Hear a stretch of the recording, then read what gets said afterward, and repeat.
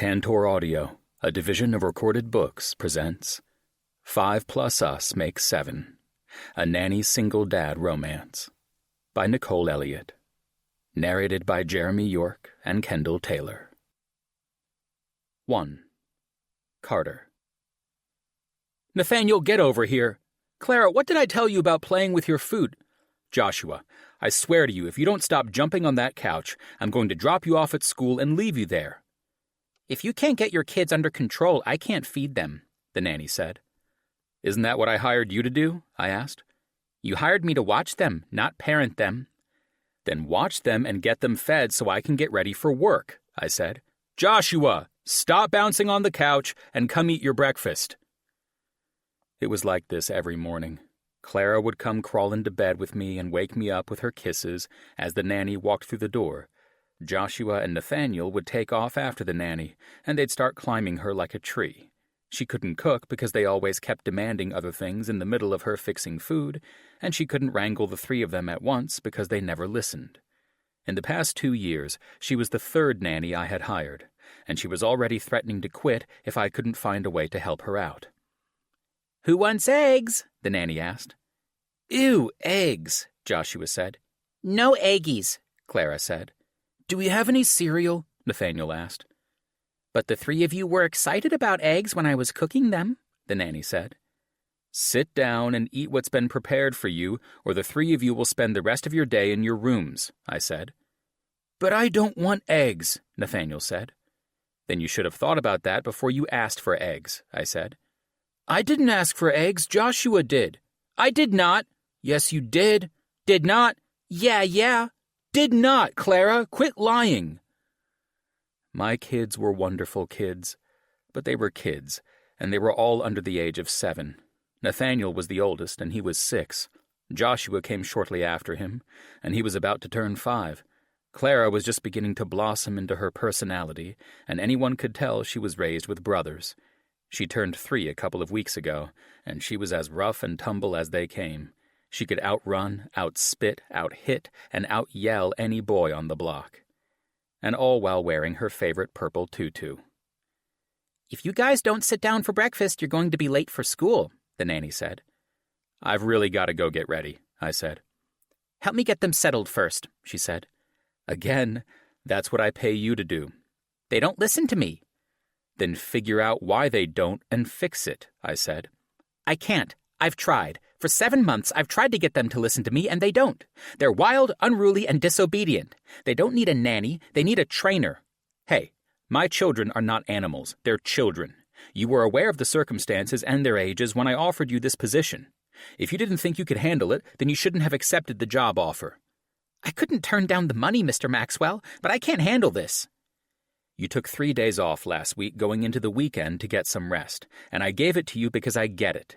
But now you're here, and I need you here. I can't do this without you, I said. We want cereal! We want cereal! We want cereal! Nathaniel was chanting at the dinner table, while Joshua continued to bounce on the couch. Clara was eating the eggs set in front of her, but I could tell she wasn't happy about it. I went over to the couch and grabbed Joshua in midair, then threw him over my shoulder and sat him down at the table. I scolded Nathaniel with one look before I looked up at my nanny, hoping she got the picture. I wasn't restricting her need to punish and tame my children. They were in their wild years. But for fuck's sake, she had to at least try. I can't do this, she said. No, I said. Don't leave. Your children are too much, and I can't handle them. You don't need a nanny, Mr. Maxwell.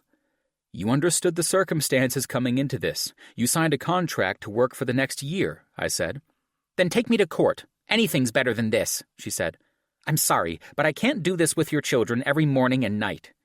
I'll give you weekends off. I'll bump up your pay. Please, Michelle, stay. I need someone here to help me. I'm sorry, Mr. Maxwell. I really am. I sympathized with you because I know what it's like to lose a spouse. But this... She looked back at my kids as they sat perched at the kitchen table. I'm not here to raise your children, she said. I'm here to simply assist the efforts you already put in. Then she handed me the apron from my closet, picked up her things, and left. When my wife died, things were hard. Clara was barely 1, and I felt like I was floundering. I had 3 kids who needed me, and I had no way to be there for them. I was too busy wallowing in the death of the only woman I'd ever loved. I was absent when my children needed me there, and they suffered because of it. Because I wasn't strong enough to choke down my grief and be the father they needed. I had hired a nanny to help me with them, and in the process, I began using them as a crutch. She was right. A nanny was there to assist me in the efforts I was already taking with my own children. A nanny wasn't there to raise them or take care of them the way their mother should have been. She was there as an assist to what I should have stepped up to do for them. But over the past 2 years, I had cycled through 3 nannies trying to find a replacement. My heart sank to my toes. Tears were welling in my kids' eyes as I rushed to them. I gathered them up in my arms as they clung to me, their tiny little hands gripping my t-shirt. They kept asking me if she was coming back and if I was mad at them. Clara asked if she could stay home from school, and the boys asked me if they could go to work with me. I buried my face into the crooks of their necks, taking in their scent and finding their mother in every feature etched into their bodies. I felt empty. For the past 2 years, I'd been nothing but empty. I was tired of looking for nannies. I was tired of trying to build a stable home for my children. Cycling through women in their lives like this wasn't good, and they deserved better than what I was giving them. I poured the 3 of them bowls of cereal and ate up the eggs they didn't want. Then I ushered them all upstairs to get ready for school. I had become the master at washing myself down in the sink. I cleaned myself up for work and helped Clara get into her newest favorite outfit, a pair of pink sparkling leggings and a bright yellow tunic shirt. She had matching yellow flats and a big pink bow that jingled with little bells in the design. She was carrying a magic wand around in one hand and a baseball in the other, ready to turn people into toads and concuss them at the same time. Girl could throw. I watched her torment her brothers as they both tried to get dressed. "Come on, kids, you're already late for school," I said. I opened up the doors of my 2018 Lincoln Navigator and watched them crawl into their seats. They buckled themselves up, and I drove them into school, dropping them off one by one. Nathaniel and Joshua were in the same elementary school, and Clara was at the preschool daycare across the street. I kissed them all goodbye and headed into work, making sure to stop for a very strong cup of coffee. I was going to need it for the newest nanny search. "Rough morning?" Logan asked. "My nanny quit," I said. "You got wild animals chasing them off or something?" he asked. "You'd think that with the way they act sometimes. They're good kids, Logan. You've babysat them, so you know. They're kids. They run around, jump on things, and demand what they want. The key is to run with them and stick to your guns when you lay down rules. What happened this time?" I think this nanny simply didn't want to put in the time to my kids. Hell, she called out 3 times last week. Was she sick? No, she said she needed a break, and I understood. I've got 3 under 7. They're good, but they're all in that one stage where energy is apparently infinite, I said. So I gave her the days off. Then she comes in this morning, gets on me about needing a trainer for them, and quits. They're not fucking animals, Carter. They're kids. What the hell did she think she was getting into? Exactly, I said. But she brought up a good point. What? He asked. I have been using nannies over the past couple of years as a crutch. Expecting them to step in and be another parental figure. I had a nanny growing up, he said. She practically raised me. So I'm not the only one who thinks a nanny can be that? I asked. I think you hired a slacker for the job. Did your other 2 nannies ever say anything like that to you? No. The first quit because of health reasons, which I understood. How's she doing, by the way? Do you know? He asked. We talked a few weeks ago. The cancer treatment's going well, but she's still got a long road ahead of her. She seemed to be in good spirits. And the nanny after her quit because she got pregnant. Again, a decent reason. But it still leaves me without someone to help with the kids. And cycling through women like that after losing their mother? It's not good, I said. Are you looking for another nanny? I have no other choice. You know we're in the middle of that massive merger, so I can't duck out and work from home for months on end. I'm needed here, I said. My cousin Natasha's pretty good with kids. She's seriously patient, too, like a saint. Does she have any experience nannying? She babysat a lot as a teenager, did it all the way through college. She got her degree in early childhood development and got a teaching certificate in case she wanted to teach kindergarten. She could calm the storm that is your house for sure. She sounds qualified then. You think she'd come in for an interview? I asked. I can bring her in, sure. Would she be able to work full-time? I asked. The hell you interviewing me for? I'm not applying for the job. I love your kids, but they are very energetic. Thanks, I think. But to answer your question, yes, she can work full-time. She just moved back to the area, and she hasn't had much luck finding a job. With her qualifications? Carter, seriously, she can take a full-time position. I'll bring her in for an interview tomorrow. How does that sound? He asked. Sounds good, I said. 10 in the morning? It'll give me a couple of hours to decompress and answer any worried phone calls I'm sure the investors will pay me tonight while I'm sound asleep. Not looking forward to the meeting? I never look forward to investor board meetings. They're all a bunch of whiny old men with deep pockets who want to be coddled, I said. If you want money, you have to coddle. That's usually how it goes. You sure your cousin would be up for something like this? I asked. Because I'm tired of looking for nannies every few months, and I'm tired of the look on my children's faces whenever they walk out. I'm telling you, she'll be a good fit. And if the interview doesn't go well, then it's no skin off your back. Be diligent this time. If she's not right for the job, don't offer it to her because you're desperate. Take the time to find the right one. But I'm telling you, my cousin would be good for your kids. I hope you're right, I said, because this cycle of women needs to end. 2. Natasha. The hardwood floors were hard underneath my butt. The Chinese takeout I had sitting in my lap was decent, but I could have made better. I was sitting in my new apartment in the middle of San Francisco, waiting for my furniture to arrive. Had I known it was going to take an entire week to have everything delivered, I would have planned my return a little better than I had. I was looking at 7 boxes that contained the whole of my life from the past year. 2 boxes for the kitchen, 2 for my bedroom, 2 for my bathroom, and 1 full of decorations the children of the village had given me to decorate my new place with. My eyes watered as I thought back to that African village. I had spent the past year working overseas with underprivileged children. I was assigned to a small village called Bria in the Central African Republic. Fighting and African warlords had displaced multiple women and children and forced them into the area, leaving them vulnerable and without access to medical treatment and food. I was attached to a Doctors Without Borders team and was paired off with the pediatric assistants. I was responsible for detecting developmental delays, setting out monthly plans to try and help combat some of the delays, and even help educate mothers so they could help their children after we left. I learned the language, settled into the community, and became close with the children I was treating. They had become a second family to me until the fighting broke out. I watched dozens of them bleed out in the middle of the dirt streets.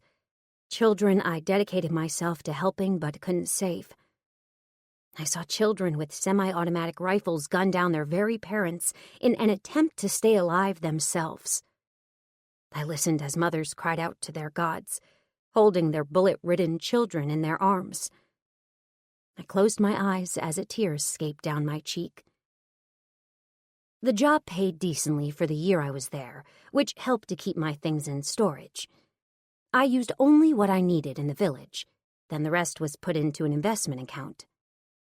I knew I couldn't do that past the year I had signed on for. I couldn't continue to help children the way I had been, only to watch them get killed in the streets because they refused to pick a side, or simply because they were in the wrong place at the wrong time. A knock at my door ripped me from my thoughts. I put my Chinese takeout down on the floor as I wiped the tears from my eyes. I hated moving. I hated the constant leaving and having to reacclimate and having to update my address everywhere. I hated moving boxes and packing things up and having to rearrange furniture 4 separate times before I got everything right. But the alternative was staying with that tribe, and I couldn't do it. I wasn't strong enough. And somehow, that made me feel weak. Nat, you in there? Emma? I opened the door and saw my best friend standing there. She was holding up a bottle of wine in one hand and a pint of ice cream in the other. Holy hell, she was a sight for sore eyes. I threw my arms around her neck and held her close, reveling in the smell of her lavender and honey shampoo. "It doesn't shock me at all that nothing's done around here," she said. "It's only 7 boxes," I said. "And your furniture still isn't here? What have you been sleeping on?" "Some blankets." "Are you insane?" "I slept on dried mud and a cotton bria. It'll be weird sleeping on a mattress again," I said. "Well, I've got wine and ice cream. The least we can do is get these 7 boxes unpacked." "Do you want some of my Chinese? It came about a half an hour ago," I said. "Oh, you don't have to ask. I was already going to have some." The two of us sat down on the floor as Emma screwed open the cheap cap on our bottle of wine. She tipped a bit up and chugged, then handed it to me to take a drink. We passed it back and forth, stuffing our faces with Chinese food while eyeing the pint of ice cream we would share. It was good to be back in a place that was familiar. I had grown up on the outskirts of the city and met Emma in high school when she moved here. Before that, she lived with her cousin Joanna in Chicago. She was the only friend I had that knew me from my reckless teenage days, and she always held me accountable whenever I got too high and mighty with my morals. It was both liberating and frustrating at times. "So, when's your furniture supposed to be here?" Emma asked. "They said today. Then they called today and said tomorrow," I said. "And you've been waiting how long?" "A week," I said. "Girl, we could have rented a damn truck and gotten your shit ourselves." "I know, but I figured I'd splurge a little bit and have someone do all the heavy lifting for me. But now I'm regretting it." "Because your shit isn't here yet?" "Because none of the job applications I've put in have landed yet," I said. "Well, keep putting them in. If you send me a copy, I'll put it in for you as well. Twice the work in the same amount of time, and until your furniture comes. You're staying with me." "You live in a studio apartment." "On my couch," she said. "Unless you want to cuddle in my full-sized bed." "No thanks. No telling what's gone on in that bed this past year." "Relatively little, believe it or not." "Oh, so your love life's as boring as mine now? I never thought I'd see the day," I said with a grin. My cell phone rang as Emma passed me the wine. I took a couple of gulps before I handed it back to her, then pulled it out of my pocket. It was my cousin calling, though he was really more like a brother. I smiled as I saw Logan's name pop up, and I pressed the green button to take his call. "Better late than never," I said. "Sorry, I know you've been in town for a few days now, but things at the company are insane right now," he said. "Hard being an equal business partner." "How's the world of marketing treating you?" I asked. "Better than you'd expect. Listen, if you're interested, I have an interview for a nannying position set up for you at 10 tomorrow morning." "Seriously?" I asked. "A single dad with 3 kids needs some serious help. It's a full-time position, great pay, enough for you to take out your own health insurance and stuff, if you haven't already found a job." "Actually, no, I haven't, if you can believe that. I've been applying for the better part of a week, and no one's even hit me up to tell me they got my resume," I said. "Well, that's bullshit, and you don't have to worry anymore. I have the interview set up at the office in the morning, but I'm pretty sure you've got the job. Come in with your resume, and you'll be interviewing with Carter." "Wait, Carter? Like, your business partner Carter?" I asked. "He has kids?" "Are you coming in for the interview or not? I swear the two of you ask questions like I'm some kind of go-to guy." "Sorry, yes, I'll be there. Can you send me the address of your office in case I can't remember how to get to it?" "I'll send it over. And after the interview we could get some lunch. How's that sound? I want to hear all about Africa." I felt a lump rise in my throat as I closed my eyes. "Sounds good," I said. "Great. See you then." "See you then," I said. "So what was that about?" Emma asked. Logan scored me a job interview. A full-time nannying position. Well, that's awesome. What's the pay? She asked. He says it's decent. Enough for me to finally have my own health insurance, which is nice. You gonna go? Hell yeah, I am. I need a job, and I need it as soon as I can. Even with my investments, San Francisco will eat it up within the next 3 months, I said. Well, I hope it all goes well. But you know being a full-time nanny will cut into your love life. Yes, my non-existent love life with this non-existent man who's chiseled like a god. They're out there, and I'm sure they'd be all over your tan skin and curves. Men don't like curves, I said. Besides, I'm good in the man department. And you think being thin in this world's any easier? I've got as many people catcalling me while I'm walking down the sidewalk as I do yelling that I should eat a cheeseburger. 1 cheeseburger? I eat 3 in one sitting and I'm still underweight. We live some seriously messed up lives, don't we? I asked. Don't get me started, she said. So, how's your career going? Are you still doing photography? I know the last time we talked you were fed up with it. Brides can be rough, but I'm still doing the photography. I've actually got plans within the next couple of years to open my own studio. Wait, when did this happen? I asked. A few weeks ago. I scored a couple of serious long-term contracts. One with Terra Gallery to be their go-to wedding photographer for all the weddings they book, and one with SF Weekly. The newspaper? I asked. Yep. They want me to be their resident photographer that captures all the pictures needed for their front-page reports on their websites. I'll be working directly with the writers and collaborating with them. Both contracts will get my name out there, and they both have me wrapped up into 5-year contracts. Emma, that's incredible! I launched myself at her and wrapped my arms around her neck. I'm so happy for you, I said. So now we have to land you this nannying position so we can bitch about how much we hate work, Emma said. But for the meantime, you're coming with me. We just drank a bottle of wine. I don't think we should go anywhere. Then we'll call a cab, but you aren't staying here and sleeping on the floor with some blankets another night. You're coming to sleep on my couch, and you'll stay there until your damn furniture arrives. And if they call again tomorrow telling you they have to postpone, then you'll ask for a refund, and we'll get that shit ourselves. It's time we put your life back together. What do you mean? I asked. Nat, I'm your best friend. I know when something's weighing on your shoulders.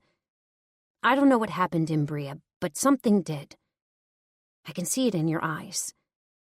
And when you're ready to talk, I'm ready to listen. But you need help piecing your life back together. I know you better than this. 2 days into you not having furniture, you would have been breathing down someone's neck.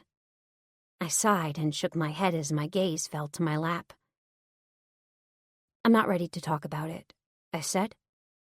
And that's fine. When you're ready, I'm here. But until then, I'm going to help you piece things back together. Starting with sleeping you on my couch. We'll tackle your furniture tomorrow. Thanks, Emma. No problem, Nat. No problem at all. 3. Natasha.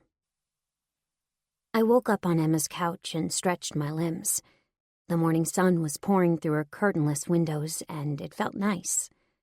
It blanketed my body in a comfortable warmth as I turned and face-planted into the pillow on her couch.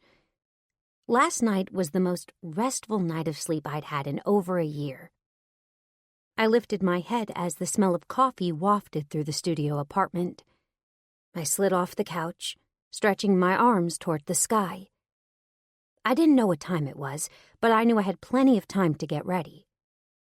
I had always been an early riser, and I knew it couldn't be any later than 7:30 in the morning. I had gotten into routine in Africa, up as the sun came rising, and asleep well after the sun sank below the horizon. I drew in a deep breath, relishing the smell of the stale coffee as I closed my eyes. Wait, why did the coffee smell stale? I rubbed my eyes and got up off the couch. I walked over to the little kitchenette in the corner and looked at the coffee pot. It was half full with a mug sitting off to the side with a note from Emma. She was wishing me luck in my interview and wanted me to call her the moment I could. I turned off the coffee pot as my eyes ventured up to the microwave. My stomach dropped as I clocked the time. 9 in the morning? That couldn't be right. I ran over to my cell phone and pulled it from my pants pocket, checking the time as my heart thundered in my ears. It wasn't 9 in the morning. It was 9:30 in the morning. I ran into Emma's shower and hopped in. I helped myself to her things, trying to clean myself up as best as I could. I ran around her apartment trying to find the towels, slipping and sliding all across her laminate floors. I wrapped the harsh towel around my body and ran to her closet, then cursed her for being such a small woman. Why the hell did I have a best friend that was a size 4? I wouldn't be able to wear anything in her closet. Even at her biggest, Emma had only been an 8. I was a 12 on a good day, which meant I'd have to rush back to my apartment and get ready, which meant I would be late for my interview. I hailed a cab and told them to step on it. I tore through the few clothes I had hanging up in my closet and cursed under my breath. Why the hell had I unloaded so much stuff before going to Africa? Oh yeah, because storage was a bitch in San Francisco. I pulled out the only outfit that was decent enough to interview in: a pair of black pants, a pale green blouse, and a button-down women's cardigan. I took a few extra minutes and ran a brush through my hair, then pulled it into a tight bun at the back of my head. I ripped my dry contacts out of my eyes and put my glasses on, then slid a bit of tinted lip gloss onto my lips to make me look more alive than I felt. Not having coffee to start my day was going to make this interview difficult. I raced across town and pulled into the parking garage with little time to spare. It was 10:05 when I walked into my cousin's building, and the building was massive. Tons of people were coming in and out, and everything seemed very futuristic. The front desk attendant stopped me and asked me if I needed help, and I told them I was there for a nannying interview. They led me to the elevator and pressed the button for the top floor, then wished me luck. Why did they wish me luck? Did I need it? I clasped my hands behind my back as the elevator doors opened. I drew in a deep breath and stepped off the elevator, taking in my surroundings. The marbled floors were decadent, and all of the offices had glass doors. I could see right into every office, and each one of them had wonderful views of the ocean. I gawked as I walked through the expanse of the building. Was this where Logan worked? Did he have an office on this floor with such an incredible view? I felt pride fill my chest. My cousin had always dreamt big for himself, and it seemed as if he had gotten it. "Excuse me, miss?" I was ripped from my trance by a soft voice as my eyes landed on a face. The woman had bright blue eyes and a kind smile, with blonde hair that was shaped into a pixie cut. She beckoned me over, and I followed, trying to move as fast as I could. After all, I was late. "Are you here for the interview?" she asked. "Yes, I am. Natasha Lewis, and I'm late. Mr. Marshall's expecting you, and don't worry about being late. He's had his nose in files all morning. I don't think he realizes what time it is," she said. "Okay. Where would I find him?" I asked. "The door behind you." I turned around and looked through the glass door. The man was sitting at a sprawling mahogany desk, but I couldn't take my eyes off him. I walked towards his office door and opened it, letting myself in before the glass door closed behind me. He didn't move a muscle as I took a few steps towards him, his face buried in mounds of paperwork. Did he not hear me? "Miss Stacy, can you get in touch with my 1 o'clock and tell them I'll be a little late? I've got some other pressing matters that—" He lifted his head, and his dark green eyes connected with mine. The man was breathtaking. I'd heard Logan talk about Carter for years, but it wasn't like I'd ever met the man before. "You're not Stacy," he said. "No, I'm Natasha Lewis. His eyes fell to his computer as a stern rose in his brow. You're late. I am, I admitted. Take a seat, he said. He motioned for me to sit in the seat in front of his desk as he stood. My eyes watched him tower over the desk as his long legs carried him around it. His body was strong, chiseled, but in the way a runner's body might be. His fingers were long and dexterous, and his suit was tailored tightly to his body. His raven black hair was swept off to one side, perfectly gelled and not a lock out of place. He leaned back onto the edge of his desk and crossed his legs at his ankles. I hear you work with children, he said. I do. In what capacity? My specialty is working with underprivileged children and aiding them in their development, I said. Have you had any nannying experience? He asked. I babysat a lot as a teenager and kept the practice going up through college. Logan tells me you have a degree in early childhood education. And a teaching certificate, yes, I said. I have my resume with me if you want to see it. He held out his hand, his palm outstretched and waiting for my prize. I drew in a deep breath as I pulled my resume from my purse. I was trying not to concentrate on how absolutely gorgeous this man was, with his chiseled cheekbones and his silent demeanor and his powerful stance and his languid features. I kept my eyes locked on the view around his waist as he studied my resume. Africa, he said. I winced as the word came out of his mouth. How did you enjoy working with Doctors Without Borders? It was an experience, I said. A positive one or a negative one, he asked.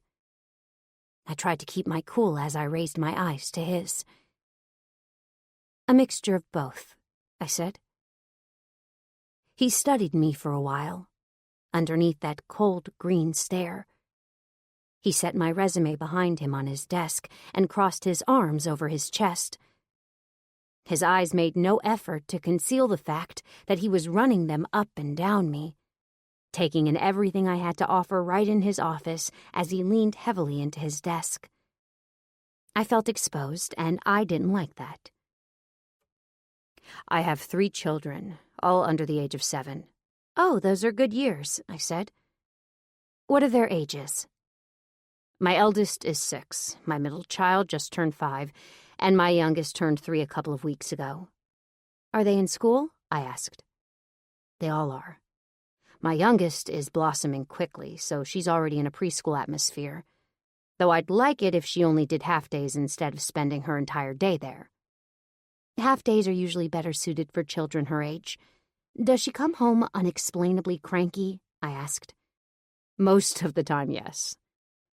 She's overworked in a full-time environment, but I'm sure the preschool she's at has half-days, or would approve of her only being there a half-day. Drop her off around 9, pick her up around 1, bring her home, get her a nap, or food first, depending on what she wants. She'd probably sleep until her siblings got home, then dinner and family time before sleep. I watched his eyes harden on me as he hung on to the words coming out of my mouth. Just like that? Carter asked. Yeah, I asked. It's a simple schedule, a standard one for someone as young as 3.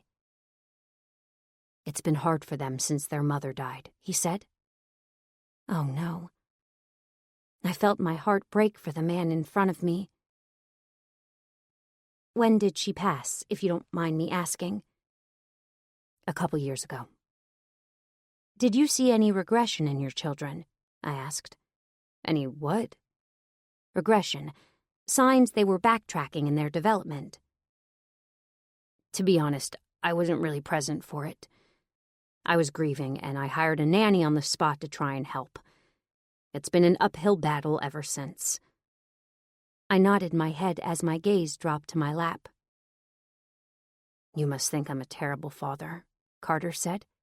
No. You lost your spouse. You were hurt just like they were. No one can expect someone to push that off to the side so easily, I said. I can't recall any regression. Clara still sleeps with me sometimes, even though she has her own room. Nathaniel's gotten more combative, less willing to listen. Which one's which? I asked. Clara's the youngest, the 3-year-old. Nathaniel's the oldest, 6. Joshua's the middle child. Just turned 5, I said. Yes. It's normal for a 6-year-old to be combative, no matter what the circumstances are. His frontal lobe is only beginning to develop, so his impulse control is still lacking, and will for a few more years. Did Clara sleep with you and your wife? You know, in the same room? For a time. She was in her own separate crib, but she was there. She was a sick infant, always coughing or throwing up. She didn't start sleeping through the night until almost 2 years old. What did her doctor say? I asked. Carter sighed, and I shut my mouth. I hadn't intended to get into all of this today. I thought I was coming in for an interview, not a meeting to get to know his children. We were talking about sensitive information, things that shouldn't be talked about unless he intended on hiring me as his nanny. But I could tell he wanted someone to talk to, someone who is knowledgeable on what to do. This beautiful, sexy man was overwhelmed and out of his element, and he needed help. If anything, so he could continue to grieve the way he needed to. Miss Lewis. Yes? I asked. How soon can you start? He asked. I tried to hold back a smile as I drew in a deep breath. How does tomorrow morning sound? I asked. He reached around behind him and grabbed a piece of paper and a pen. I watched him jot something down before he handed it to me. I opened the paper and saw a very large sum of money on it. I tried to keep my cool as the figure ran around in my head. This man was offering me 6 figures to watch his children? Is that fair? Carter asked. It's, more than fair, I said. My kids are rambunctious. Welcome to having 3 kids under the age of 7, I said. I'll need you at this address at 6 in the morning, he said as he handed me another sheet of paper. You'll be responsible for getting them up, dressed, fed, and off to school. I have files on the 3 of them I'll lay out for you on the counter. If you want to come early and read through them before they wake up, be my guest. Okay, I said. There will be a spare key in the mailbox. That key is yours. For now, you won't be working weekends, but you will be on call. My company's in the middle of a massive merger, so there will be times I'll need you as promptly as I can get you. Not a problem, I said. Whatever you feel is required in terms of their schedules is fine with me. You seem qualified to do that sort of thing. It is my degree, I said. See you in the morning, he said. Then I was dismissed with the flick of his wrist. 4. Carter. My alarm started blaring at 6 in the morning, and I groaned. Sometimes 6 hours of sleep was simply not enough. The sun wasn't even out, and my bedroom was pitch black. I couldn't even fucking see my hand in front of my face. I pulled myself from the bed and made my way into the bathroom. I ran some hot water, then placed a washcloth underneath it. I needed to shave and spruce myself up for the day.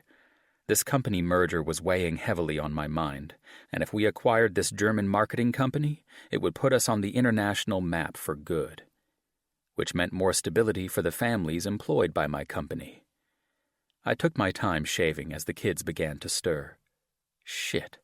Was someone here to volley them? I hadn't heard anyone come through the front door yet, but I also wasn't paying attention. I finished up my shaving and threw on a shirt, then walked into the hallway just in time to see Clara bounding down the stairs. Then the insanity began to take place. I heard the couch springs creaking as I came down the stairs. I saw clean clothes being flung everywhere in the foyer as Joshua dug for something to wear to school. Clara was bouncing around in her seat at the kitchen table, and there wasn't a sign of the woman I had hired. Did she forget today was her start day? I sighed and came into the kitchen and was stopped by a presence. There she was, with her long brown hair and her amber-colored eyes, looking over files I had set out on the counter of the children. Medical records and evaluations, school grades and notes teachers sent home, daycare notes for Clara, and vaccination reports, and allergy tests and medications they all took for different things. And the kids were running amok. "Nathaniel, get off that couch," I said. "He's fine," Natasha said. "He's got 5 more minutes." Her eyes never lifted from the file folder as Nathaniel bounced from couch to couch. I furrowed my brow at her, trying to figure out if I had heard her correctly. She was letting Nathaniel jump on the couch? My $7,000 couch? Was she insane? Holy fuck. I had hired an insane woman to watch my kids. "Joshua, did you find your shirt yet?" Natasha asked. "I thought it was in here," he said. "I really did." "Pick up your mess and go try your room," she said. "But now, Joshua." I looked around the corner and watched as my son huffed. He was angry, but he was listening, tossing the shirts back into the laundry room and closing the door. I smelled coffee permeating the air as I closed my eyes, trying to take in everything that was happening at once. "How do you take your coffee, Mr. Marshall?" I opened my eyes and saw Natasha with a full mug of coffee in front of her. She was staring at me with that sweet little gaze of hers as she waited for my response. My eyes rushed down her body, taking in the tight jeans and the loose top she had on for her day. Even at 6 a.m, the woman was beautiful. "Black," I said. "I take it black." "Then here you go," she said. "Nathaniel, time's up." "Can I have 5 more minutes?" he asked. "No, sir, that was our agreement, and you want to be a man of your word, right?" she asked. "Yeah." "Then come sit down so I can get you guys breakfast," she said. I watched my son get off the couch and sit down by his sister at the table. I was holding the mug of coffee in my hand as I stood there in utter shock. My kids had never been this obedient before. Ever. How the hell was this woman doing this? How was she taking command of my rambunctious kids? "I found it," Joshua said. "Good job, buddy. Now clean up the mess you made in your room," Natasha said. "But I'm hungry." "Then you'll eat once you're done cleaning up," she said. "And if you don't do a good enough job the first time, then you'll have to redo it after school." "Aw, man," Joshua said. But then I heard him march back to his room. "What would you guys like for breakfast?" she asked. "Cereal and milk," Clara said. "Is that what you really want? Because once I make it, that's what you're eating," she said. "Yeah," Clara said. "And you, Nathaniel?" "Could I have peanut butter toast?" he asked. "Of course you can, but once I make it, you're eating it," she said. "Want any juice?" "Apple juice," Nathaniel and Clara said. "Can I have some apple juice?" Joshua asked. "Are you done cleaning your room up?" she asked. "Yeah, it was just some shirts. I put them back in my drawer," he said. "Good job, kiddo. You get some apple juice. What about food? You hungry?" "Can I have a banana?" Joshua asked. "Yes, you can. And for you?" Natasha turned to me and waited to take my order, like she was some kind of waitress. I knew I was staring at her with a dumbfounded look on my face, but I couldn't help it. She was a beautiful young woman standing in my kitchen with jeans that hugged so many curves, and she was commanding my children like she'd been here for years. I was in awe of what she was able to do with them already, and she had only been in my house for a couple of hours at the most. "I'll grab an apple on the way out," I said. "Suit yourself. For the rest of you, breakfast will be up in about 5 minutes," Natasha said. I was leaving for work as Natasha piled the kids into the car. I tried to keep my mind on things regarding the merger, but it was hard to concentrate. I was still blown away from the morning's activities, and part of me wanted to throw my arms around Logan. If this was how it was going to be every fucking morning, then that woman was going to earn every single penny I was paying her. And then some. We were a couple of days away from sealing the merger. The formal meeting between my board of investors and theirs went well. We plotted out logistics, like downsizing and merging names, and having a headquarters both in San Francisco and in Frankfurt. The meeting ended with final talks of pricing for what we would pay their board of investors to hand over everything to us, so it was only a matter of our lawyers drawing up the paperwork. And I couldn't wait to get home and ask my kids about their first day with Natasha. When I walked into my house, the smell that greeted me was decadent. Lemon and thyme, and just a hint of honey. Garlic and something akin to green beans were swirling around my head. I dropped my briefcase at my feet and hung my coat on the rack, then loosened up my tie as I walked through the house. "Kids, you home?" I asked. "Doing homework, Dad. Sheesh," Nathaniel said. I walked around with a furrowed brow and found my kids sitting on the couch. They had their books in their laps, with the television going silently in the background. Nathaniel was working on his times tables, and Joshua was getting in his required daily reading. Clara was sitting at the coffee table tracing the letters of her name, and all of them were immersed in their activities. Homework was a nightmare with them. And yet there they were, doing it without a fight. How was work? I whipped around at the sound of Natasha's voice. She was in the kitchen wearing an apron as she pulled something out of the oven. The smell was heavenly, and I closed my eyes to take it all in. There were warm buns on the table and place settings for all of us. There were glasses full of ice, and the blinds were rolled up so we could see out into the backyard. "I helped with table, Daddy." I looked down at Clara and gathered her in my arms. I threw her up in the air, and she started giggling. She kissed my cheek, and I held her close, burying my face into the crook of her neck. "Did you have a good day at school?" I asked. "Yeah, but only half." "You only had a half day today?" I asked. "Uh-huh. I napped and had snack, and Natty read to me," she said. "What did you guys read?" "The tree." "The giving tree," Natasha said. "But we're working on her G's." I looked over at her as she held a pan in her hands. There was a duck in the pan, slathered in a honey, lemon, and basil sauce. She walked it over to the table and set it down, then plucked the green beans from off the kitchen counter. My mouth was watering as I took in the smells, but I couldn't take my eyes off her. This woman who had somehow come into my house and flipped it on its head within a day. "How's the homework coming, boys?" "Just got done," Nathaniel said. "I still have to read 5 pages, Joshua said. "Well, how about this?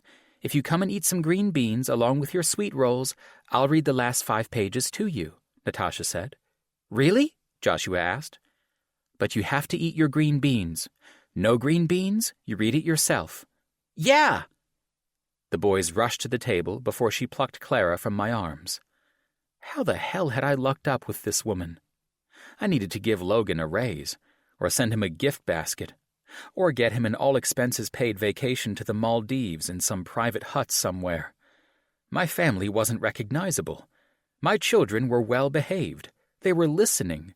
They were doing their homework. Joshua was already picking at the green beans, and Clara was actually wanting to try the duck. How the hell had she done all of this? "Ready to eat?" she asked. "It smells wonderful," I said. "Then sit down and take a load off. Now, who wants lemonade?" Between the 5 of us, we drained the pitcher of lemonade Natasha had made. There was very little to put up in terms of leftovers, and my kids had stuffed themselves full. Natasha settled with Joshua on the couch and read the last 5 pages of his required reading to him. Then it was time for the kids to get ready for bed. I washed up the boys while she took care of Clara. Then we bedded them down and kissed them good night. The boys even wanted to see Natasha before they went to bed. She came down the stairs with her hips swaying and her hair brushing her shoulders. I popped open a bottle of wine and poured myself a glass. She finally took that damn apron off and hung it up in the pantry, then went to gather her things that were slung in the corner. But I wanted to know how her first day went. I wanted to know what her secret was. "Care for a glass of wine?" I asked. "I really shouldn't. I don't hold my alcohol well, so you'd be stuck with me until that glass of wine worked its way through my system," Natasha said. "If you get in deep, there are plenty of guest rooms for you to sleep in here," I said.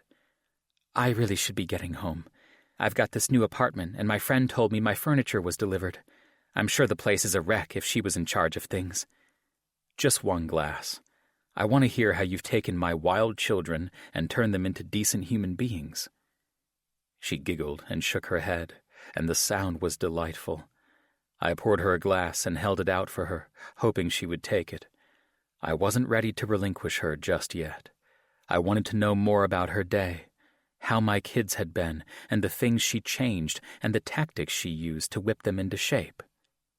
I also wanted to know more about her time in Africa and what she planned on doing with the rest of her life. Because I had a hard time imagining she would want to be a nanny for the duration of her career. "I'm sure one won't hurt then," she said.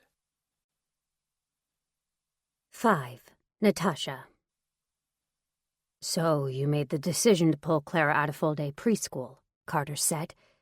"I did. I dropped her off and I could see how anxious she was, so I talked to her teacher about it. She told me her preschool payment debits automatically from an account, so make sure that payment lowers the next time it comes out," I said. "Anxious? What do you mean?" he asked. It was subtle, but it was there. I don't think Clara was adjusting well to preschool, and that's normal.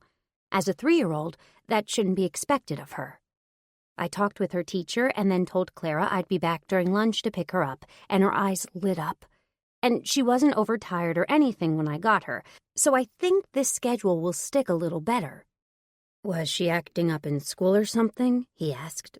"Not at all, but her teachers did say she plays by herself a lot, which doesn't fit her personality. Full-time days in that type of environment aren't normal for a kid her age. She's still in a stage where she can be easily overwhelmed by things going on around her. Sights, sounds, smells, the presence of people. That wanes with age, but she isn't there yet." "You think it's smart for her to be in school at all, then?" "For her? Yes. Her teacher said she was much more social today when I went to pick her up at lunchtime. She needs friends, and she needs to learn how to interact with them.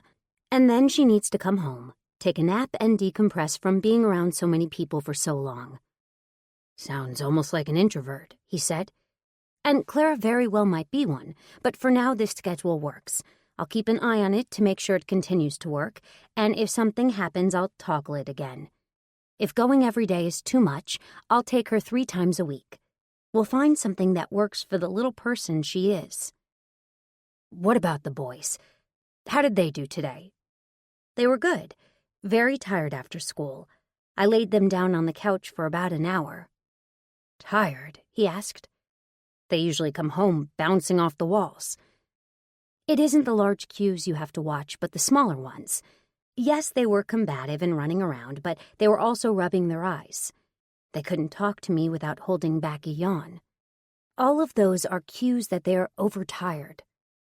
"When you said overtired, what do you mean?" "That they've blown past the point of being tired and have gotten into a state of being angry because they can't do anything about being tired."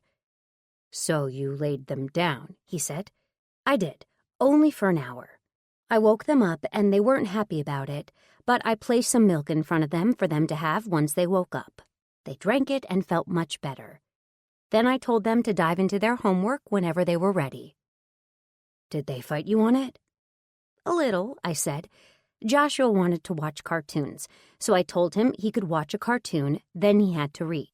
Nathaniel did his times tables while the television was going, so when the cartoon was done, I muted the television instead of turning it off. "I've been told that distracts kids. Did it not distract them?" he asked. "Not really.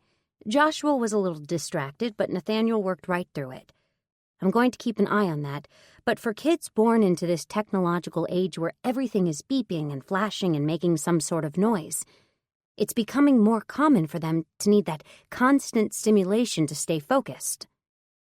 "Whatever works," he said with a sigh. "They just seem like 3 totally different kids." "They're the same kids, but they're understood now. That's the difference," I said. "Well, I'm glad they haven't chased you off yet." "They're good kids, Mr. Marshall." "Carter," he said. "You can call me Carter." "They're good kids, Carter. There's no such thing as a bad kid, only a misled and misunderstood one." "Sounds like a good philosophy to have," he said. "Did you do a lot of work with kids in Africa?" "That was my sole purpose. When I was attached to Doctors Without Borders, they sent our crew into an area that needed serious pediatric help. My goal was to detect and help develop plans for the children in Bria with developmental delays." "Bria." "Why does that sound familiar?" he asked. "It's a place in the Central African Republic that's been ravaged by war. They've been in the news a few times over the past several months," I said. "Did you witness any of that kind of thing? Or did that happen in a part of Bria you weren't in?" I brought my wineglass to my lips and cast my eyes out the window. The expanse of the backyard was beautiful, but seeing it blanketed by the peaceful nighttime gave me a sense of peace. There was no gunfire off in the distance, and there were no cries of mothers who had lost their children. I mindlessly sipped my wine, trying to figure out how I was going to answer his question. But I really didn't want to. Just like he didn't want to talk about his wife, I didn't want to talk about my time in Africa. At least, not that part of it. "It's in the past," I said curtly. I watched Carter nod as he took a sip of his wine. "You got your undergraduate in early childhood education." "I did," I said. "Have you ever thought about pursuing a higher level of education with it?" he asked. "I have. I've always wanted to go back and get my master's so I could broaden my career potential, but financially it is impossible." "Not even with a 6-figure salary?" Carter asked with a grin. "Even though you're a billionaire, I'm not out for your money. And since you've hired me full-time, the last thing I'm going to be doing is trying to balance your children and my education. If anything, I'll save as much as I can and go back eventually." "Eventually?" he asked. "Yes, eventually. I've still got student loans I have to pay off now. I need to be out of debt before I take on a master's degree." "Makes sense." "Enough about me, though," I said.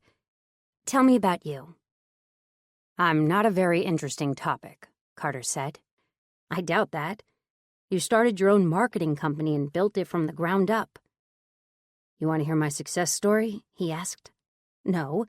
I want to hear how you met my cousin and got him roped into this mess," I said with a smirk. "Ah, Logan. He's a good man." "That he is. I love him greatly." "So the two of you are close?" he asked. "We are. We grew up together on the outskirts of San Francisco." "What kind of cousin is he?" "What do you mean?" I asked. "First cousin, second cousin, third cousin twice removed?" "Oh," I said with a giggle. "He's my first cousin. His mother and my father were brother and sister." "Were?" he asked. "You have a knack for pushing the spotlight onto someone else, don't you?" I asked. "What do you mean by were?" I sighed and lowered my gaze into my wineglass. "My father died in a construction accident when I was 12, I said. "I'm sorry," Carter said. It was hard. My mother grieved heavily and was always shipping me off to Logan's house. I spent many weekends there so my mother could get back up on her feet. "Does your mother still live in the area?" he asked. "No. She died a few days before I graduated from college." "What happened?" "She killed herself." I closed my eyes and drew in a deep breath. I felt something warm settle on my knee, and I opened my eyes. I saw Carter's hand wrapping around my leg, his thumb stroking the top of my jeans. I could feel his body heat penetrating the denim I was wearing. It sent shivers up my legs, too intense, it ached my hips. "Look, people go through things. We all have our pasts. What's important is how we choose to continue and press forward," I said. "Wise words coming from such a young woman," Carter said. "Young is relative to what a person has experienced in their lifetime." I looked up into Carter's eyes and took in the beautiful green they housed. I finished off my glass of wine and set the glass between my legs. His hand drifted up my thigh, caressing my skin as I watched him travel farther. Lower thigh, middle thigh, upper thigh, my hip. Then I watched his fingers move to the glass between my legs before he plucked it from its threshold. "I'll take this," Carter said. I let go of the breath I was holding as he got up and walked away. I closed my eyes and took a few shallow breaths, trying to steady the uneasiness in my gut. It had been years since I'd felt this way around a man, and of course, it had to be my boss. "Would you care for another glass?" "Oh, no, I'm okay," I said. "You sure?" "Positive," I said. "Suit yourself." I heard him pour himself a glass of wine before he came back over to the couch. He sat down next to me, but he was so close our knees were connected. I felt my heart slamming against my chest. My hands were beginning to sweat. I looked into Carter's eyes and smiled, watching as he relaxed into the couch. Holy hell, that man could wear a suit. "I met Logan while the two of us were in college," he said. "So you went to Caltech as well," I said. "I did. We were frat buddies." "Oh, man. You were one of those guys I hated in college," I said. "It was an academic fraternity, not one of those fuckboy parties." "Did you just say fuckboy?" I asked. "It's the only accurate term to describe them." Logan had this side business going while he was in school. He was helping the small businesses around the area advertise in a way that attracted the heavy student population. We got to talking one night over some beers, and I told him he needed someone to set him up a website, something that would get his name out there, something that would pop up if people searched for him on the internet. "So you're not the marketing guru," I said. "Nope. That's Logan's alley. I've picked up some tools of the trade, but that's more his wheelhouse. He deals with advertising and marketing, and I deal with everything that comes with internet marketing." "Is that not the same thing?" I asked. "Nope. Logan does things like commercials and billboards and works with creative minds to come up with slogans and campaigns. I deal with websites and social media and GoFundMe accounts and YouTube videos. So Logan does the traditional marketing, and you do the modern marketing." "That's actually a really good way to put it," he said. "Sounds like the two of you are a good team." "We are. I sit in the CEO chair, but we own everything 50-50. That company wouldn't be what it is today had it not been for your cousin, but don't tell him I told you that. It'll go to his head. Trust me, I know what you're talking about. You pay him any compliment and he'll bring it up in every conversation for the next month." "So he does that to you too?" he asked. "Yep, he's always done it. So I deliver his compliments a little underhanded. If I think he's done a good job, I don't tell him that. I say something like, 'It's better than what you did last week.'" "Ah, so you throw shade." "For a man in his 30s, you sure do talk like a millennial," I said. "I have to. We market heavily to that crowd. If I'm not hip with the lingo, we sink." "Now you sound like a dad," I said, giggling. A comfortable silence settled on us, and I could feel his eyes taking me in. He was a powerful force, that much I was figuring out. I looked up at him and found a grin creeping across his cheeks, like he knew a secret I didn't and was waiting for me to figure something out. "What?" I asked. "Nothing," Carter said. "No, really, what is it?" "Just a fleeting thought." "Do I even want to know?" I asked. "Maybe some other time," he said. I felt a blush tint my cheeks, though I wasn't sure why I was blushing. I cleared my throat and stood up, desperate to put some space between us. He was magnetic, and I was falling prey to his field.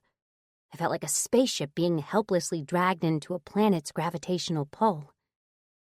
I cleared my throat and smiled down at him, then watched as he stood to his feet. I would never get over how tall this man really was. "Let me walk you to the door," Carter said. Then his hand fell onto the small of my back. He escorted me all the way to my car and watched as I drove away. It wasn't until I turned onto the main road that I felt like I could breathe.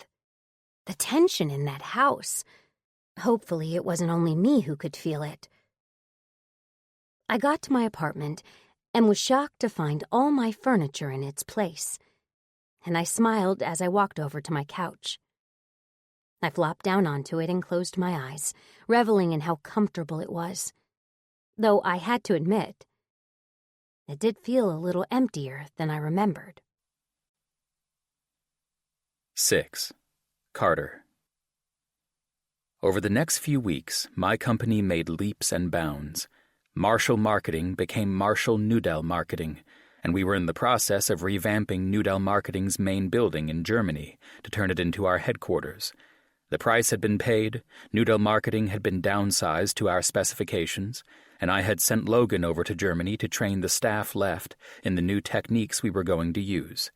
It had been a whirlwind over the past 6 weeks, but a great deal of weight had been lifted off my shoulders. And things were wonderful with the kids. Natasha was there every morning at 5:30.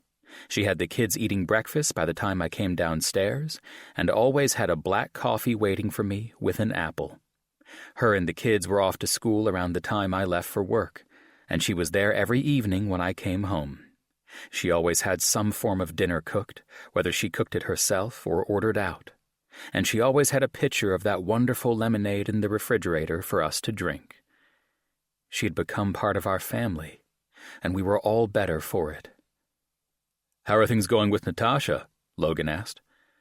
"I'm trying to find an appropriate way to thank you for bringing her into our life," I said. "I told you she was good with kids." "How are things in Germany?" I asked. "I don't know near enough to communicate in society around here, but I'm getting the hang of it.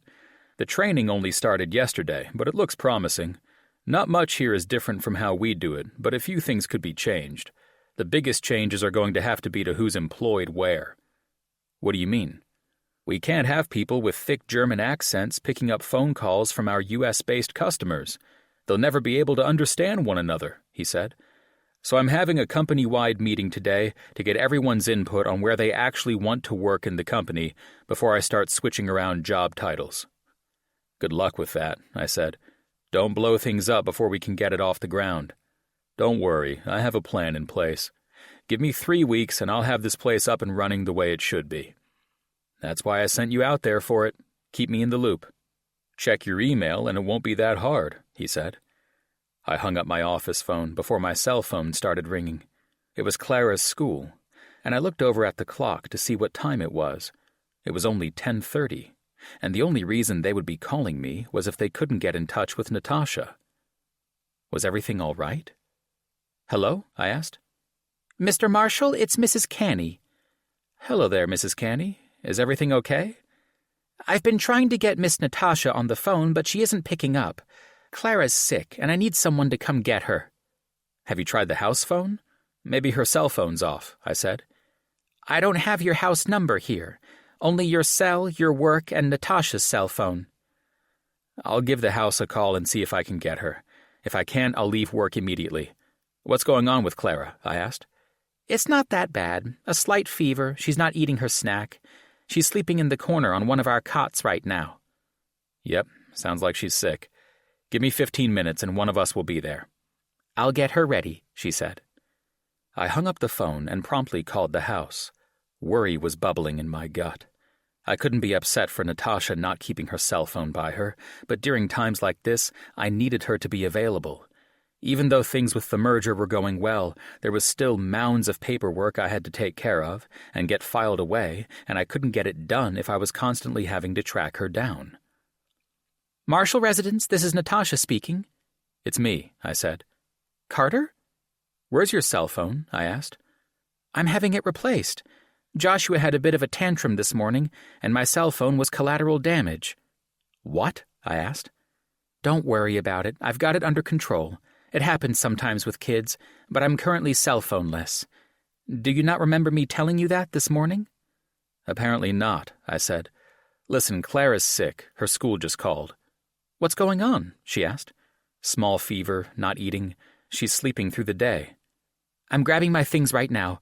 Carter, I'm so sorry. I'll be at her school in 10 minutes. "Calm down. Take a breath. I don't want you behind the wheel of the car." The phone call went dead, and I heaved a heavy sigh. Shit. Of course I would have missed a detail like that.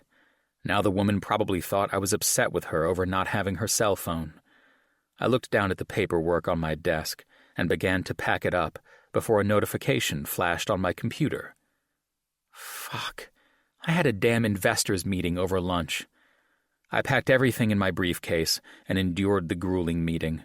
It was a bunch of rich men bitching about small things. Logan was video conferenced in to help mitigate and answer their questions, but my mind was elsewhere.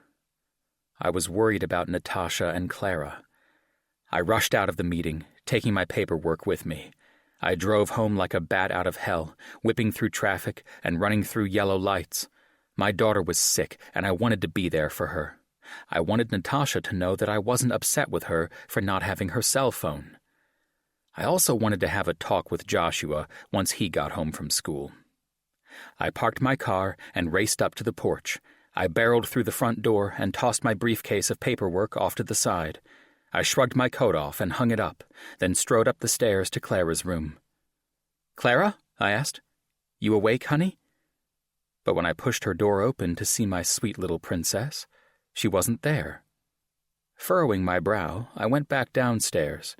I knew Natasha was here because I had parked behind her, but I didn't know where they were. I walked around upstairs, thinking maybe they had fallen asleep in one of the guest rooms. But it wasn't until I made my way into the living room that I found them. The two of them were fast asleep on the couch.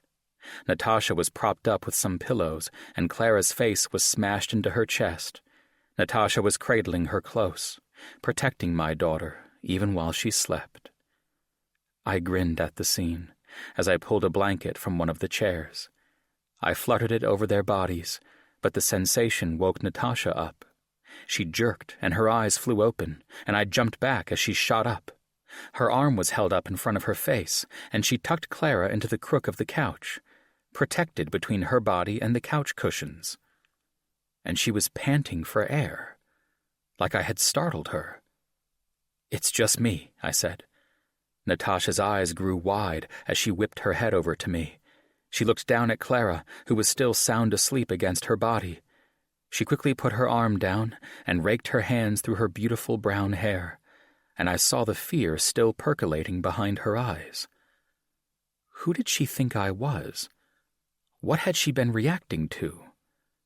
"Sorry," Natasha said breathlessly. "I didn't hear you come in." "Just wanted to make you guys comfortable," I said. "Let's go get Clara in her bed. I think she's going to sleep the majority of the day." I helped Natasha off the couch before I gathered my daughter in my arms. I could feel her hot on my heels as the two of us walked up the stairs. I settled my daughter into her bed, and Natasha tucked her in, then leaned over and kissed her heated cheek. It felt natural to do this with Natasha, like she was a part of our family. "Should we get her to a doctor?" I asked. "Let's talk in the hallway," she said. The two of us stepped out of Clara's room, and I shut the door behind me. "I took her straight to the doctor after I picked her up," Natasha said. "What did Dr. Rosenbaum say?" I asked. "They drew a bit of blood and took a urine sample to make sure there was no infection or anything, and after ruling all that out, he thinks it's simply the changing of the seasons. Tylenol to help with the fever, Benadryl at night to help her sleep, and I'm steaming her sinuses over the sink to open her up." "You're what?" I asked. "It's when someone boils water and then pours it into the sink. The steam comes up, Clara breathes it in, and she drains. I'm teaching her how to blow her nose with it." "And she lets you do that," I said. She's a bit combative with it, but it works. I'm not a fan of pumping her full of medication at such a young age. Neither is Dr. Rosenbaum, which is why I like him. And if it works, then it works." I stayed with Clara while Natasha went to go get the boys from school. We settled into our afternoon routine of letting the boys rest before they did their homework. I insisted we order pizza for dinner so Natasha could have a break, and after a little argument about it, she finally relented.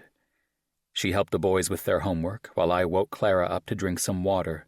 Then all of us settled at the table for dinner. Clara didn't eat much. She was more thirsty than anything. I felt terrible that she didn't feel well. Clara slid from her chair and walked over to Natasha, then crawled in her lap and burrowed into her body. I watched Natasha rock my daughter from side to side in her arms while we all ate dinner. "I'll clean this up and get the boys to bed," I said. "I'm going to steam Clara's sinuses one more time before I put her down. Then I'll head out, Natasha said. I watched her get up and leave with Clara, and the boys helped me clear the dinner table. I was proud of them for taking some responsibility for their dirty dishes. Nathaniel pulled out Tupperware in the lower cabinets to put the pizza in, and Joshua stacked the dishes in the sink. They had grown to be big helpers around the house ever since Natasha came 6 weeks ago. While I tucked Joshua in, we had a serious discussion about Natasha's cell phone, and how he would do extra chores for the next 2 weeks to pay for it. He cried a little, mostly because he was embarrassed, but still progress. I tucked Nathaniel in and found Natasha gathering her things at the front door. I walked over to her and put my hand on the small of her back. She looked up at me with those beautiful amber eyes, and a smile blossomed across her face. She didn't fight this time. That's good, I said. Her mucus is still pretty cloudy, but that's to be expected for something like this. If it changes to yellow or green, I'm going to have to take her back to the doctor, she said. Whatever you have to do. I trust you, I said. How did the boys go down? Just fine, thanks to you. I didn't put them down tonight. You did. Yes, but you've transformed them over the past 6 weeks. Her eyes fluttered up to mine as my hand reached up to cup her cheek. You've transformed all of us, I said. Her eyes danced between mine as I guided my lips to hers. I watched her eyes flutter closed as her hand came up and wrapped around my wrist. My lips settled onto hers in a soft kiss, and I felt fire shoot up my spine. She tasted like tomatoes and lemonade, and the feel of her skin underneath mine made me feel powerful, strong, commanding. A small whimper escaped from her lips. She opened for me, allowing my tongue entrance as I backed her into the door. Her body was pinned against me, trapped between the large double doors of my house and my body. Her hands slid up my chest, gripping the fabric of my tailored shirt. She deepened the kiss, tilting her head off to the side as our tongues danced, and I knew then and there I had to have her. I couldn't let her leave without feeling her skin against mine. 7. Natasha. His kiss sent shivers down my spine. The chiseled strength of his muscles pressed into my body as his hands rose up my sides. I crept my touch up his chest, undoing every button of his shirt on the way up. I slid the fabric from his shoulders, allowing it to fall to the marbled floor underneath my feet. His hands gripped my ass, hoisting me against the door. I wrapped my legs around him as my hands rushed to his hair. I could feel myself beginning to pant. I could feel my tits rising to painful peaks. I could feel the heat gathering between my legs as he pinned me to the door with his throbbing muscles. We kissed until my lips began to swell against his. They traveled down his cheek, nipping at his earlobe as I gasped. His touch was electrifying. It sparked a fire in my toes that rushed up the backs of my legs. I ground my hips into him, feeling his cock throb to life against my clothed leg.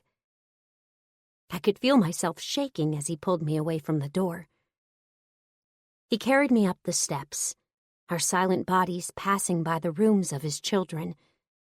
He walked me all the way down the hallway and into a darkened room, then closed the door behind us with his foot.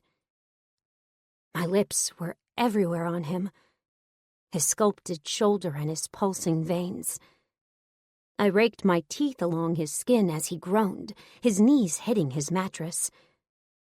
He laid me down softly, gently, fluttering my hair out over the cool sheets as I sighed with relief. He took great care in undressing me. His hands worked slowly, tortuously. His lips traced the smoothness of my stomach as he pulled my pants off. He hooked his fingers into my panties and rid me of the wet fabric. He kissed up my thighs, sparking a heat in my gut as he grew closer to my pussy, closer to where I needed him the most. He settled between my legs in the pitch-black room, I couldn't see him. I couldn't see anything. All I could do was feel him. Feel his pulsing muscles and his hands as they wrapped around my thighs. All I could do was feel his tongue lapping up my slit as I arched into his face. He pressed his tongue into my clit, curling my toes as my thighs clamped around his cheeks. Then, he began his assault. Licking and sucking, flicking and raking. His tongue felt glorious, and it seemed to hold the whole of my pussy on its surface. I could feel my juices dripping down his smooth chin as his 5 o'clock shadow slid against my thighs. It was too much. So much, and yet I wanted more. I reached down and fisted his hair, drawing him closer as I bucked into his lips. I wanted to moan. I wanted to cry out. I wanted to chant his name and grunt into the room, but I bit down onto my lower lip and stifled my sounds, worried we might wake the children, worried they might spoil this moment we had. I could feel my skin crawling with need. Carter kept pulling me closer to him, close enough to bury his tongue deep into my pussy. My eyes screwed shut, and a choked groan escaped between my lips. My back bowed like an overtuned violin as the heat built behind my pelvis. Carter, a little, just, oh, yes. Pleasure crashed through my veins as silver stars burst in my vision. He pressed his tongue deep into my clit, rubbing it side to side with his thick tongue. My legs twitched, and my body shook. He pinned my hips to the bed so he could clean up every last drop I had to offer him. I could hear him swallowing me down, drinking me as if I was his fountain of youth. I gasped for air as my back collapsed to the bed, my hands unraveling from his hair. I panted into the darkened room as he pulled away from me. I heard clothes clattering to the floor as I tried to move my legs. My body felt heavy, like a weighted blanket had been settled over my limbs. I whimpered as I felt the mattress shift. Then instantly, I was pinned onto my back. My hands were over my head and our fingers were interlocked. I could feel his breath pulsing against my lips. I could smell my arousal upon his skin. The only thing I could see were the whites of his eyes, staring at me as his warm, chiseled body hovered over me. Then he dipped between my legs and sank his cock into my pussy. His lips crashed against mine as he set a relentless pace. He swallowed my sound as I moaned and chanted his name. I could feel him grinning, his body proud and strong as he slammed into me. My juices were pouring over his cock and dripping down his balls, soaking the bed beneath us. And yet, I wanted more, so much more of him. Skin slapping skin ricocheted off the corners of his darkened room. His lips kissed down my neck, leaving love bites in his wake. I could feel his teeth dragging along my pulse point, shivering my legs and curling my toes into his body. I dug my heels into the mattress, looking for leverage as I began to meet him thrust for thrust. His face fell into the crook of my neck as his movements began to stutter. Natasha, you feel so... Shit, Carter. Oh my gosh, Carter, don't stop. Harder. Go harder, please. I'm back. Like that. Just like that. Oh yes, Carter. My breasts were jumping and my body was scooting up the bed with every stroke of his cock. My hips were burning and my hands were tingling from his tightened grip on my hands. I suckled on his lower lip, licking myself off his skin as he groaned against me. I was so close I could taste it. His hips began to stutter as he released my hands. He planted them beside my head as he rolled deeply into my body. My hands flew to his back, my nails raking down his muscles. I could feel the red marks I was leaving behind upon his skin. I could also feel the way he trembled against my touch. Do it again, he said. Do it again. I raked my nails down his sides again, and he growled, like an animal in heat. I wrapped my legs around his hips and clung to him, giving in to his assault on my body.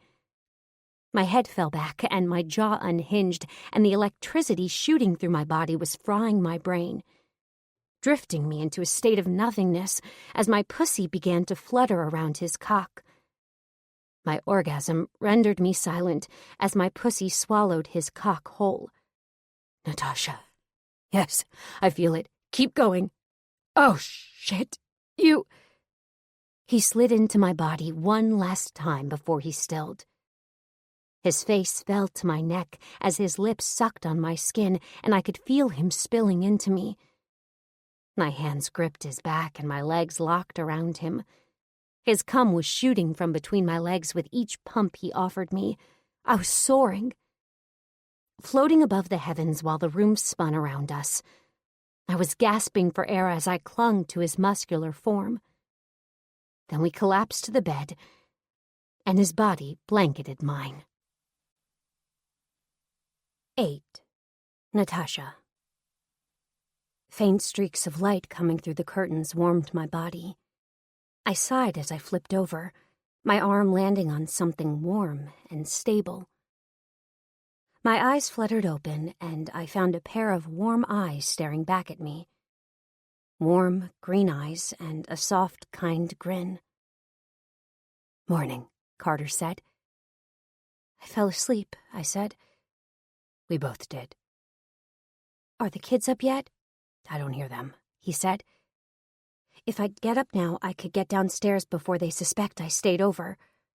Then, like clockwork, I heard the little pitter-patter of feet out in the hallway. "Shit," I said with a whisper. "They're up." "Stay here," Carter said.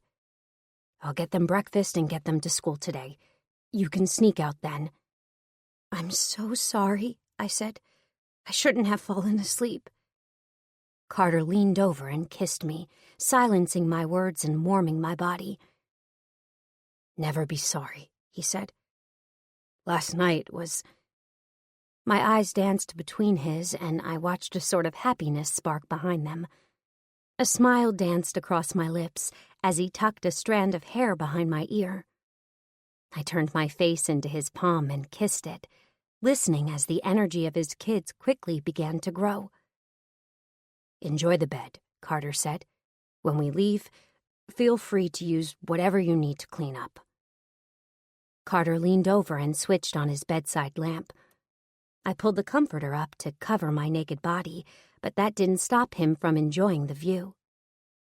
I watched his body get out of bed, seeing it for the first time. His ass was tight and his legs were defined. His back crawled with muscles and his shoulders were broad.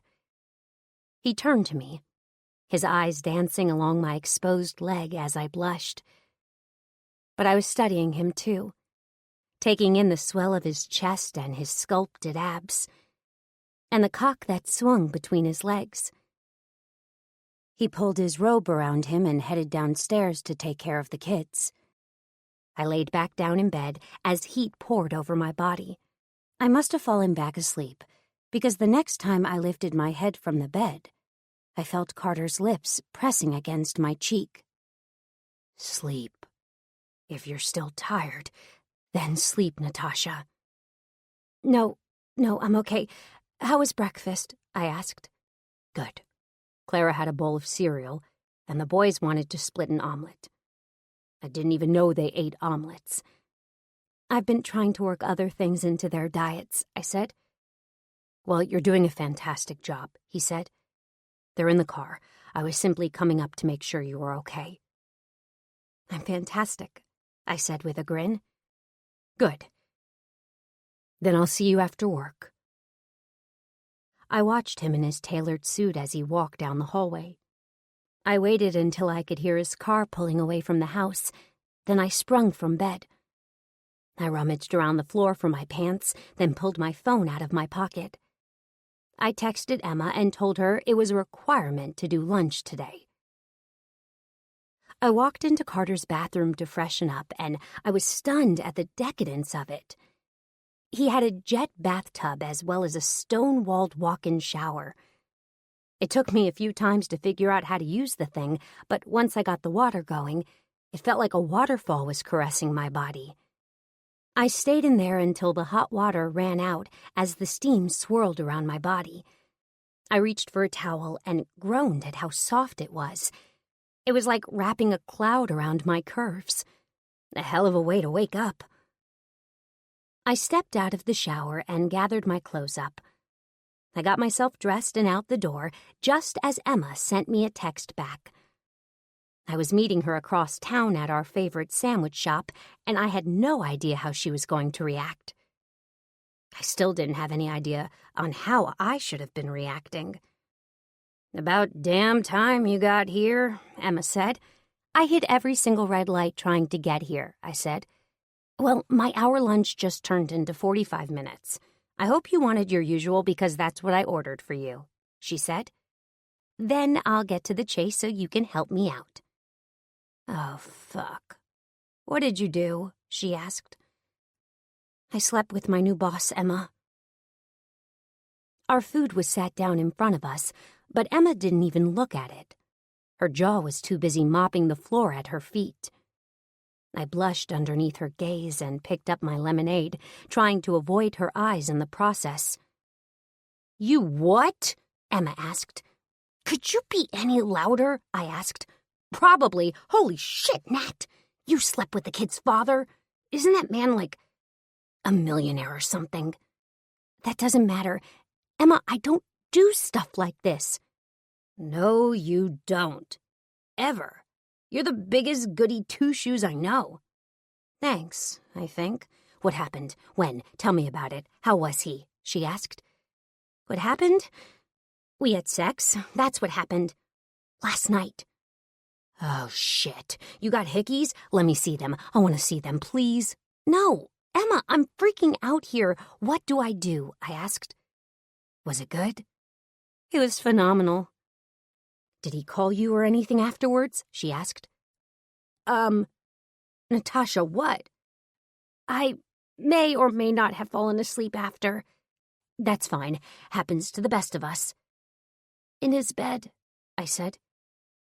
"You slept with your boss and spent the fucking night?" "Can you keep your voice down?" I asked. "Man, you bypassed the traps in the tunnel and went straight for the Holy Grail, didn't you?" she asked. "What do I do?" "What do you mean, what do you do? Was he upset or weird when you two woke up?" "No. He was actually kind of sweet," I said. "Sweet how?" "He told me to stay in bed so he could get the kids to school. So they didn't know I slept over. He came and kissed my forehead before he left, and he told me to use whatever I needed to clean up." "He wasn't just sweet. He was taking care of you. Natasha, your millionaire boss was taking care of you after fucking you. He fucked you like a rag doll, didn't he?" "Seriously? Oh, I want details. My love life's shit right now, so you're going to spill them," she said. "No, I'm not. You know I don't kiss and tell."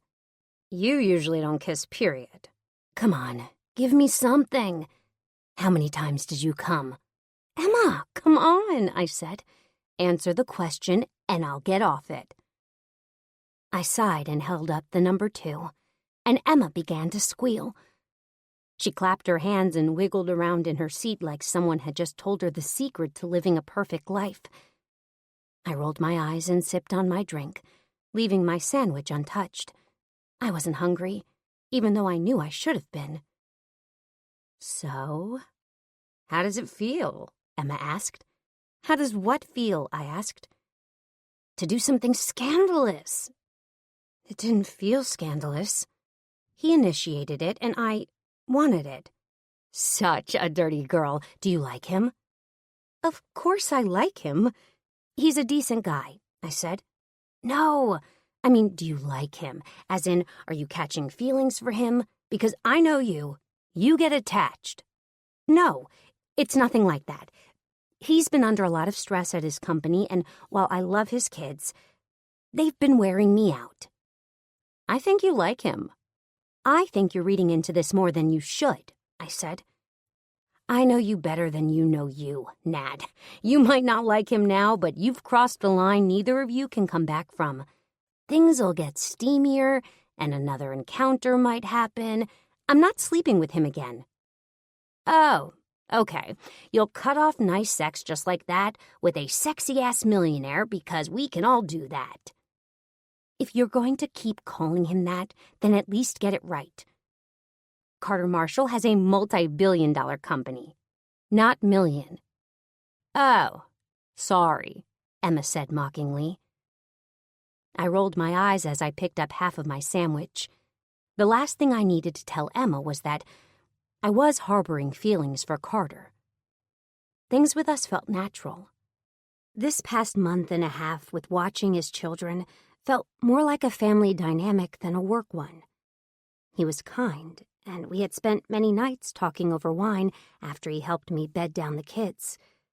They were lovely and always kept me on my toes, and I enjoyed the time I spent with them. All of them. It reminded me of the family I wanted to have someday. But I wasn't sure where to go from here. Did I tell Carter how I was feeling? Was last night a one-time deal? Surely he didn't expect to keep things going. He was a busy man with 3 children who had lost a wife. He probably wasn't expecting to get into a relationship ever again. Not after that kind of tragedy. And I got it. I really did. I slept with nightmares every night because of what happened in Africa, and I sure as hell wasn't about to indulge him in that to try and cultivate a relationship with him. Except last night. I didn't have nightmares last night. How are you liking your new apartment? Emma asked. Huh?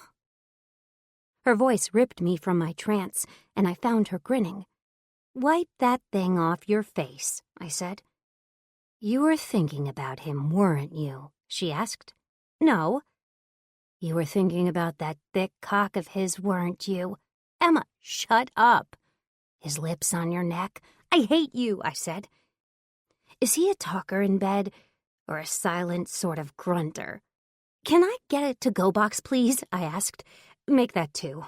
I gotta get back to work, she said. I hugged Emma's neck and waved as she hopped into a cab.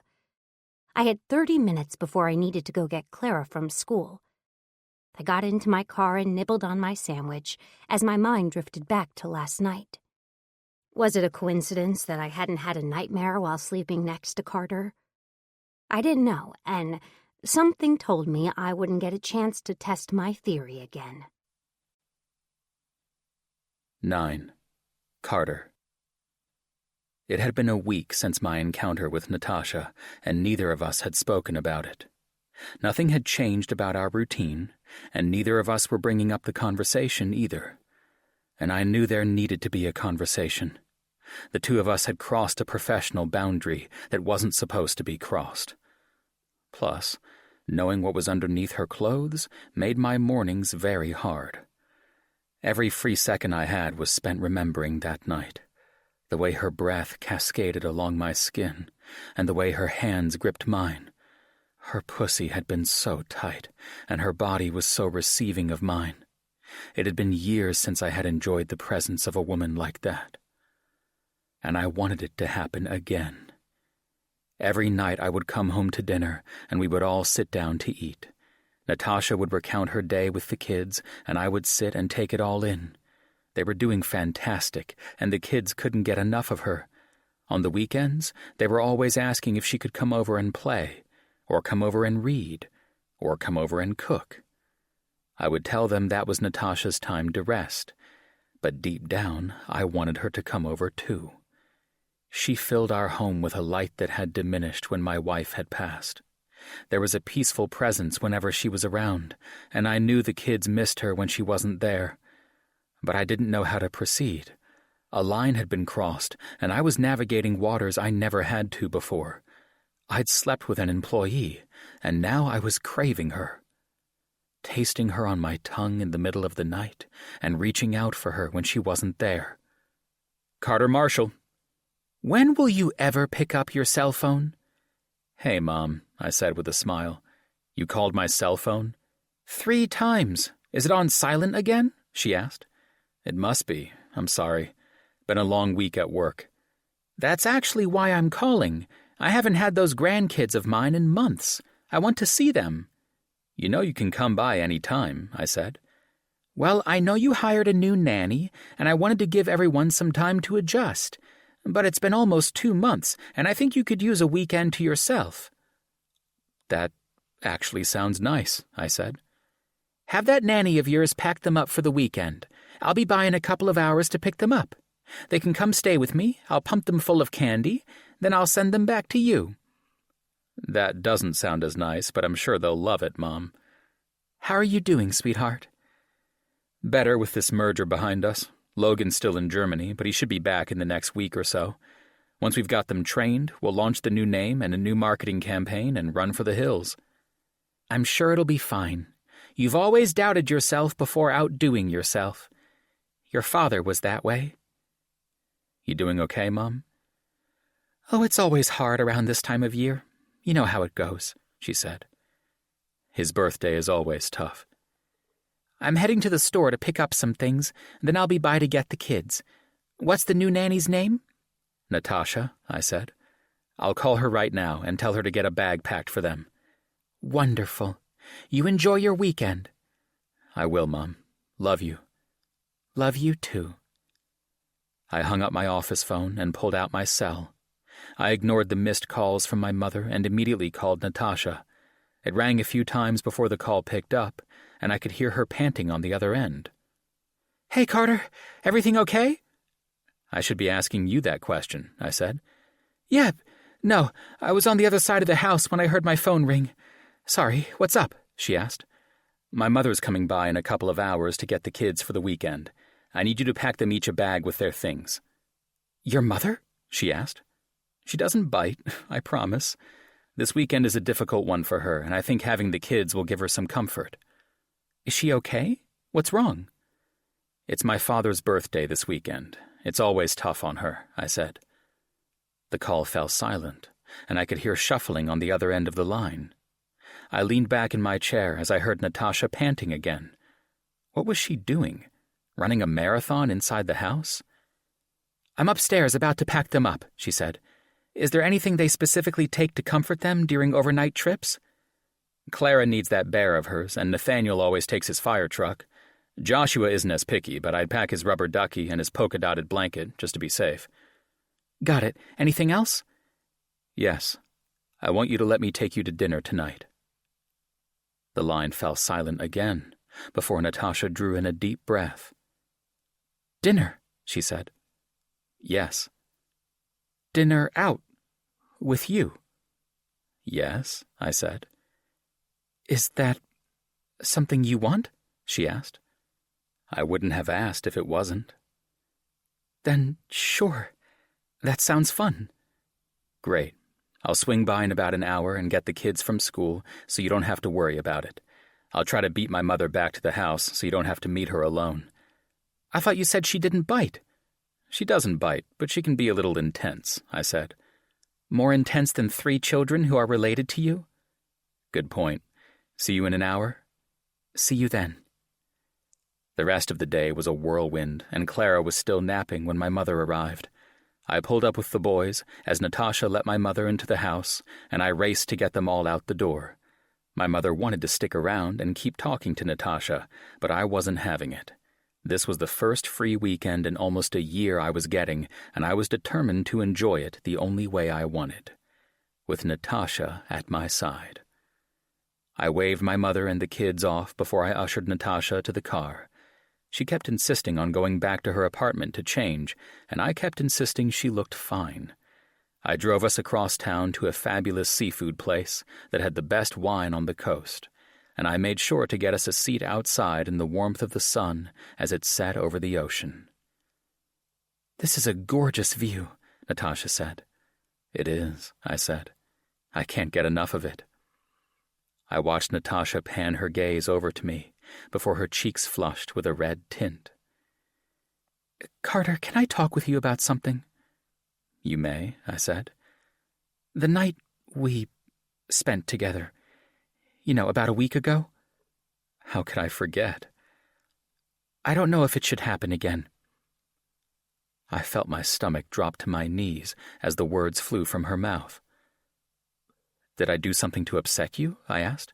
No. It's nothing like that. It was a wonderful night. But you're my boss, and I'm your employee. And if we were working alongside one another in a brick-and-mortar company, or even your own company, it wouldn't be allowed.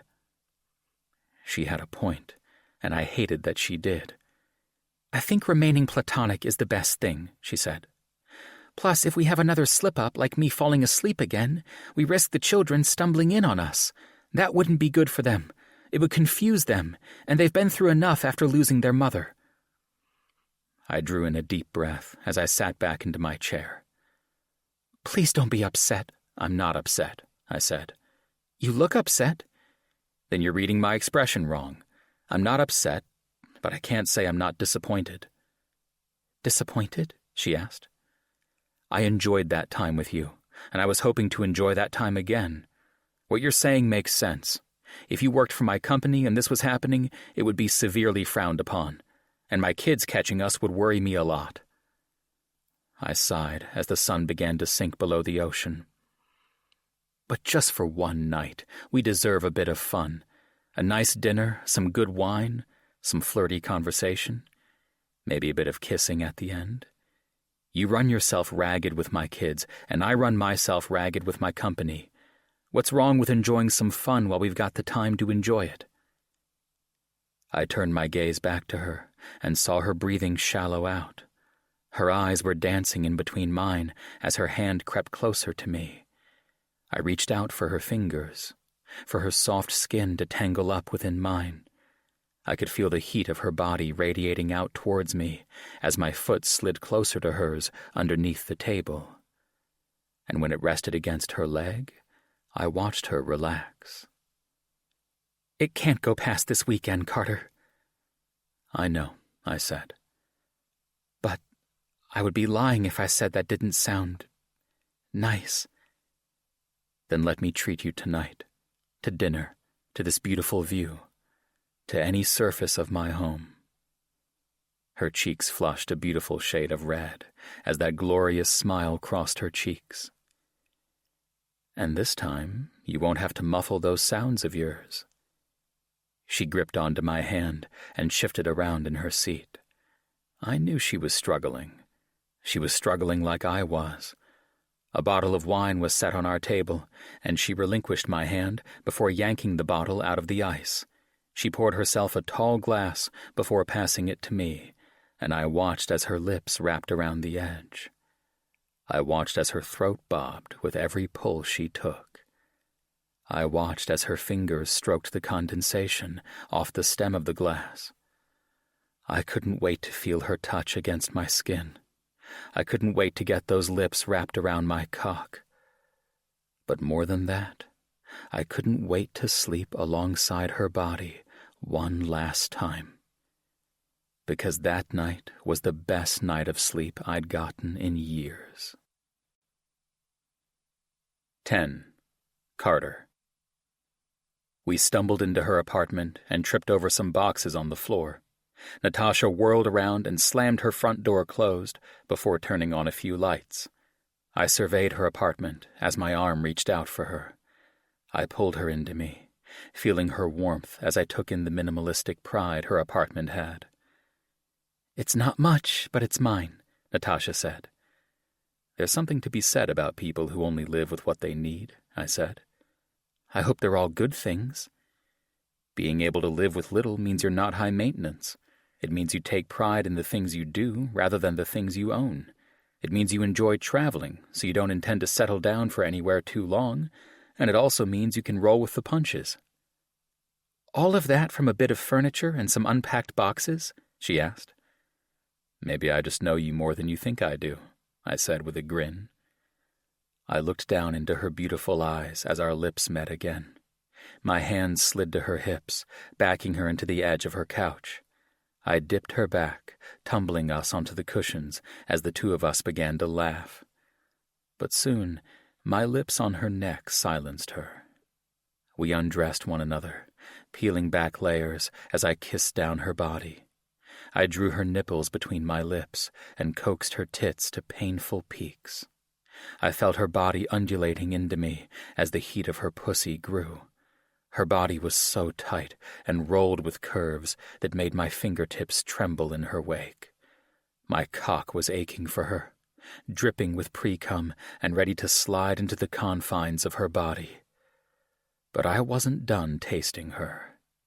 I dipped between her legs, my nose nuzzling against her slit. Her legs fell open for me like the good woman she was. My hands ran up her stomach, massaging her breasts as my tongue licked up her slit. She jumped for me, and I dove in to give her what I knew she wanted. Her legs shook as she wrapped them around my head. My tongue found her clit, and I pressed deeply into that beautiful place. I licked and I sucked. I lapped up the arousal that poured from between her pussy folds. I could feel her dripping down my chin as her hips rolled into me, seeking a desperate friction as she chased the pleasure only I could give her. Carter! Shit! Yes, please, please! Carter, please! I'll do anything, please! Let me come! I bent her knees to her chest as my tongue flicked her clit. I worked at a furious pace, allowing my stubble to rake against her thighs.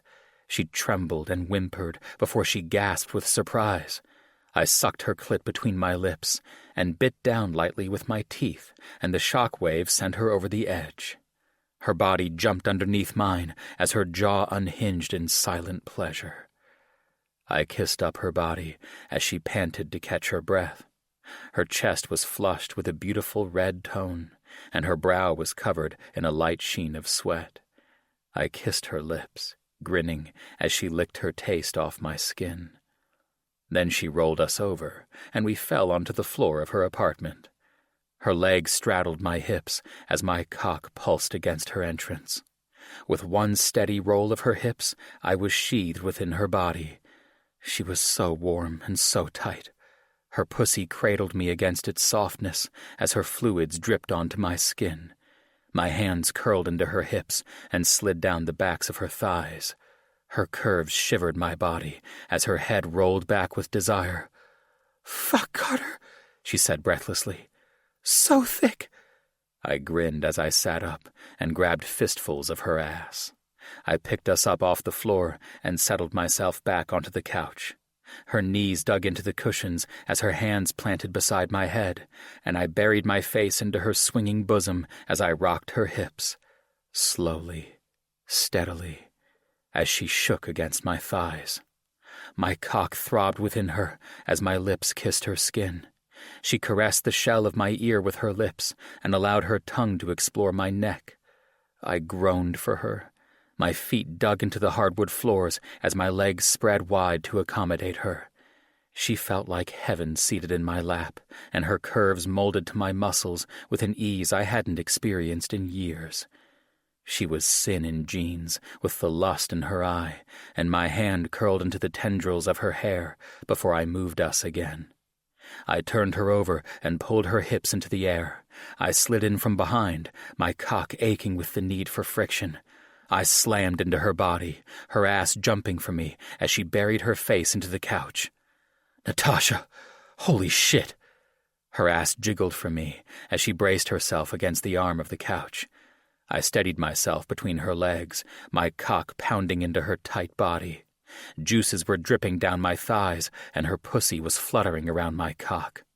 She was so wet for me, dripping down my balls and soaking the couch beneath our bodies. "Carter, yes! Oh, don't stop! Never stop! Holy hell! So fuck!"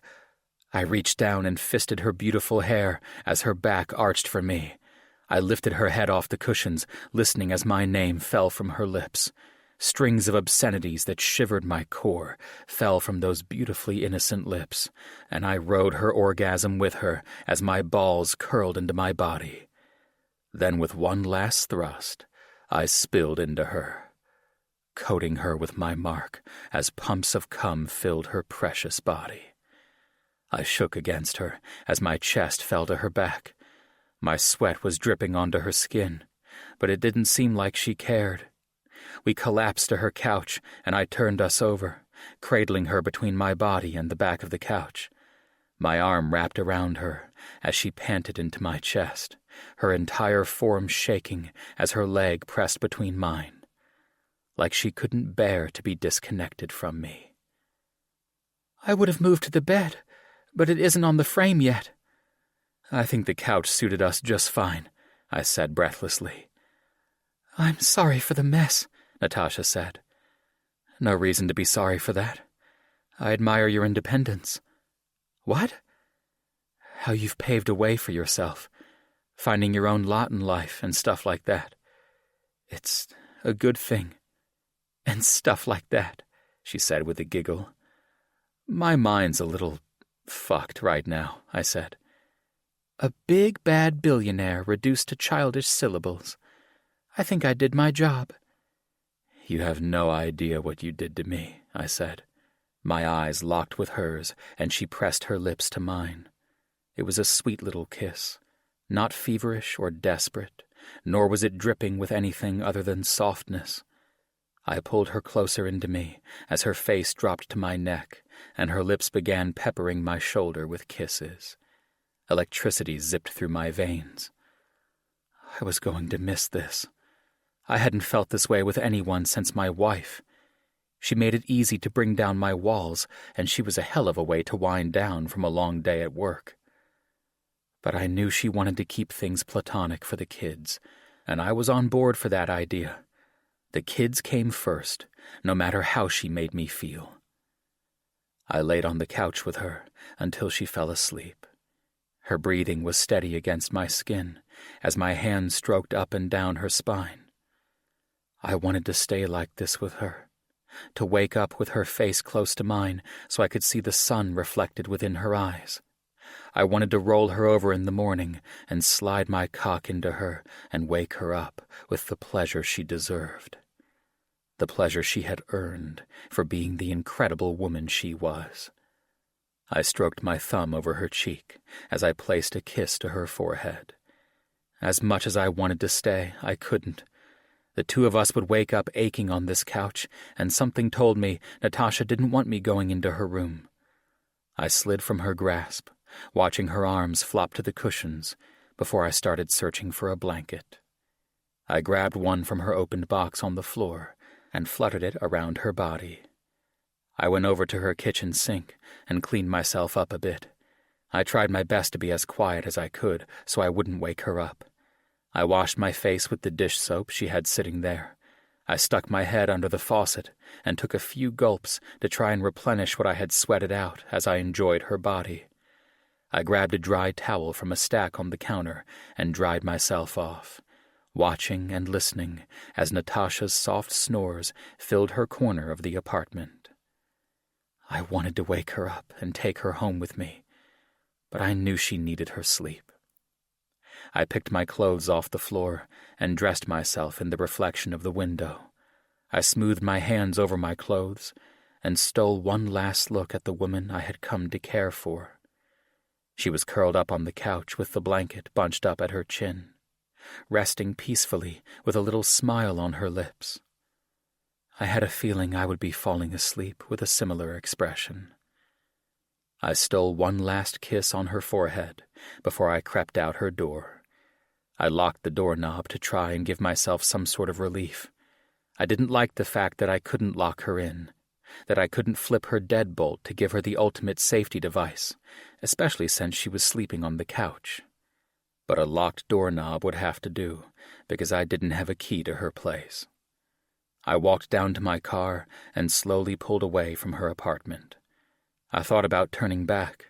I thought about trying to pick her lock or knock on her door until she woke back up. I should have at least moved her to her bed so she could sleep more comfortably, but it was too late now. I was cruising down the road back home.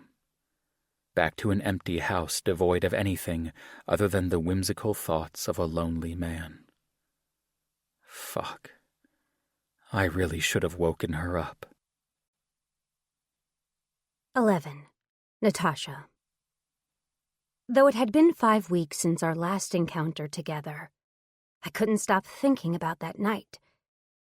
I had woken up on the couch alone in my apartment with the smell of Carter still wafting around me.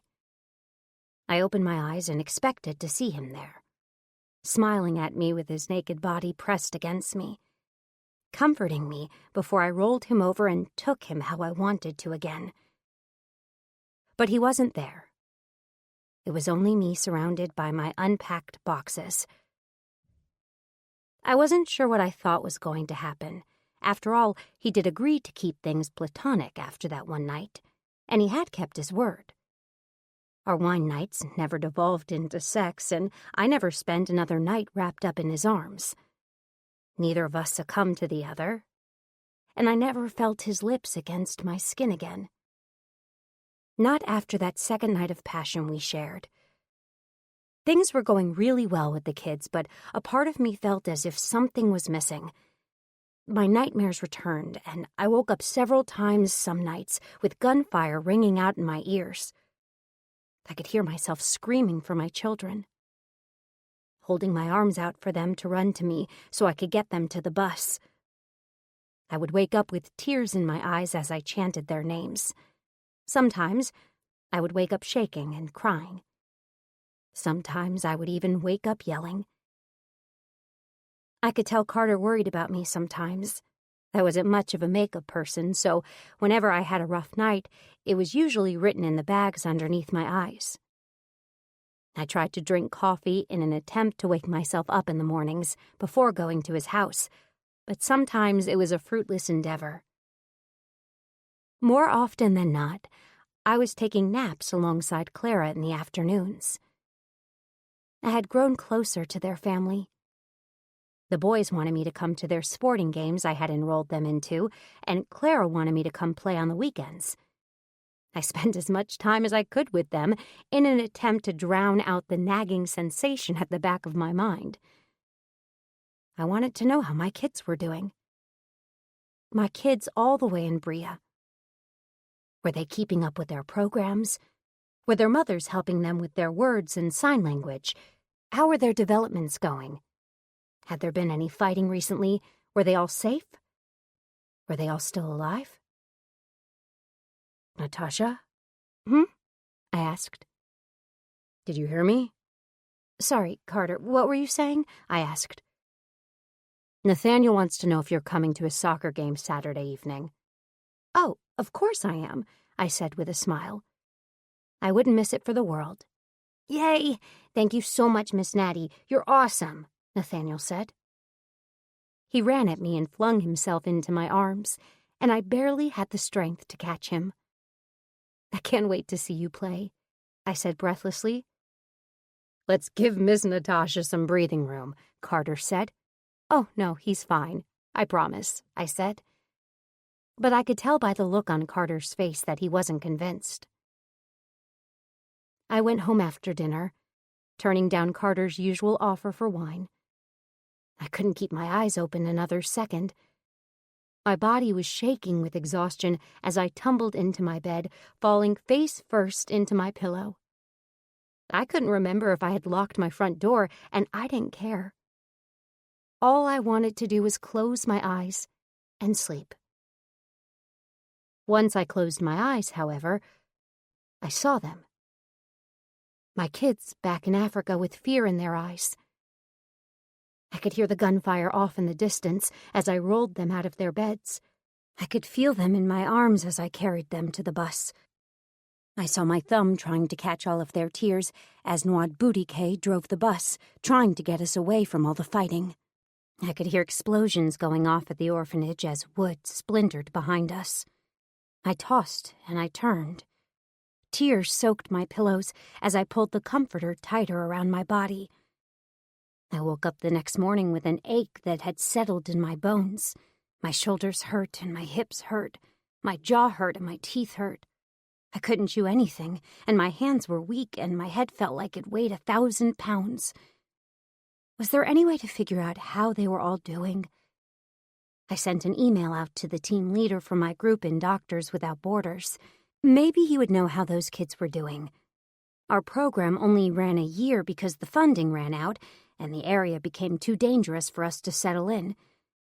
We petitioned to try and stay longer, but were yanked from the area before anyone could see our proposal. But maybe Clark had made it back. Maybe our team leader was able to get back into the area with a team better equipped to handle that kind of terrain.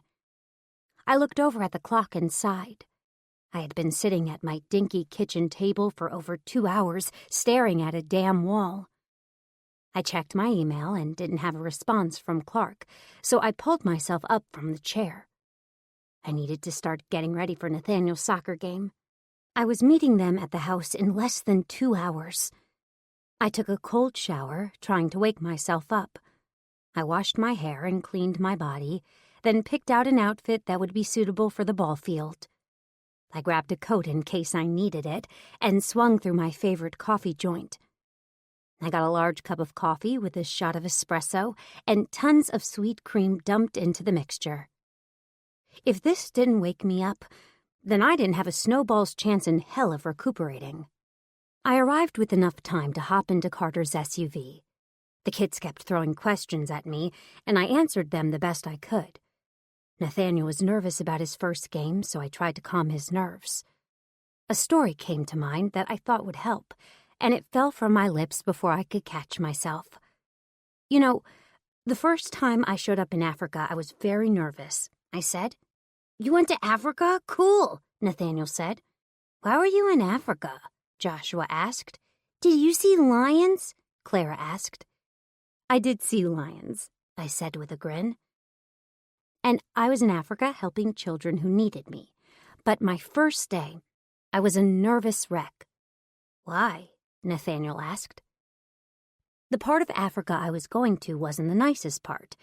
There are lots of people there who need help, but there are lots of people there who want to hurt other people too. Why do they want to hurt people? Joshua asked. So they don't get hurt, I said. My first day, there was this little boy, about your age, Joshua. And he couldn't talk. At all? Joshua asked. At all. It was my job to evaluate him and spend time with him to figure out why he couldn't talk, I said, and I was so nervous. I didn't want to be wrong, and I wanted to help him.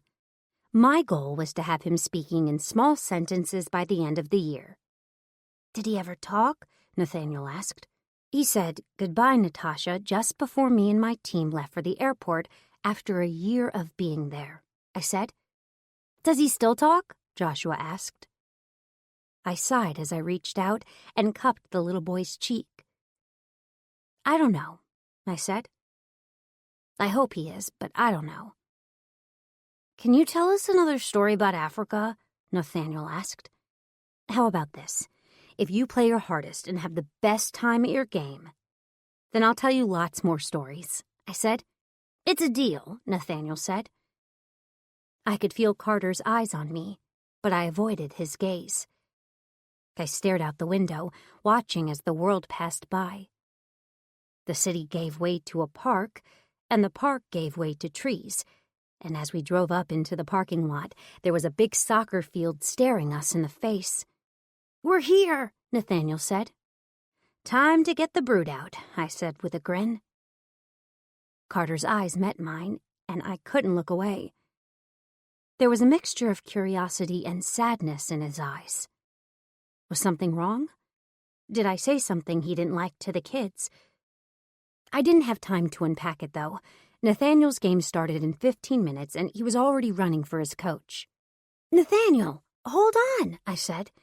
Then, like lightning, Clara and Joshua took off as well. So much for trying to catch them, Carter said. They're excited. I guess as long as I can see them, they'll be okay, I said. We walked over to the soccer field and took our places on the metal benches.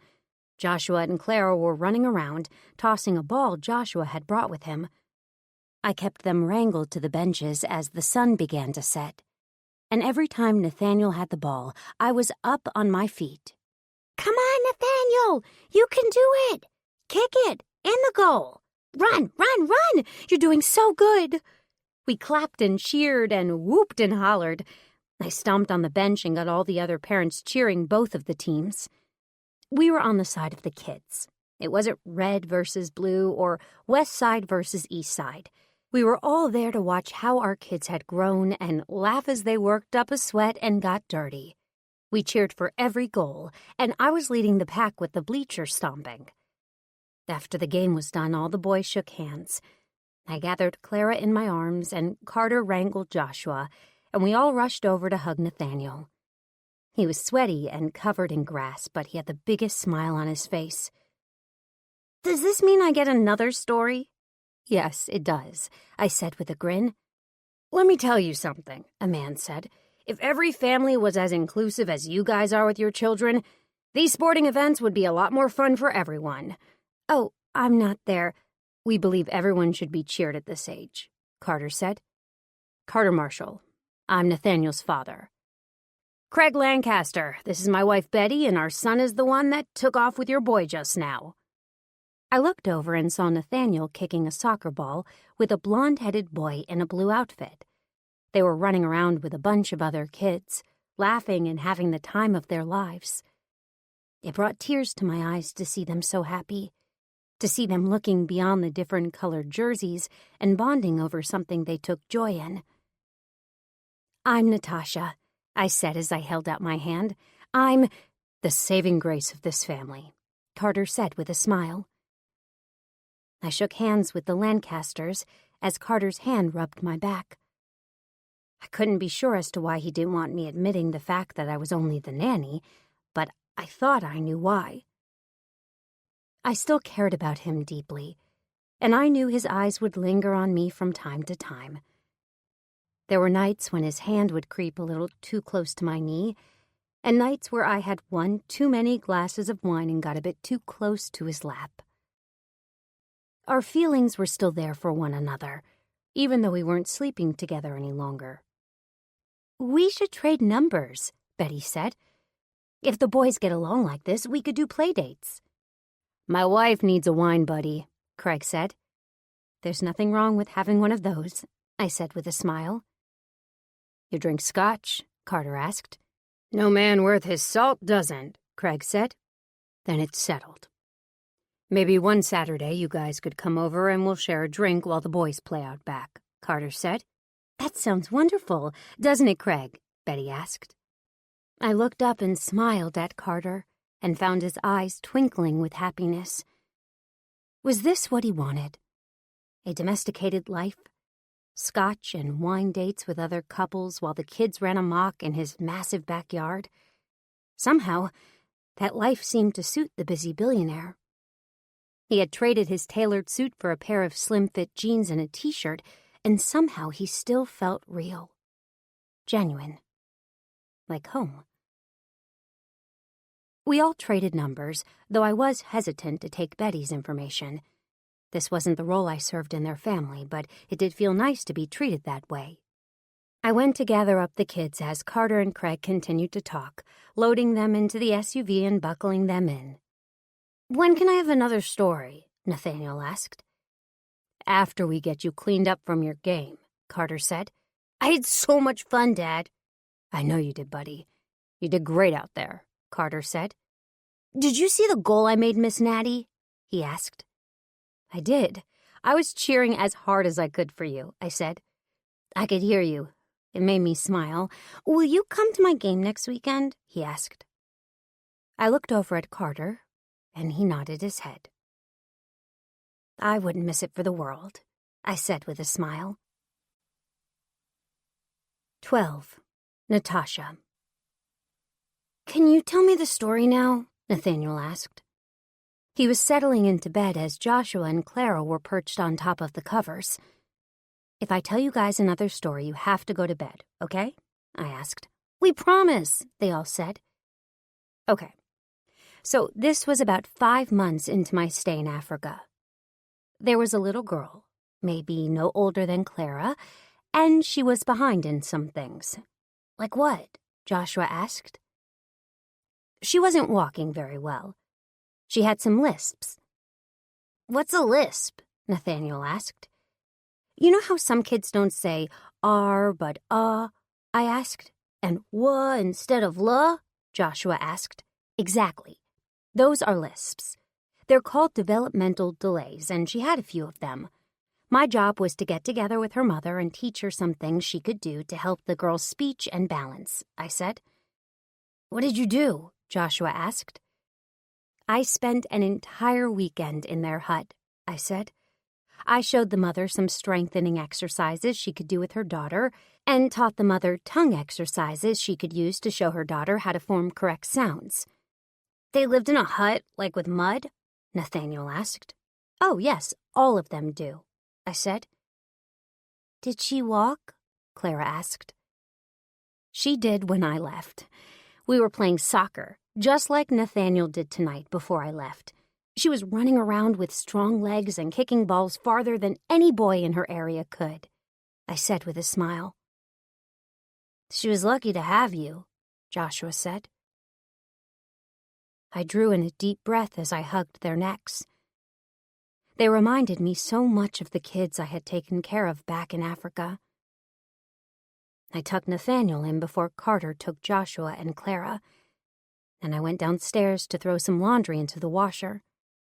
Along with Nathaniel's jersey. That thing stunk. Sounds like you really enjoyed your time in Africa, Carter said.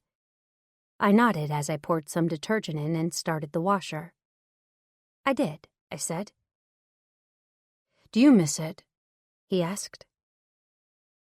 More than I cared to admit to, despite some things that happened. What things? He asked. I turned my body to face him as I leaned against the wall. Why didn't you let me tell the Lancasters I was the children's nanny? I asked. Didn't seem important, Carter said. But you kept interrupting me, I said. To try and keep the conversation moving. People like the Lancasters will stand around and talk for hours if you let them. The kids would have been snoring in the sand if I didn't move things along.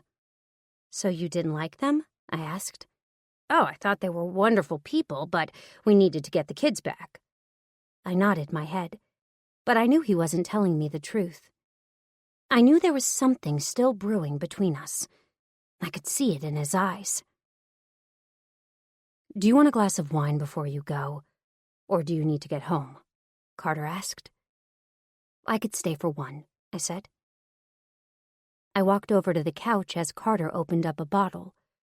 I was hoping he would stay away from the topic of Africa. I didn't want to think about it. Not about the parts he would poke at, anyway. He sat beside me, his body a little too close for platonic as he handed me a glass of wine. My wife wanted to go to Africa, Carter said. I whipped my head over to him as I studied the profile of his face. He had never willingly brought her up before. Why was he doing it now? Which part? I asked. She wanted to go on one of those African safaris, he said. I hear they're fun, I said. I kept putting it off, telling her we would go soon. Over spring break, next summer, next year. I watched him wrap his lips around the rim of his glass as his eyes became unfocused. What happened to her, Carter? His eyes closed for a moment as he took a long pull of his wine. When my wife got pregnant with Clara, things didn't quite pan out the way we wanted. She was strong with Nathaniel and Joshua, but for some reason Clara drained all of her energy. That sometimes happens, I said. It got to a point where she was sleeping 13, 14 hours a day. I had to hire someone to come in and help me with the kids while she laid in bed and tried her best to grow Clara. What was going on? I asked. She had a tumor, he said, in her uterus. It was growing alongside Clara and robbing her of everything. Clara was fine, strong, stable, but between the growing tumor and Clara's nutritional needs, it was literally killing my wife. Oh my God, I said breathlessly. The doctors wanted to take Clara early and put her in a NICU so they could operate on the tumor, but she wasn't having it. She was combative and determined to carry Clara for as long as she could. I reached over and took Carter's hand as he threw back the rest of his wine. She got to 8 months before the tumor forced her into labor. Clara was delivered by C-section and her entire uterus was removed to get rid of the tumor. But by then it had metastasized, spread to her lungs and her liver. We did chemotherapy and radiation and tried to get ahead of it, but we couldn't. I squeezed his hand as tears lined the edges of my eyes. The tumors ravaged her and took her from us about a month before Clara turned 1. "I'm so sorry, Carter," I said breathlessly. "I tell you this because what made my wife so special wasn't the fact that she was my wife. It was the light she brought into this house, the joy she filled it with, the smile she put on our children's faces. It doesn't matter the role you play. What matters is how you affect this house. Whether you're a neighbor or a nanny or something else entirely, you fill this house with a light that hasn't been here since her." Carter brought my hand to his lips to kiss as I took a long pull of my wine. I didn't care to correct that family because it didn't matter. What they saw was a light in my children's eyes that hasn't been there for over 2 years. "Who cares if you're the nanny?" he asked. I nodded my head as I drained the rest of my wine from my cup. "But now I'm going to ask you a question, and I want you to answer me honestly," he said. I braced myself for whatever was coming as I nodded my head. "You haven't been okay lately. You've been coming in tired, exhausted even. If you're sick, you know you can take time off, right?" Carter asked. "I'm not sick," I said. "Then what's been going on?" he asked. "It's nothing. I've got it under control." "I don't think you do. That was a very strong coffee you came over with this afternoon," he said. "Carter, please." "Natasha, as your employer, I'm worried about you. This scenario would be no different if we were working at my company." "Would you be holding my hand at your company?" I asked. He sighed as he released me, but I found him wanting to come back. I found my skin aching for his touch. "What's going on?" Carter asked. My time in Africa, it wasn't always... Shit, was I really going to do this with him? "Good?" he asked. "Safe," I said. "My time in Africa wasn't always safe. Bria is a war-torn area. There are so many guns and so many threats and so many children ripped from their families and forced to fight in order to save their own lives."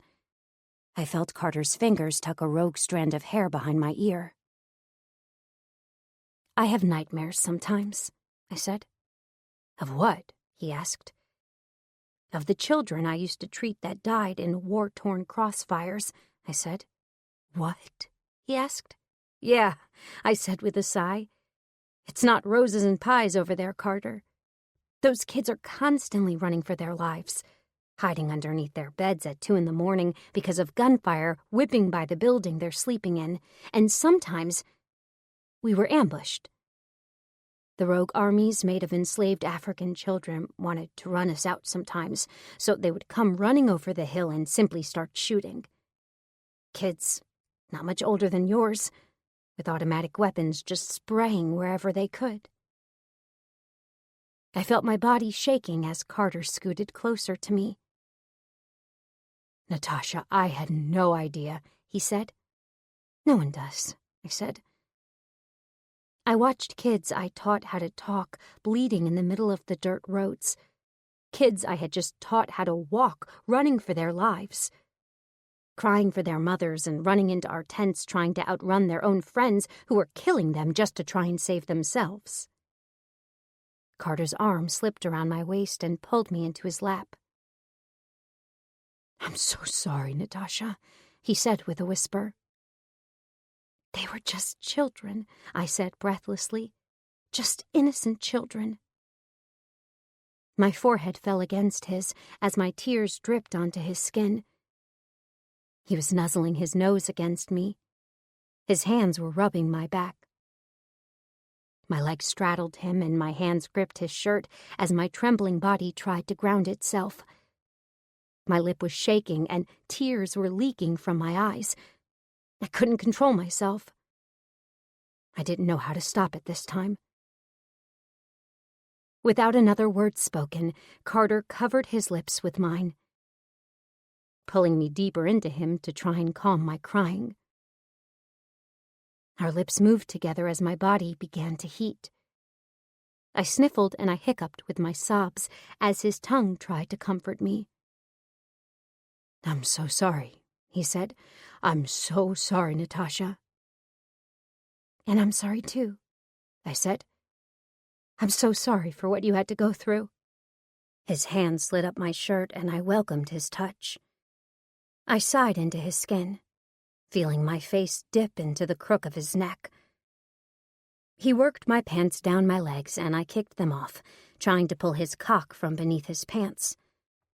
Our movements were soft and languid. Moving towards a comforting motion I knew would settle the both of us. A motion we both needed in that moment of vulnerability. His rock-hard cock was held in his hands as I guided myself onto it. Our foreheads were connected as he sheathed himself with me, and I set a slow pace. Rocking against him, stroking his cock with my pussy as I tried to calm him down. He kissed my tear trails away, and I massaged his shoulders. He kissed down my neck, following their taste with his tongue as he rid me of my sadness. I ran my hands through his thick hair, reveling in the feel of him. I had missed him. I had missed this.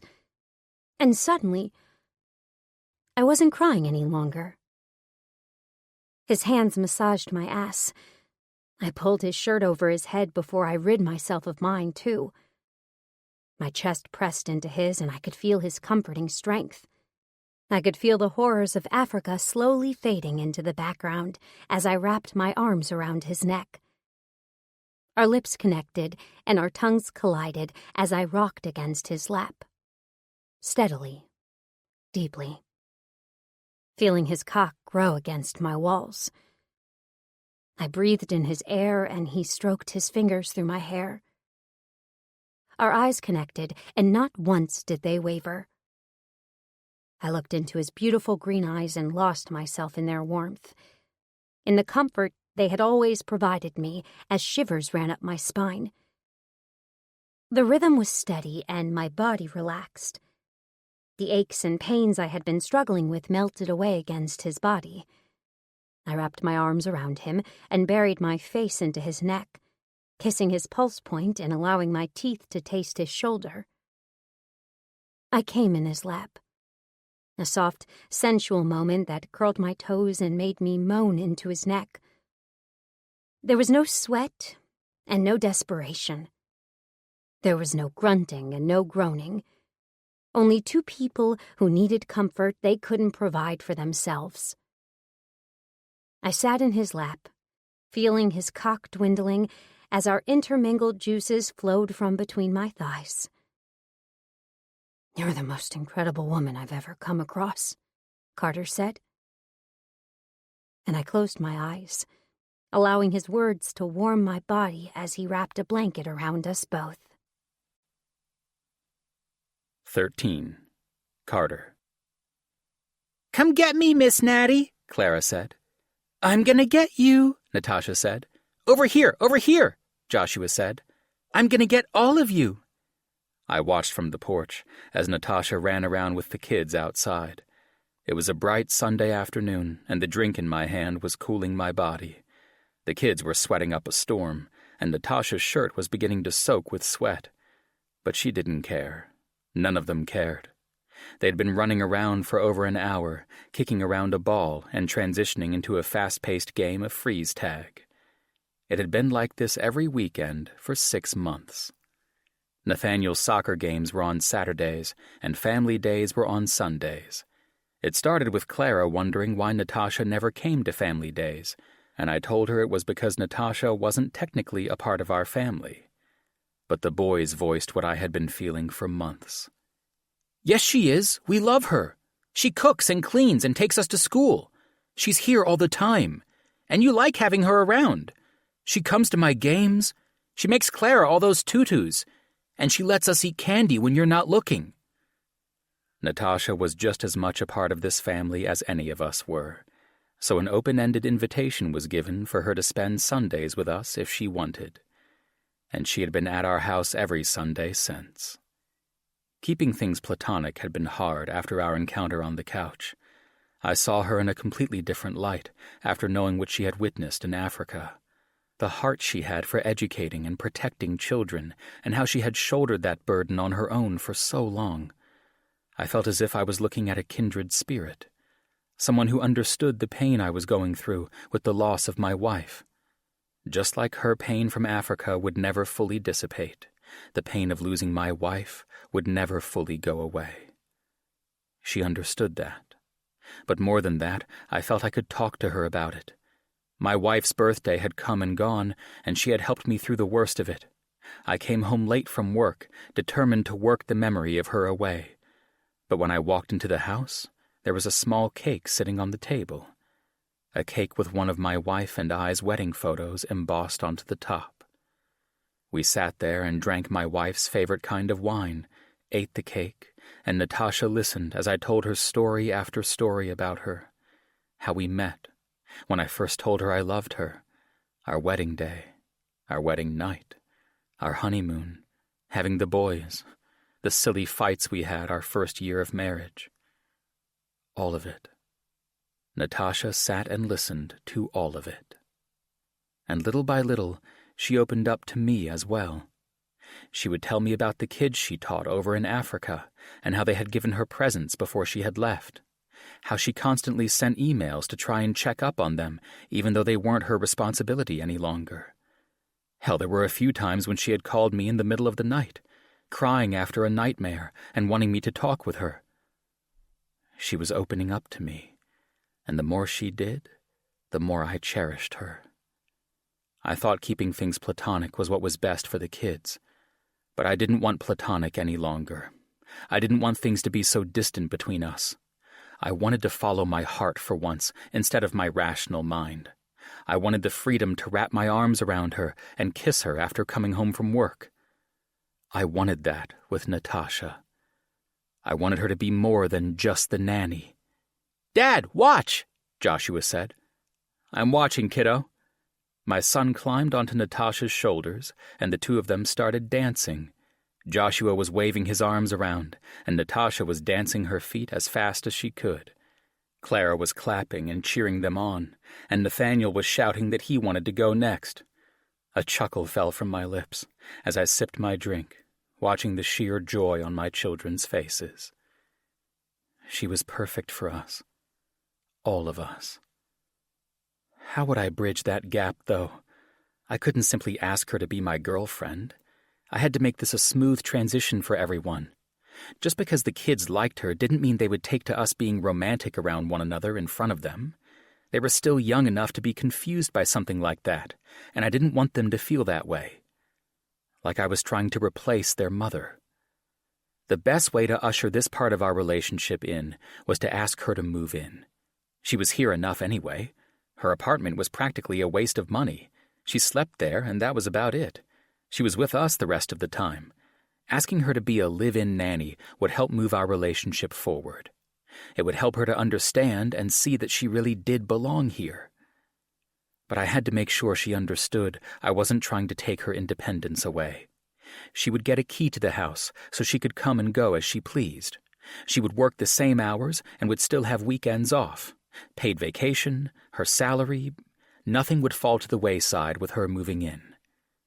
It was imperative to me that she not feel jailed in my home. And if things went well with the conversation, then eventually I was willing to hire another nanny, someone else to come in and help take care of the kids so we could be together as a real family. That would take time, of course. I couldn't throw all of that on her at once. But if she took my offer to move in and things continued to go well, then that was my next step.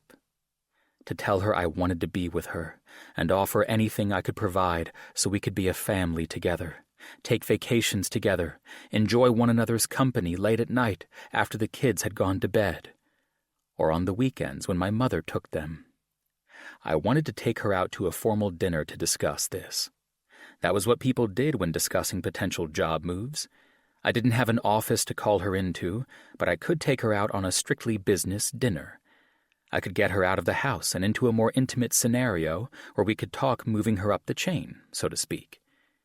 I could gauge her reaction from there to figure out if I should announce my intentions or not. A blast of cold water ripped me from my trance. My crystal glass went tumbling to the concrete, shattering into a million pieces. I heard one of my kids gasp as I looked up, and I saw Natasha holding the hose out in front of her. They were soaked from head to toe, and watching with puckered lips, waiting to see what I would do. "Uh-oh," Clara said. "Uh-oh's right," I said. "Is he in his good suit?" Joshua asked. "I am," I said. "We're so dead," Nathaniel said. "You're not the one holding the hose," I said. I panned my gaze to Natasha as a grin slid across my cheeks. She turned the hose on again and blasted me as I got up from my chair. I ran towards her and picked her up, then threw her over my shoulder. I whipped her around in circles as she sprayed the kids, and I listened to the giggles falling from their lips. This was what I wanted for my life. My kids, Natasha, and our Sunday family days. And I would give anything Natasha wanted in order to make it happen. 14. Natasha. Carter had invited me out to dinner, and I had been hesitant to take his offer. He told me it was strictly business, and that he wanted to talk with me about something important.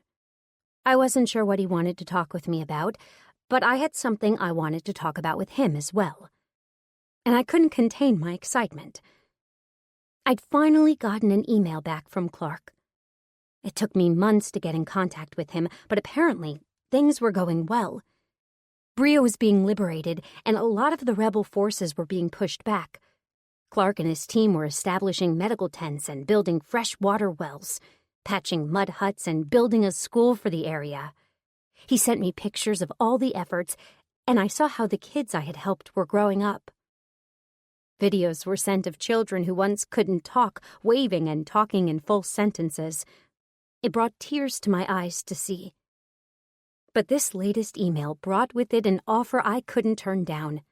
Never in my wildest dreams did I ever think I would be handed my dream job, but I had been. I went through the phone interviews and the rigorous background check. I updated the necessary people as to what I had spent my time doing when I got back to the States. I outlined things I wanted to do if the job was going to be offered to me, and I even went so far as to tell them they wouldn't regret hiring me. But I still had yet to talk with Carter about it. I was excited about the announcement, but I wasn't sure how he would take it. I knew he cared about me, and I cared about him and his children. We had all grown close and became a little family unit, but I was the nanny, and I couldn't stay there forever, even though some days I felt like I could.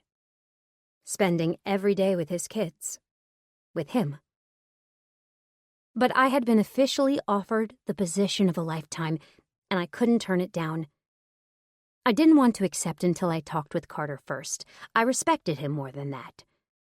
I was hoping he would understand, that he would rejoice with me and usher me into a new beginning with my career. I stood outside of my apartment, waiting for him to pull up, the wind whipping through my hair. Why was I so nervous to talk with him about this? "Well, hello there, pretty lady. You going my way?" Carter asked. "You're insane," I said with a giggle. "Get in. Our reservations are in 15 minutes, he said. "So what's this big announcement you have?" I asked. "Because I have one too." "Ah, so we both have big news. This will make for a fun celebratory dinner." "What are we celebrating?" I asked. "I guess we'll both have to see." I smiled and looked out the window as the world passed by. Things were going well so far, and Carter seemed to be in high spirits. He was in one of his very expensive suits, cut perfectly to his body and paired with a button-down shirt that had the top button undone. It was the perfect mixture of formal and relaxed, which made me feel a little more dressed up than I needed to be. I had chosen my form-fitting black dress, a matching pair of heels, and the only thing I owned that had been nothing but a splurge item, my pearls. "You look wonderful tonight," Carter said. "I feel overdressed sitting next to you," I said. "Nonsense. You look fabulous." "Ready to go in?" he asked. "My stomach says yes. I'm starving." "See? We already have one yes to toast." We walked into the restaurant, and it was everything I expected it to be. Dimly lit with full-length tablecloths and candles on top, it was the epitome of a romantic evening, which didn't lend a tone of professionalism. But I let it slide. Carter's hand on my lower back felt too good to call him out on it. He pulled out my chair for me, and I grinned. I felt the strictly professional vibe of our entire meal quickly fading into the background. A bottle of decanted red wine was sat on the table, like it had already been ordered for us, and instead of menus, we were simply given choices. Soup or salad, duck or quail, water or coffee, salty or sweet, spicy or herbaceous. It went on like that for a few questions before the waiter walked back into the kitchen. I gave Carter a quizzical look as a chuckle fell from his lips. "What kind of place did you bring me to?" I asked. "Did I just order a sweetened, spicy quail?"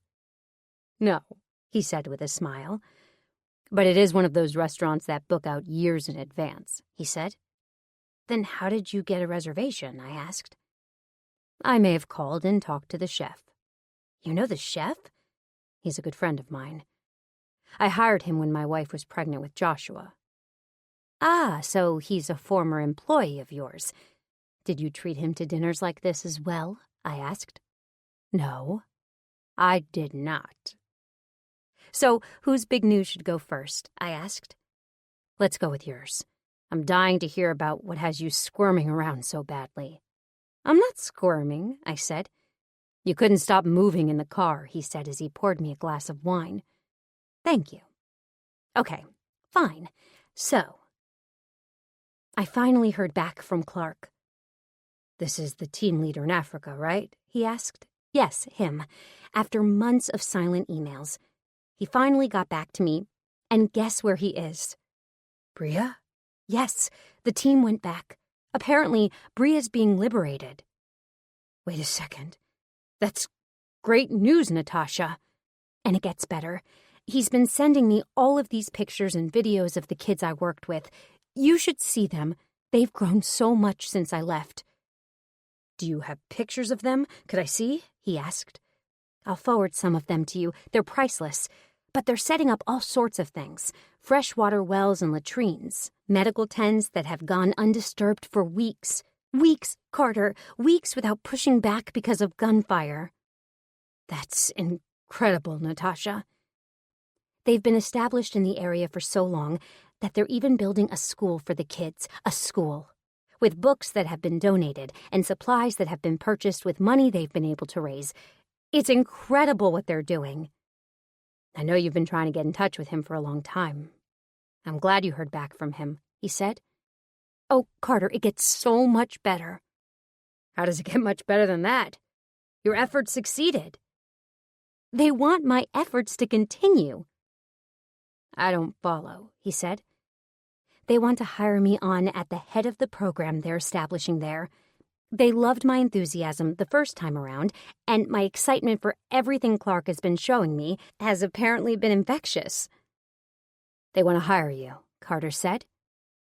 "They have the funds and everything. It's been insane what they've been able to accomplish. They want someone with my expertise to head up the program and specifically look over the school and make sure it takes off the way they want it to." "But you would have to go back to Africa." "For a time.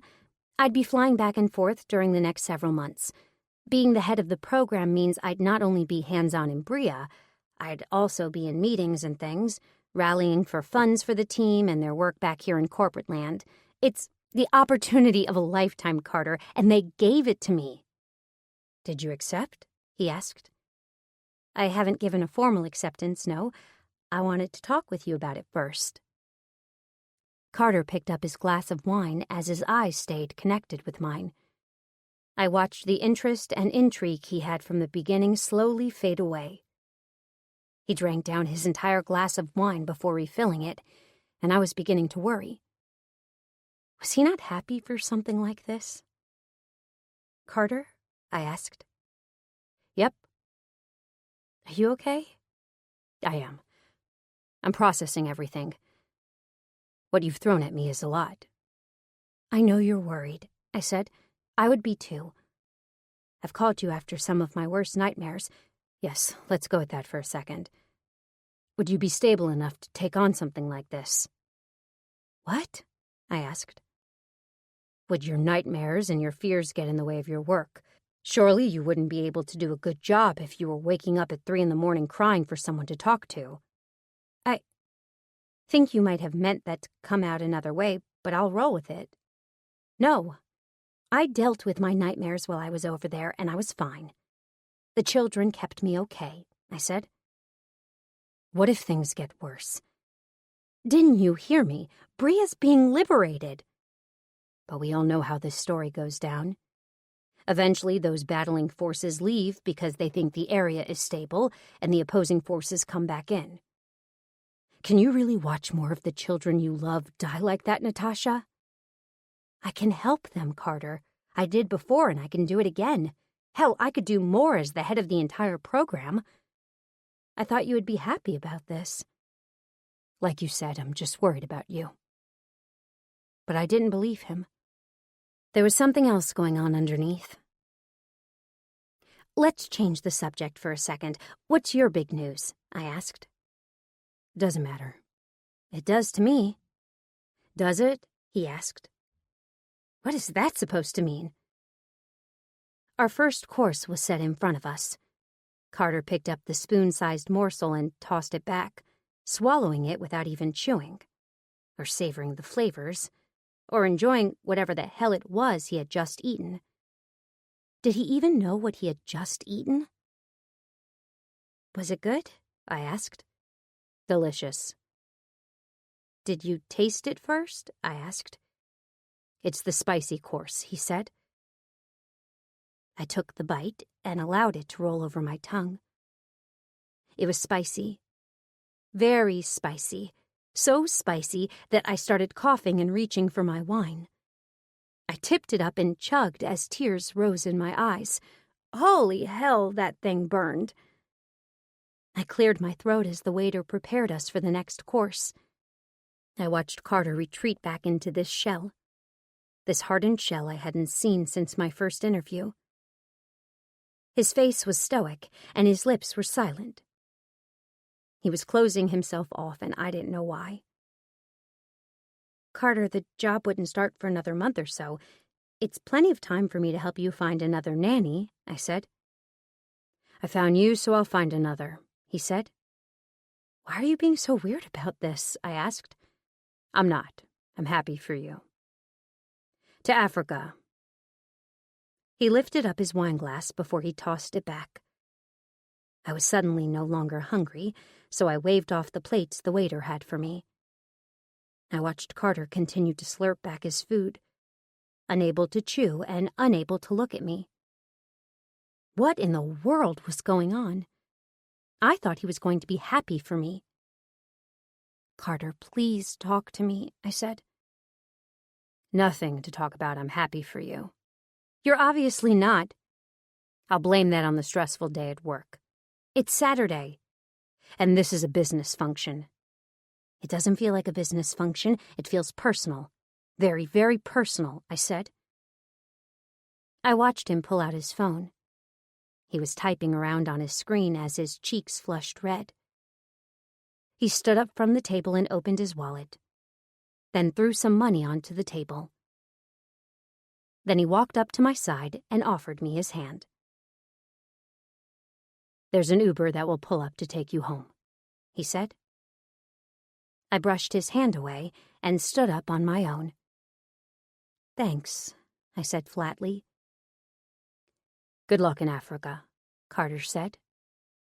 "Yeah, I'm sure you mean that." I walked past Carter, and I could feel his eyes on me. I walked down the steps of the restaurant just as the car was pulling up for me. I slid in and told her to drive, not caring about where we ended up. I had plenty of cash in my wallet to cover whatever driving the woman decided to do, so long as it gave me time to think. I crossed my arms over my chest and sank into the seat.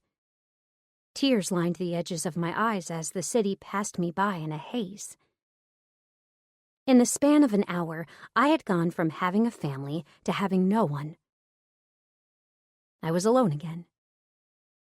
Lost in a world that was uncaring, unforgiving, and somehow still necessary to navigate. And maybe this was how it was supposed to be. Maybe I was supposed to be alone. Maybe I wasn't supposed to have a family, but I was supposed to help others around me cultivate families.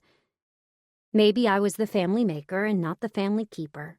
Fuck, I was confusing myself. I sighed as I recited my address for the driver. I felt the car turn around as the street started to become familiar. I stalked up the steps to my apartment and walked in, listening to the lonely sound of my heels clicking against the dusty floor. I threw my stuff to the side and went to my laptop. I opened it up and typed in my password, then pulled up the offer email. I read it over and over as a smile crossed my cheeks. Even though my heart was breaking, and even though tears were sliding down my skin, I managed to type the 2 words that would seal my fate. I accept. 15. Natasha. "These?" Emma asked. "Yes," I said. "What about these?" "No." "Or these?" "Nuh-uh." "Oh, come on, you have to take these," she said. "No, Emma. Look, the place I'm going to be staying at in Africa is the equivalent of my own little mud hut. I can't take much with me. Most of this is going back in storage," I said. "Speaking of storage, what are you sleeping on if all of your furniture is gone?" "I have to get used to sleeping on a harder ground again. I'll have a cot, but it won't be much." "You're sleeping on the hardwood floor, Natasha?" "This was how I prepared for Africa for the first time, so this time is no different," I said. "So what are we packing your stuff for Africa in?" she asked. "My backpack." "And that's it," I said. "That's it. A backpack? Where will your hairdryer go?" "In storage," I said. "What about your mousse?" "In storage," I said.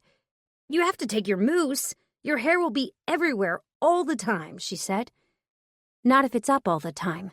It's hot in Africa, Emma. I'm not wearing my hair down and going to a bonfire." "At least they have bonfires," she said. "Look, my clothes are lightweight in order to keep me cool, and I have a special way of folding them. When I took my backpack last time, I could fit 15 outfits, a jacket for the cold nights if they happened, 10 pairs of socks, 3 pairs of shoes, my brush, several hair ties, my laptop and its charger, and the small bottles of all the essential toiletries. All in that backpack. Yep, all on the plane with me so I don't lose it too," I said. "I don't know how you do this. It takes a very special person to do this. I'm honored to be able to do it, and very excited." "So, how about this? You pack your backpack and I'll throw everything else into boxes. We have to be quick about it, though. That van hauling your furniture is going to be here soon." "I still can't believe you hired them to help me. Thank you, Emma. Girl, going through this the first time was a pain in my ass. If you're doing this again, I'm at least making the process easier," she said. I wrapped my arms around my best friend and hugged her close. I was going to miss her, but I knew I was doing the right thing for my life. Despite all I had witnessed in Bria, I missed it. I missed the kids and making a difference and helping them in all the ways I knew how. and I knew I could use my persuasive expertise to open up more funding for the team I was about to join. I couldn't wait to see the guys. "So, talk to me about this fun mud hut you'll be staying in," Emma said. "Everyone on the team has their own. I know Clark and a couple of the other guys have heavy-duty tents they've pitched, but I like living how the rest of the people live. It makes the kids feel more comfortable when they come to visit me." "Makes sense. Thatched roof and all?" she asked. "Mm-hmm. Fires to boil water and rice, though some now have battery-operated stovetops in their mud huts." "Why do I feel that's a problem waiting to happen?" she asked. "They use them outside," I said with a giggle, "but it's opened up a lot of avenues in terms of how they cook their food. There still aren't many resources, but they are worlds away from where they were when I was there 10 months ago." "How did Carter take the news?" she asked. I sighed as I started to lay all the clothes out I was taking with me. "About as well as could be expected," I said, though I'm still not sure why he reacted the way he did. "What happened?" she asked. I expected him to be shocked, but not upset. "He got angry?" "In his own way. He became very removed and his statements were clipped. There was one point where he tried to convince me that my nightmares and things would get in the way of me doing the good I wanted to do." "What the fuck?" "Yeah, I don't think he meant it coming out that way, but that was what he said." "Well, fuck that asshole. Who the hell does he think he is?" she asked. I told him the job wouldn't take place for another month so I could help him find another nanny, but that really pissed him off. He put me in an Uber after picking me up. "What?" "Yeah, and then the next morning he called and told me he'd already found another nanny." "What the hell is this guy's problem?" she asked. "I didn't even get to say goodbye to the kids, Emma. He just shoved me out and replaced me. Easy as pie for him." "Look, if you want to say goodbye to those kids, then go say goodbye to them. He's being a little bitch about this, and he's hurting his kids because of this. Go over there, spout some of your educational science mumbo-jumbo about how this is detrimental to his children, then hug their necks." "Educational science mumbo-jumbo?" I asked. "You know what I mean," she said. "What if it makes him angrier?" I asked. "Who the fuck cares? When did you ever care about pissing someone off?" "I don't know. Carter's struggling with this for some reason. Even if he won't tell me why and chooses to push me away instead. That doesn't mean he isn't struggling."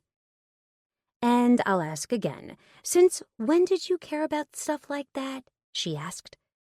Emma had a point. I usually never cared about that kind of thing. Making people upset was never an issue for me, especially if I knew I had a point. And I missed the kids. I really did. I would miss them when I left. But Carter was a businessman. He was driven by his want to succeed in the areas that made him happy, and I couldn't for the life of me understand why he didn't get that. Why he couldn't see that I was doing the same thing. But I wasn't going to let him rob me of the proper goodbye I wanted to give his kids. I was supposed to have another month with him, and instead he swooped in, hired someone else, and shoved me aside like I was nothing. Like I meant nothing. That wasn't happening. Those kids were not going to think I had abandoned them. I knew what abandonment felt like. I knew what it felt like to be forgotten. And I'd be damned if those kids were going to think I had left them at the drop of a hat for something greater. Because that was not what happened. It was time to put on my big girl panties. "Fine. Then that's what I'm going to do," I said. "I'm going to go over there and say goodbye to those kids." "Good for you," Emma said. "Carter isn't going to act like a man-child over this and make it seem like I abandoned those kids." "Fuck him," she said. "He isn't going to throw this temper tantrum and think he can shove me out like that. Yeah. I came in there and fixed his life," I said. "Yes, you did." "I straightened his kids up." "Hell yeah, you did." "I cooked and cleaned and reorganized his entire world. I reevaluated his children's schedules and increased their quality of life," I said. "You're the fucking woman, Natasha." "And I'll be damned if Carter's going to throw that away because he can't be happy for me," I said. "When are you going to go over there?" she asked. My doorbell rang out and I gazed out the window. I saw the moving van outside waiting for my boxes to be packed up. I drew in a deep breath and looked over at the clock still on my wall. We would be done with all of this before lunch. "Now," I said. "Can you handle making sure those boxes get in the van?" "Yes, I can." "Your backpack full?" Emma asked. "Don't touch anything over here that isn't in a box. Otherwise—" "Yes," I said. "Knock 'em dead, Natasha. Trust me." "I kind of want to," I said. 16. Carter. I covered it with anger, but deep down I was heartbroken. After all of the time Natasha had spent with my family and all of the moments we had shared together, she was heading back to Africa, leaving us behind and throwing it all away for some place that left her with nothing but nightmares and pain. I didn't know what she was getting out of it, other than a second chance to do some good. But she was doing good here as well. My kids were flourishing more than they'd ever have. Clara loved school now, and Nathaniel was no longer failing mathematics. Joshua was finding a love for science because of all of the experiments Natasha would do with him on their days off from school. Why couldn't she see that? I could pay her more than a place like that would ever be able to. I could give her medical benefits an organization like that would never be able to afford. She could have a better life here, a better place to live, a safer place to work, less children to look after. Was control what she wanted? Because I was willing to let her reorganize my entire fucking life if it meant bettering my kids. We had all grown to love her. I had grown to love her. I was beginning to convince myself that she could have been the one, that Natasha could have been the woman after my wife that successfully opened me back up to the idea of having a woman in my life. But she was leaving, like it was the easiest thing in the world for her. She was running back off to Africa with no regard as to how my children would have felt about it. No regard as to how I felt about it. The new nanny shocked my children, but cutting it off in one fell swoop was better than prolonging the agony. They were upset for a few days and kept asking about Natasha, but as time went on, they stopped asking. We sank back into a normal routine of me having to wrangle them in the mornings while the new nanny got the lay of the land. Clara went back into a full-time schooling setting because it was convenient for the new nanny's schedule, and the boys became combative over their homework again. But the weekends were nice. Though Nathaniel kept asking if Natasha was still going to come to his soccer games. I wished there was something I could do. I wished there was a way I could stop Natasha from going to Africa. But if she couldn't see after all these months the beauty she had dropped into our world, there was nothing I would be able to do to stop her. I sipped on my scotch as I reclined on the couch while the kids played in the playroom upstairs. I could hear them tumbling about and Clara ordering around her brothers. Nathaniel was kicking a ball against the wall, and Joshua was sliding down our indoor slide. Moments like this used to calm me. The alone time away from work and away from the chaos of my children used to bring me peace. But Natasha had also begun to fill those moments, and now I simply felt lonely. She had ruined that for me, too. A knock came at the front door, and I groaned. I didn't know who the hell it was at my house, but they needed to leave. I closed my eyes and sank into the cushions, hoping whoever it was would leave us alone. But the knock came again, and I knew if the kids heard, they'd come rushing downstairs. I threw back the rest of my drink and set it on the coffee table. I got up and started padding towards the front door as another knock came. I heard the kids cease their movements as I reached for the doorknob, and I braced myself for the running of the bulls. They'd come stumbling down the steps to see who was at the door and poke their nose in business that didn't concern them. I could already hear them running down the hallway towards the stairs. I opened the door, expecting to see a Jehovah's Witness or a Girl Scout. I was ready to tell whoever the hell it was to fuck off. I wasn't in the mood to be preached at, and I didn't want any fucking cookies. Unless it was Natasha coming to say she had changed her mind, I didn't want to see anyone. So when I opened the door and saw Natasha standing there, hope filled my chest. until she opened that beautiful mouth of hers to speak. "I'd like to say goodbye to the kids, please." "I don't think that's a good idea," I said. "No offense, but I'm the one with the early childhood development degree, and cutting someone important out of their life on a dime like you did isn't good for them," Natasha said. "Funny, coming from the woman that left." "They deserve closure. They deserve the best, and you gave them that until you made an alternate career decision," I said. "Now they deserve to be protected, and seeing you is only going to hurt them." "See who, Daddy?" I looked down as Clara shoved her way past my legs. Her eyes lit up when she saw Natasha, and I knew what was coming. She launched herself at the woman as the boys barreled past, their arms wrapping around her waist as they held her closely. "We're so glad you're back," Joshua said. "You missed my soccer game, but I can tell you about it over lunch," Nathaniel said. "When you come back from vacation?" Clara asked. My eyes locked with Natasha's as her face slowly fell. She hugged Clara close before setting her down onto her feet. She hugged my boys individually for a very long time, and I could see tears already lining my daughter's eyes. "You come back, right?" she asked. "Remember all those children I talked to you about in Africa?" Natasha asked. "Yeah?" Nathaniel asked. "Well, they need me," Natasha said. "We need you too," Joshua said, as a tear dropped down his cheek. "You guys are going to do so well. I know it. I've armed you with all the tools you need in order to succeed," Natasha said. "Please come back," Nathaniel said. "Please don't leave us." "But who's going to tuck me in at night?" Clara asked. "Your father, sweetie, just like he's always done," Natasha said. "Then who's going to get me all those books?" Clara asked. "I'm sure your new nanny will get them for you," Natasha said. "We don't like her, Miss Natty. We like you," Nathaniel said. "Don't you like us?" "Of course I do," Natasha said. She looked up to me for help, but I wasn't going to give her any. I knew my kids. This was why I had done what I'd done. I didn't hire a new nanny the next day out of spite like she probably thought. I did because it was the easiest transition for my children.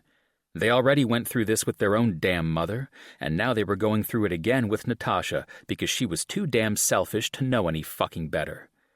And when she left, I would be the one picking up the pieces of my family again. "Please don't go," Joshua said breathlessly. "We'll be good." "This has nothing to do with you guys being good or bad," Natasha said. "But I have an opportunity to help lots of kids. Kids who don't have a daddy like you do, or the money that you do, or the opportunities you guys already have." "Then we'll come with you," Nathaniel said. "You guys can't come with me," Natasha said.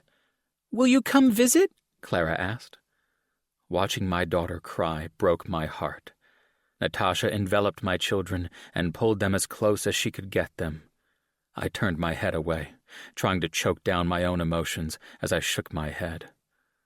Hopefully she learned a fucking lesson from this. The rational mind of me knew they were resilient. This would hurt them now, but as the days went on, they would heal. Children were wonderful that way, always healing and forgetting better than adults ever could. But watching them cry into a woman I wanted to stay, a woman I wanted to keep waking up to and enjoying life with, it was a little too much for me to handle as well. "That's enough," I said, as Natasha looked up at me. Her watery eyes flickered up to mine before she released my children. "When are you leaving?" Nathaniel asked. "My plane leaves for Africa in 3 days," Natasha said. "Will you come back and play with us one more time?"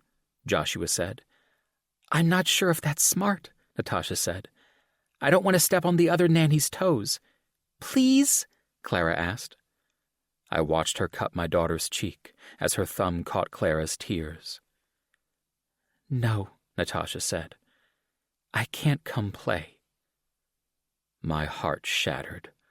My daughter turned to me and wrapped her body around my leg. The boys took a step back, like they'd been slapped across the face. I had no idea how I was going to pick up these pieces. I watched Natasha stand as a tear fell down her cheek. I thought about offering to take her to the airport, but I knew it would be too hard to say goodbye. If the kids found out I had seen her and they hadn't gotten the chance to, it would kill them. It would make them sadder and angrier than they already were at the situation. And it wasn't a guarantee I'd be able to let Natasha go if I went with her. "I'm sorry," Natasha said breathlessly. I shook my head as a haphazard smile crossed my cheeks. "Good luck," I said. "And I mean that." "Do you?" Natasha asked. "Do you really?" My eyes connected with hers, and my heart sank to my toes. She had captivated me in every single way my wife had, intellectually, mentally, emotionally, physically. She was everything I could have asked for the second time around. Hell, she was everything I could have asked for the first time around. I took a step forward as my children released me. I watched Natasha take a step back before her body stopped. I leaned forward into her cheek and puckered my lips, then kissed the tear trail on her face. I wiped it away with my lips before our noses nuzzled together, then our foreheads connected. I breathed her in one last time before I stepped back to be with my kids. "Have a safe flight," I said. Then I ushered everyone into the house and left her on the porch.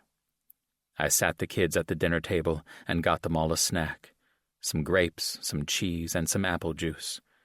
They were all emotionally drained. We all were, really. I could see the anguish in their eyes and the defeated stance of their shoulders. They mindlessly ate as I leaned against the kitchen counter, my mind reeling from what had happened. Should I go after her? Should I beg her not to go? I grabbed an apple from the fruit holder and walked into the living room. I peered out the window and saw Natasha's car still sitting there. I furrowed my brow as the car rocked on its chassis, swaying side to side. Then the movement stilled and the car started up. I watched her car until it disappeared out of sight, down the hill of the driveway and onto the main road. She was gone.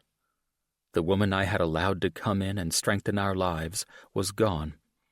And on one hand, I could have told her no, that she couldn't have taken the job because she was working with me. But I was her employer, and unless I had a good enough business reason to keep her with me, I couldn't deny her want to quit. But part of me wished I had. Part of me wished I had found a reason to keep her around.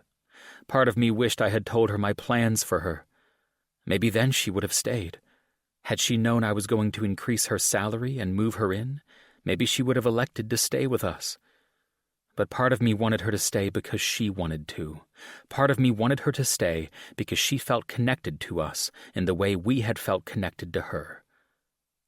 And it was obvious she wasn't. "Daddy?" I turned around at the sound of Nathaniel's voice. "What is it, buddy?" I asked. "Could we go visit Miss Natty in Africa?" "I don't think so, buddy. She's going to a really dangerous part of the country," I said. "But Mom always wanted to go to Africa." "How do you know that?" I asked. "I remember her asking about it all the time," he said. I held my arm out for my son, and he cradled himself against me. I bit into my apple as I gazed out onto the empty pavement. That place had been filled with Natasha's car for the past 10 months, like it had been cemented and laid specifically for her to fill. I heard Nathaniel sniffle, and it caused me to tighten my grip around him, hoping that if I held him closely enough, I could suck the sadness out of him and transfer it to me. "Why did she leave?" Nathaniel asked, and it killed me that I didn't have an answer for him. "I don't know, buddy," I said with a sigh. "I really don't." 17. Natasha. I immersed myself into packing up the last of my things so I could forget about my encounter with the children. It didn't go at all like I thought it would. And now I had a clear reason as to why Carter had done what he had done. I thought he had hired the new nanny out of spite, but really, it had been to spare the emotions of his children. It didn't occur to me that they would beg me to stay, that this would have somehow been hard on them. With all the changes of nannies they'd had over the course of the past 3 years, I figured this would be another easy transition for them. But it wasn't. I loaded up the last of the boxes in my car and took them to the storage unit. I was set to leave for Africa in the morning, which meant I had to turn my keys in to the front office before I left. I needed to dust and scrub down the bathroom as well as mop. I wanted there to be no issues with me turning the apartment back over to the complex so I could cut ties cleanly and easily. I didn't want to remember any of this. I didn't want to remember how much this hurt. I stashed the rest of my things in the apartment, then put my suitcase in my car. That was it. Except for my laptop bag and the 3 blankets I was using to sleep on the floor, that was all she wrote. I sighed as I brought out the last of the cleaning supplies I had. Then I swiftly got to work. I dusted down the ledges and washed the windows. I scrubbed the sink and the tub and even the toilet. Sweat was dripping down my face and my thighs were chafing. I opened some windows to get air circulating when my head started to grow dizzy from the cleaners. A knock came at my door and I groaned. My back hurt and my feet were sore and I still had the floor to mop. The knock came again, only this time it was more frantic. So I put down my scrubber, wiped my hands on my shirt and headed for the door. I whipped it open, fully expecting to see Emma. I knew she was going to stop by at some point in time today for one last girls' night before I left. I drew in a deep breath and brushed my sweaty hair back from my face, my eyes connecting with the feet outside. But the feet I saw weren't feet connected to Emma. They were feet connected to Carter. I slowly panned my gaze up and saw him standing there. With his beautiful eyes and his luscious hair and his strong jawline and his stoic features. He was in a tailored suit that clung to his body with a tie that begged for me to grasp it. And his eyes were locked onto me. "What are you doing here?" I asked. "Can we talk?" I looked back into my barren apartment before I nodded. "I don't have a place to sit, but sure," I said. I ushered Carter in, and his eyes took in my apartment, void of any furniture or decorations and reeking of chemicals. He stood in the middle of the room, his eyes flickering along the bare walls and the crisp, clean windows. "Don't go," he said. His words were like a punch to my gut. "What?" I asked. "Don't go," Carter said. "Carter, this is my dream job," I said as I shut the door. "I leave in the morning." "I'll make whatever calls necessary. Just don't go. Don't leave us, Natasha." "Carter, I can't do that," I said. "Yes, you can. I'll give you anything you want. Any pay, any price, you name it, and it's yours." "It's not about the money," I said. "Then what is it about? Is it about helping children because you are helping mine? Is it about control? I'll give you total control over the entire damn house. You want to see my finances? I'll let you have them. You want to move the kids into another school district? I'll buy us a new house." "What are you talking about?" I asked. "I was going to ask you to move in," he said. I felt my jaw drop as he took a step towards me. "That night, when we had dinner, I was going to offer to make you a live-in nanny. Same benefits, more pay, and more control over the environment. You'd have your own key, your own bedroom, your own entrance, your own rules. Everything." "That's a very generous offer," I said. "And it's still on the table, Natasha. It's still there. All you have to do is say yes." I couldn't form the words to speak as he took another step towards me. "I'll do everything else if you simply agree to stay." Tears welled in my eyes as I shook my head. My gaze lopped off to the side as Carter closed the gap between us. My eyes fluttered close as my hand slid up his torso. I felt the swell of his chest panting as his hands fell to my hips. Holy hell, his touch was electric. shivering. My sweat dripped as the side of my head fell into his body. He wrapped his arms around me and pulled me close, and I could feel his heart beating, thumping loudly at an exponential rate. "I'll give you anything you want if you just agree to stay," Carter said. I lifted my face to him, and I was met with a pair of lips upon my own. Carter's tongue swiped against my chapped lips, and my body caved to him. Our tongues collided as I wrapped my hand up in his tie, and his arms drew me closer. I could feel his cock growing against me. I could feel his fingers digging into my excess. My head tilted to the side as I backed him into my room, my foot jutting out to kick the door closed behind me. He wanted me to stay. With him. For him. And I couldn't do it. But I could do this. Love him. One more time, all night long. I fell to my knees and ripped his belt from his belt loops. My hands were trembling as Carter rested against the closed door. His hand was already twisted in my hair, his eyes hot on my face as I pulled his pants down his legs. I released his throbbing cock, and it stared at me. Dripping with its angry tip, and the protruding vein at the bottom taunted me. Called to me. Begged for me to swallow it whole. I wrapped my lips around it, tasting his pre-cum as it painted my tongue. His groan filled the small room as his hips jutted out, thrusting his cock all the way down the back of my throat. I gagged around his girth as my hands wrapped around his thighs. My nose nuzzled his trimmed curls as his hand twisted tightly in my hair. He tasted divine. It was another thing I would miss about him. "Natasha. Shit." I moaned around him as he began to fuck my face. "Fuck. Oh my. Natasha. Yes." His legs were flexing with every thrust. Drops of pre-cum were sliding down my throat. With every thrust he made, his dick pulsed against my teeth. I hollowed my cheeks out, swirling my tongue around the tip of his cock as his head fell back into the door. "Holy shit," Carter said breathlessly. "So good." I released him with a pop, and he ripped me up onto my feet. He gathered me into his arms as he towed out of his shoes. We fell to the floor with a thud, crashing against the blankets I had cushioning my sleep at night. His mouth was all over me, nipping at my neck and mouthing at my clothed breasts as his knees parted my legs.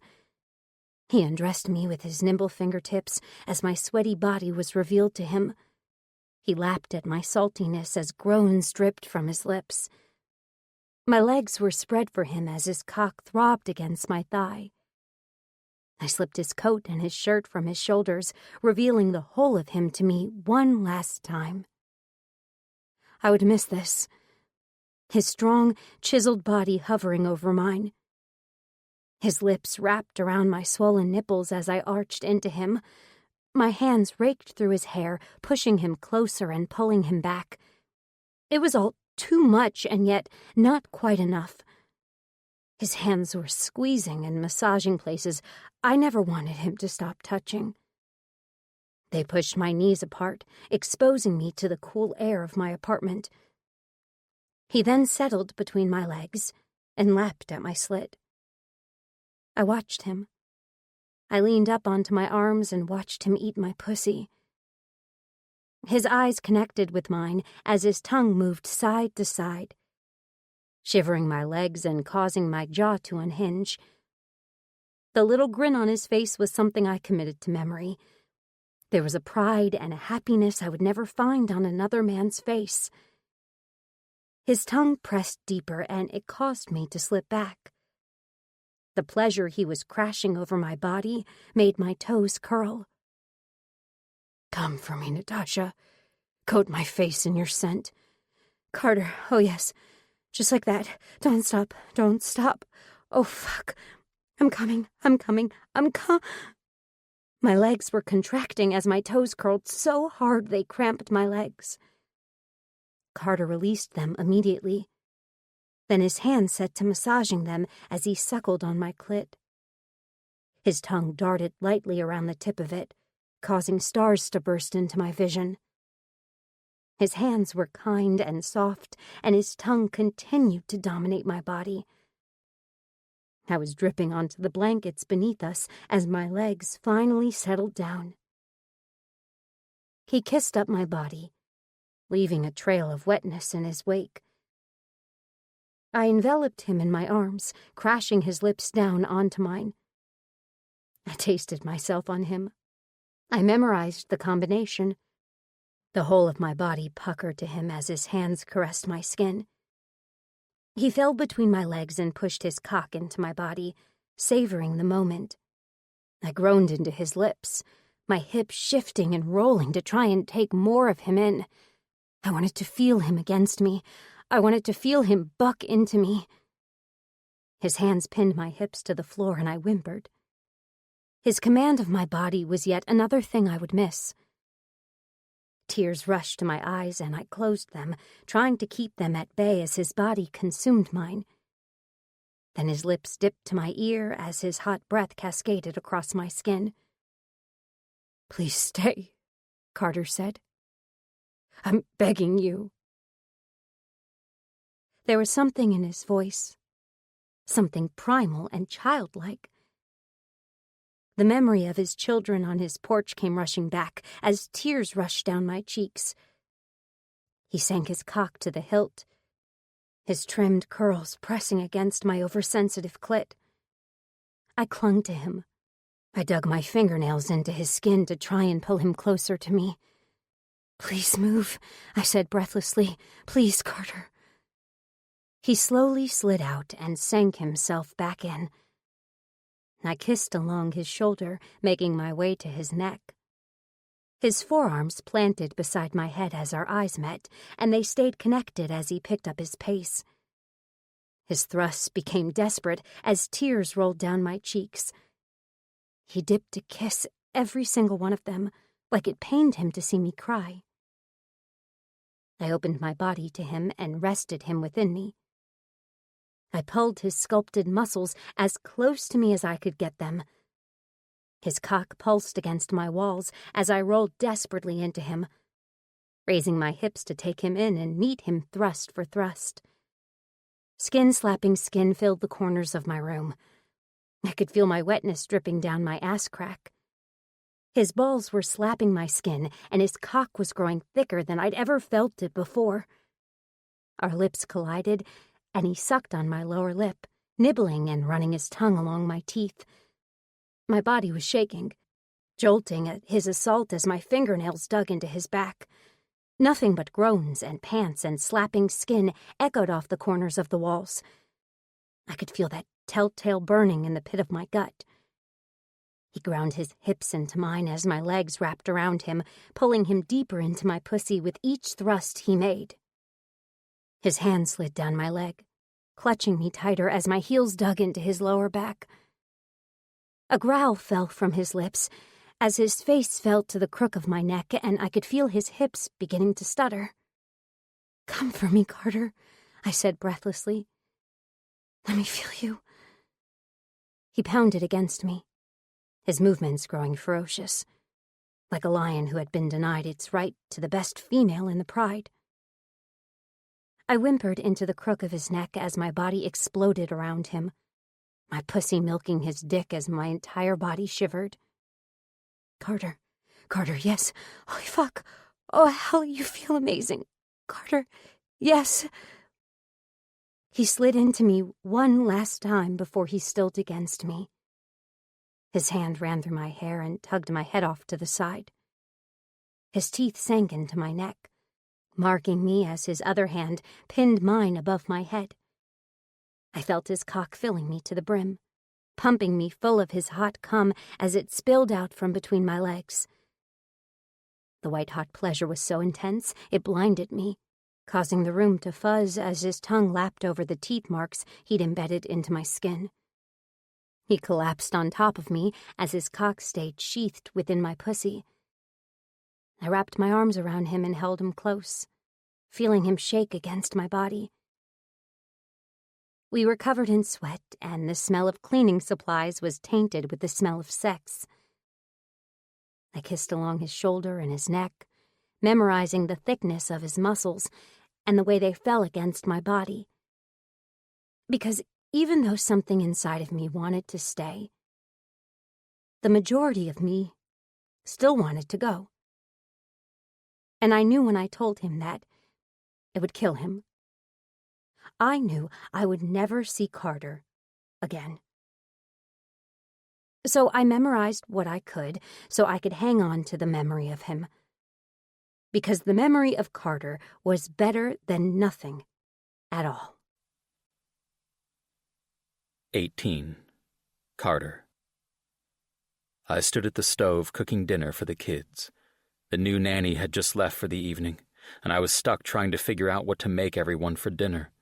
It hadn't been something I'd had to worry about in months, and now the concept seemed foreign to me. It felt foreign to not have Natasha with us. Daddy? Yes, Clara? I miss Miss Natty. I miss her too, sweetheart. Why won't she come back? Nathaniel asked. Because she's following her dreams, buddy, I said. Can't she follow them here? Joshua asked. She can't. She had to be in Africa to do what she wants to do. That's stupid, Nathaniel said. You watch your language, I said. I stirred the macaroni and cheese as the kids sat silently at the table. The new nanny wasn't terrible. She was in by 7 in the morning to get the kids fed and off to school. Then she picked them all up, brought them home, and helped them with their homework. I kept an eye on a few of the things Natasha had taught me to look out for. The boys' moods when they got home from school, and Clara's exhaustion levels by the end of the day. Clara seemed to be handling full days at school better, but the boys were exhibiting signs of being too tired from their school days. I made a mental note to tell the nanny to let them nap after school. What's for dinner? Joshua asked. Macaroni and cheese, apple slices with peanut butter, and milk, I said. What kind of macaroni and cheese? Nathaniel asked. The kind from the blue box, I said. Oh, Joshua said. You guys don't want mac and cheese? I asked. That's fine, Nathaniel said. What is it, guys? You can have whatever you want, I said. When you said macaroni, we thought you meant Miss Natty's, Joshua said. Does she make it differently? I asked. Miss Natty boiled noodles and made it herself, Clara said. Of course she did. Well, guys, I don't know how to make mac and cheese from scratch, I said. Could we call Miss Natty and get the recipe? Nathaniel asked. Oh, we could say hi, see how she's doing, Joshua said. We call Miss Natty? Clara asked. I sighed at the stove as I continued to stir the noodles. You guys, Natasha's not coming back, I said, and we have to be okay with that. She has a dream she's following, and we need to respect that. But don't you miss her? Joshua asked. I do, buddy. Then why don't you tell her that? Nathaniel asked. I closed my eyes as my mind wafted back to that night, the night before she left, where I had gone to her apartment and pleaded with everything I had. Her body had felt so warm and comforting. We moved like two dolphins weaving in and out against the sea. I had taken her over and over, held her in my arms and made her come until she begged for mercy. But even after I reminded her of our chemistry, and even after I had taken her out for one last dinner that night, she still said no. She still left the next morning to go to Africa. Nathaniel, you remember that dream you told me about? I asked. What dream? He asked. The dream about you making your first soccer goal. Yeah, I remember. What if someone was asking you to give up soccer before you made that first goal? I asked. How would you feel? I'd tell them to let me make my goal first, then I'd do what they wanted me to do. But you wouldn't give up your dream, right? You wouldn't quit before you made that goal? No, he said with a sigh. Then why are you asking the same of Miss Natty? I asked. I don't like it when you're right, Joshua said. A grin crossed my cheeks as I chuckled. In this particular circumstance, I don't like it either, I said. But Natasha has a plan for her life, and we can't expect her to give up that plan because we want her. Need her, Clara said. I turned around and looked at my daughter as her eyes connected with mine. We need her, Clara said. I know we do, I said.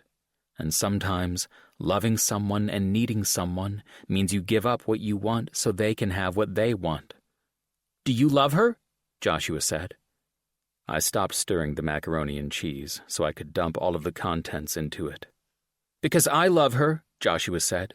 Me too, Nathaniel said. Me 4, Clara said. You mean 3, Joshua said. No, Daddy's me 3, Clara said. Tears lined the rims of my eyes as I stirred the milk, butter, and cheese powder into the pot. She's right, I said. I am me 3. Did you tell her that? Nathaniel asked. Tell her what? I asked. That you loved her, Nathaniel said. I didn't. Why not? Joshua said. Because I didn't want to make things harder on her than they already are. This decision for her wasn't easy, and we have to respect it.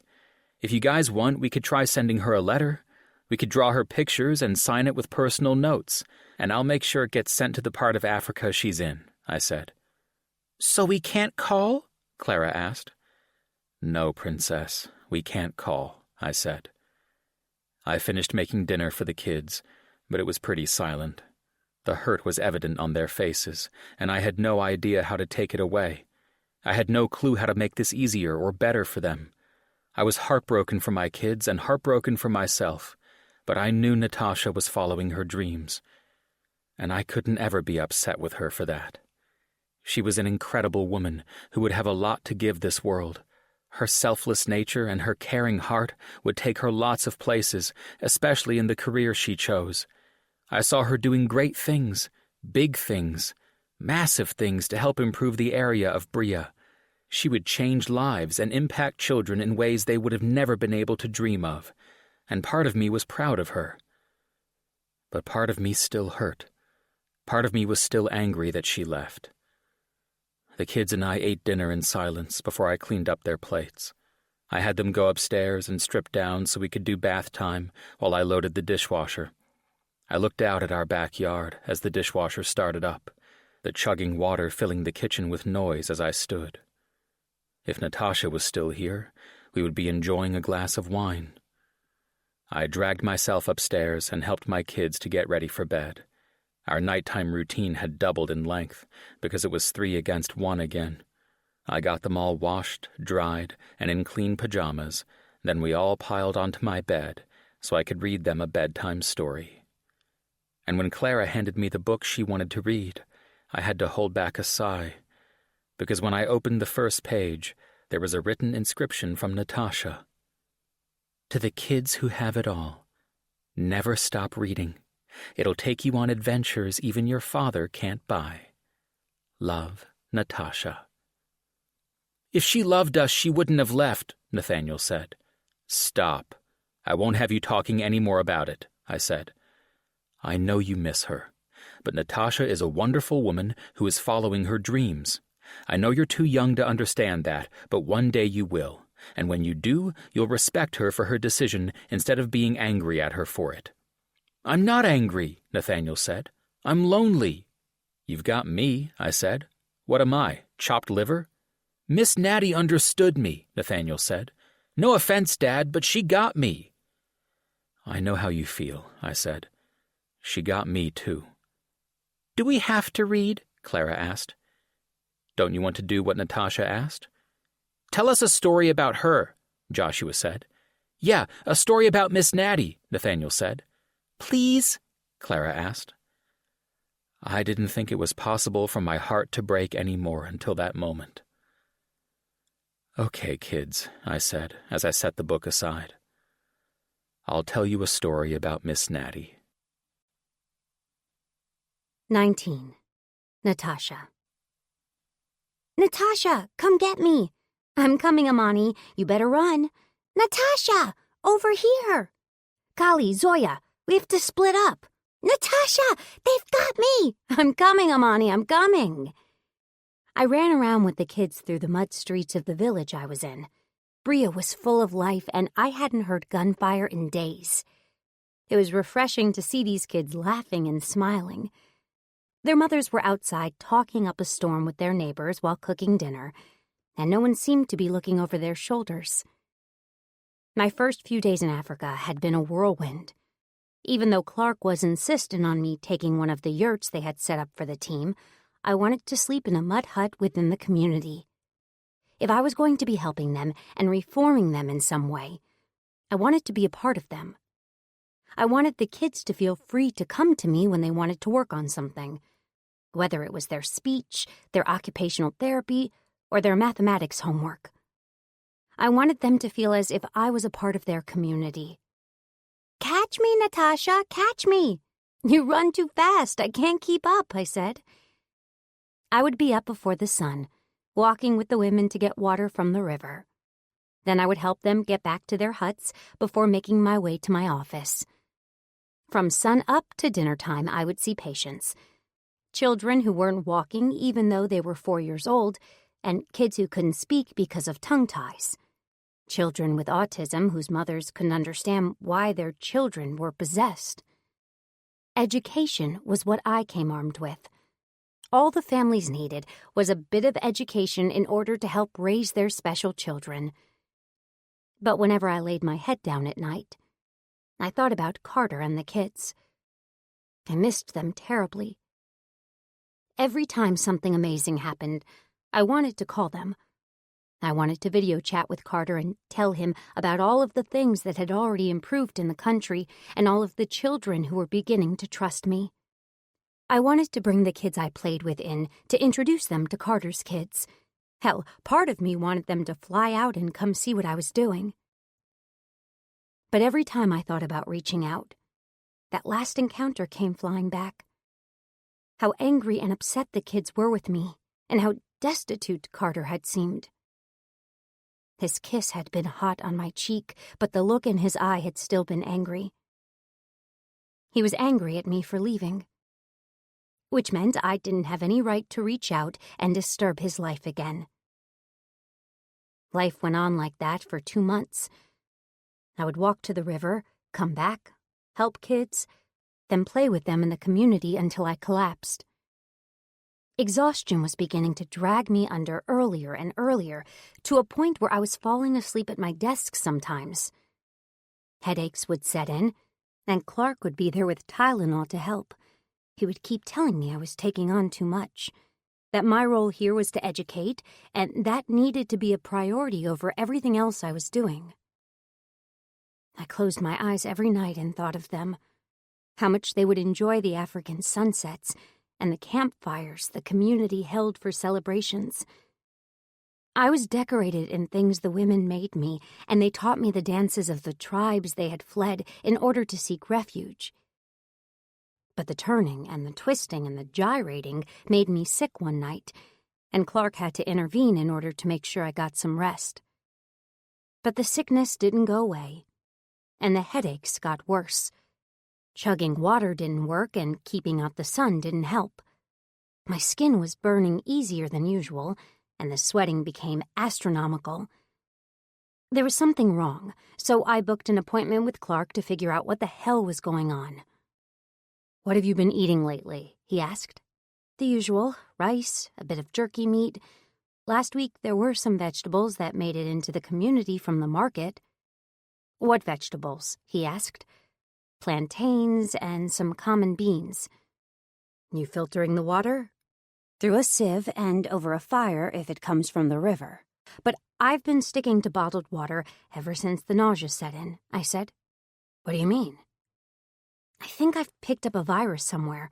The headaches are getting worse and my nausea hasn't really gone away since the campfire. I haven't thrown up, but it's been rolling my stomach." "That's enough for me to warrant some blood tests. Your blood pressure is a little low, but that might be because you're constantly burning the candle at both ends, and you can't do that shit here." "Don't get upset with me, Clark. You know how I am." "Full speed ahead." but your body's giving you signs that you need to slow down. Listen, or you can't stay here to do your job." And as much as I hated it, he had a point. He gave me a bottle of water and handed me a meal bar. I snacked on it as I sat in the tent, waiting for his basic blood testing to be over with.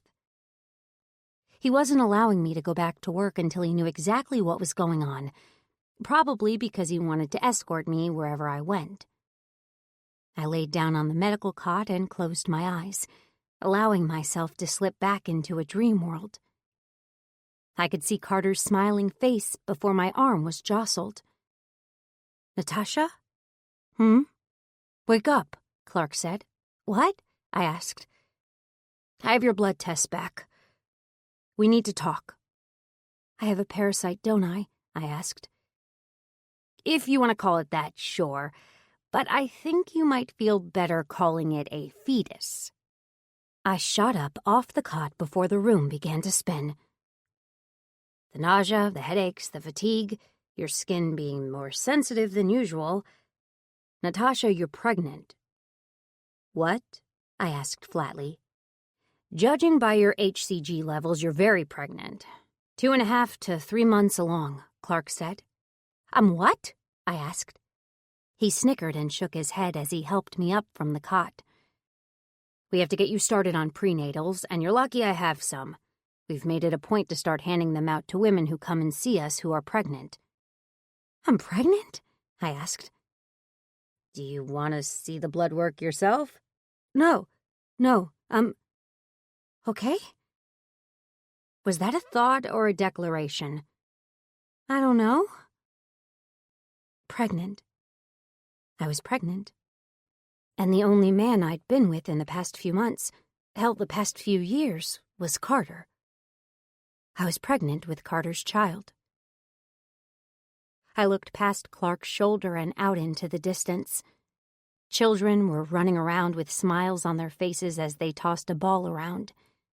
There was a fire going where women were making more meat jerky from the animals. A few of them went out to hunt, and the community was alive, thriving. Children were talking in full sentences, and classes were starting up to educate the women of this new tribe of misfits on how to take care of those around them. I wanted to stay, but a part of me wanted to go as well. The school where I was working was the perfect job for me. I got to make a difference, influence lives I wouldn't otherwise touch. But I was also growing a child who needed my comfort, my care, who needed me to be happy and stay healthy. I couldn't work a job like this the way I wanted to if I was going to succeed. I couldn't continue running the schedule I had set out for myself with my body constantly rebelling the way it was. This was my out. This was how I could approach Carter again. This was how I could build the life I saw in my dreams. "Clark?" I asked. "Yep." "I quit," I said.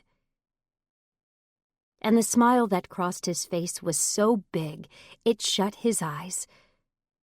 "I'll get you some prenatal vitamins and a basic internet hookup so you can tell the board about your decision," he said. "And Natasha?" "Yeah?" "It's been an honor. I know they'll never forget you."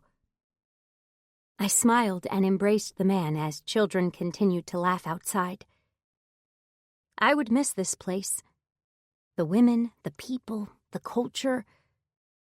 I would come back to see them, to see how they were doing and how they were flourishing in life. But I had to go back. I left the tent and started back for my hut. The kids came running up to me and tugging on my hand, but I told them I had to go get some rest, that I wasn't feeling very well. The women of the tribe kept bringing me things to help me feel better, teas they had mixed up and drinks they had steeped to help with my nausea. Mud they blessed and smoothed over my skin to help with the burns, and their form of acupuncture that was oddly relaxing. They were so giving and so loving and so beautiful. Holy hell, I would miss them. I slipped off into a slumber with my skin coated in mud and fragrant teas filling my hut. I opened my eyes to see Clark sitting at my side, a bottle of prenatal vitamins in his hand. I heard people bustling outside my tent and drums beating off in the distance. "I told the tribe, and they want to bless you and your child on your journey together," he said. He helped me up from my cot and helped me out of my hut. A woman threw some necklaces around my neck before someone else draped animal skins over my shoulders. They danced with me towards the fire and created a circle around me, then began chanting and singing in their native tongue. It brought tears to my eyes as they laid hands on me, rejoicing in the life growing within my body. I allowed the tears to flow, taking the mud mask along with it as I rose my hands to the sky and danced alongside them. I knew I would never forget about them, the joy they brought me and the life they filled me with. The happiness on their faces, even with the lives they had led, was inspirational. Everyone in the village took time out of their evening to celebrate with me, to depart on me their words of motherly wisdom before embracing me in their arms. They had impacted me in a way I would carry for the rest of my life. All I hoped now was that Carter and the kids hadn't forgotten about me, because I really had no idea how they were going to react to any of this. 20. Natasha. It took a few days to get an internet signal powerful enough to send the email to the board, but once they received it, a satellite call came through. The board was ecstatic over my pregnancy, but they did give me the option of sitting on the board since I was coming back stateside. I told them it was a generous offer and that I would consider it. But I had at least one other person who now had a say in what I did. Carter's opinion mattered. Not that it hadn't before, but I was carrying our child. What I did and the path I chose directly related to him now, which meant I needed to have a conversation with him about it first. I was thankful that the board understood, and they said they would be waiting for my email. I packed up my things and was on the first flight back into the States. I flew directly into San Francisco and headed straight for Carter's house.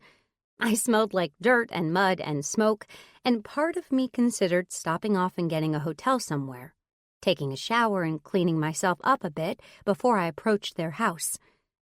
But I was too anxious to waste another second. I needed to know if he was going to do this with me, or if I was in this alone. If I was in this alone, I could do it in Africa. I would need special provisions that would most certainly come out of my paycheck, but that was what I would want. To work with those kids until my pregnancy forced me back into the States. I would sit on the board and raise my child until they were off to college. Then, I would go back. I had a plan, but it was second to the one I was hoping would pan out.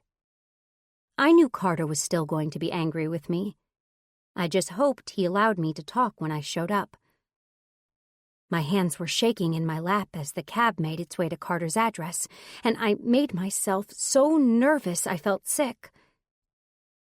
Would he yell at me? Cast me aside?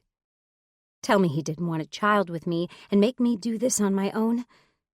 Would the kids still hate me? Would they still be upset with me? My mind was racing with 1,000 different scenarios, and all of them ending in disaster. The cab pulled up to the house, and there were no cars in the driveway. All of the lights in the house were off, and I wasn't sure what to do.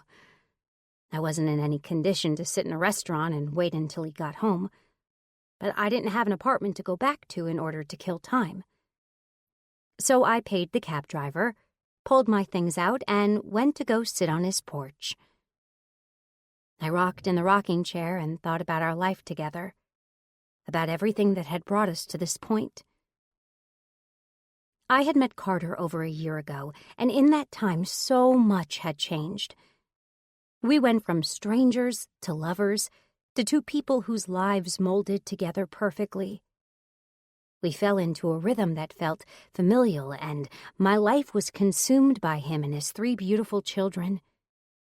They regarded me as one of their own, and in some ways, I thought of them as my own family. And Africa happened again, and I got selfish. Maybe selfish wasn't the right word, but I did misstep.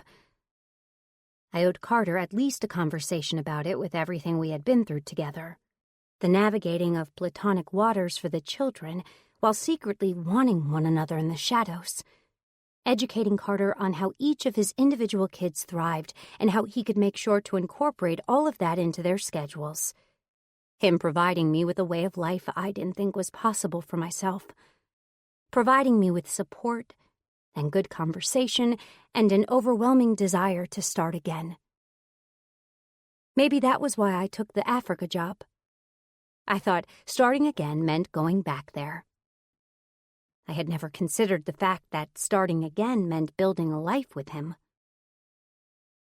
I closed my eyes and saw how my body would change, how it would grow and morph, and how scarred up it would become. I saw myself in the hospital room, pushing and grunting and crying and sweating, begging Carter to make it go away and yelling at him about how he would never touch me again. I felt him kissing my forehead as our baby cried out in the room, filling the hospital with its beautiful sound. I saw all of the kids running around in the backyard. I saw Carter cradling his newborn child in the middle of the night. I saw Clara wanting to snuggle, and the boys wanting to doggy pile, and dinners on the table right at 6. There was homework and daily activities and weekend ball games and wine visits from other mothers. There were weekend getaways where Carter's lips would never leave my body, and moments where I would wake up moaning his name as he sank between my thighs. I felt a tear of happiness streak down my cheek as a sound graced my ears. Rubber tires on cement was heard off in the distance. I picked up my head and wiped at the tear on my face as Carter's SUV came into view. I could see his shocked face through the windshield, but the kids were already throwing their doors open. "Miss Natty! Miss Natty, you're back!" They came running up the porch, and I sprang up from the rocking chair. I fell to my knees and wrapped them up tightly in my arms. Tears fell from my eyes as I kissed every single one of their heads, feeling them bury into me as I fell over onto the porch. Guys, be careful with Natasha." Oh, that voice. That beautiful, rumbling, commanding voice. "Are you staying?" Clara asked. "Can we fire our nanny now?" Nathaniel asked. "Will you come to my basketball game this weekend?" Joshua asked. "Basketball? When did you start playing basketball?" I asked. "A few weeks ago," Carter said. I looked up and saw his beautiful green eyes, twinkling at me as he held out his hand. I reached up for him, and he helped me to my feet as the kid slid from my grasp. His touch still sent shivers up my skin. Now that I was standing in front of him, I had no idea how to speak. I lost all forms of communication as I stared up into his eyes. Tears continued to brew and fall, and his smile soon morphed into a curious concern. He cupped my cheek, and I nuzzled into it before he engulfed me with his arms. "You're back," he said. "I'm pregnant," I said. He whipped up from my shoulder before his eyes dropped to my stomach. I had no idea how else to say it, so it slipped out. I felt like I had been put underneath a microscope. The kids were rushing into the house as we stood on the porch, Carter's eyes taking in his fill. "What?" he asked. "I'm sorry, You're pregnant," he said. "About 3 months, according to Clark." "Clark?" "The doctor I was with in Africa," I said. "You're pregnant," he said. Then I saw a grin bloom across his cheeks. "Holy shit, you're pregnant!" He wrapped me in his arms again and picked me up. He swung me around and I closed my eyes, clinging onto him for dear life. He peppered my neck with kisses and cheered in my ear. My heart felt like it was floating on cloud 9 as I wrapped my legs around his waist. I rose up and our foreheads connected, his breath pulsing on the tip of my nose. I had missed that sensation, that feeling, that smell.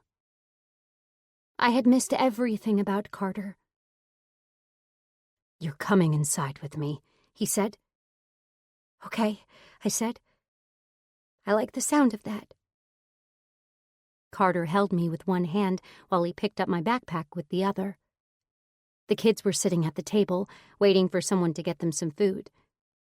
He sat me on the couch and tossed my backpack into a corner, then proceeded to get his hungry kids a bite to eat. Then he sat down beside me and pulled my legs into his lap. "Surprise?" I asked. He threw his head back and laughed, filling the room with the most beautiful sound I had ever heard. "You really are something," Carter said. "Are you upset?" I asked. "Do I look upset?" "Is that a trick question?" "No," he said. "I'm not upset." "I don't have a place to stay right now, but my next stop is to go talk to my previous landlord. Maybe I could get an apartment in the same complex I was at. It was a pretty safe side of town, or you could take me up on the offer I tried before you left." "Offer?" "To move in, remember?" I had tried to block that moment from my memory, allowing it to fade away as if my feelings for Carter could. "Either way, it's in the past," he said.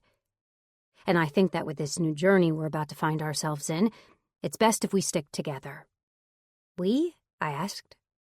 "Yes, we. That's my child you're carrying. Do you think I'm going to let you sleep alone in some apartment while you're pregnant? So, you're going to do this with me?" I asked. "Natasha, what did you think was going to happen?" "I don't know. I guess I was bracing for the worst." Carter gathered me in his arms and my face fell into the crook of his neck. I breathed him in as the children ate, their minds preoccupied with their food. I nuzzled into him and felt his scruff against my skin. How soothing such a rough feeling could be if it came from the right person. "Move in with me," Carter said. "You can have any room in the house, any section of the house. But we should be together through this. I want to come home to you, Natasha." "What if I'm too tired to nanny?" I asked. I felt his lips plant into my forehead, pressing a kiss into my skin. "I'm not asking you to take care of the kids. I'm asking you to be with us," he said. "Then how will I afford things? My stuff's in storage and I'm still paying the insurance on my car." "I don't think you understand me," he said. "I'm taking care of you." "Yes, physically, but not monetarily." "Any way you need," he said. I rose up and hooked my eyes with his before my face grew stern. "You're not paying for my life. That life is mine," I said. "And I would never take that independence away from you, but you're going to be the mother of my child, and I want to take care of you. I want to make sure you've got everything you need. That means paying for medical bills, paying for things our child needs, and taking on your bills so you can be around us without having to kill yourself at a job somewhere." "Carter, I don't know if—" "Will you move in with us?" he asked. I looked up and saw the kids' attention trained solely on me. "They're looking at us," I said. "I don't care," Carter said. "Answer the question." "With them listening?" I asked. "Why not?" My eyes fell to his as my hand cupped his cheek. "Yes," I said. "I'll move in with you." "Then we'll take everything else one step at a time," he said. 21. Carter. I was elated. Take a slow breath and allow this gentle interlude to steady your heart before the story continues.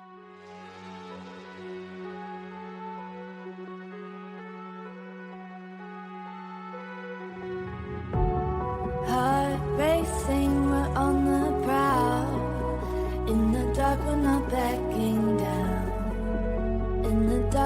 not backing down. Whispers in my ear, you're taking control. I can't resist, you got me in a hole. I can't resist, you got me in a hole. Fingers tracing, you're leading the way. I love this feeling, I can't help but stay. Love this feeling, I'll just stay. Fingers tracing, lead the way. Love this feeling, I'll just stay. Fingers tracing, lead the way.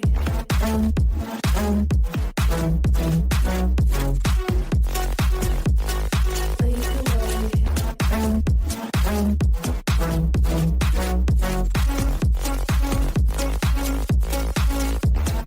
After you, lead the way. I'll follow you. Tonight I'll say. After you, lead the way. Heart racing, we're on the prowl. In the dark, we're not backing down. In the dark, we're not backing down.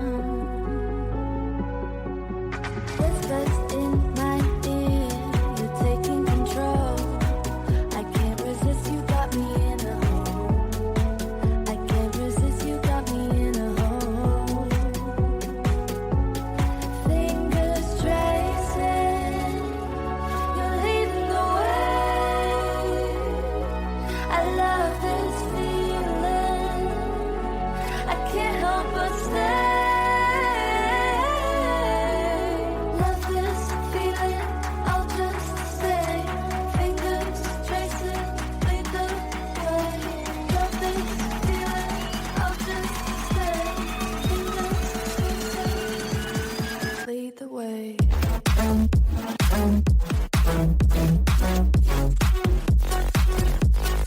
Lead the way.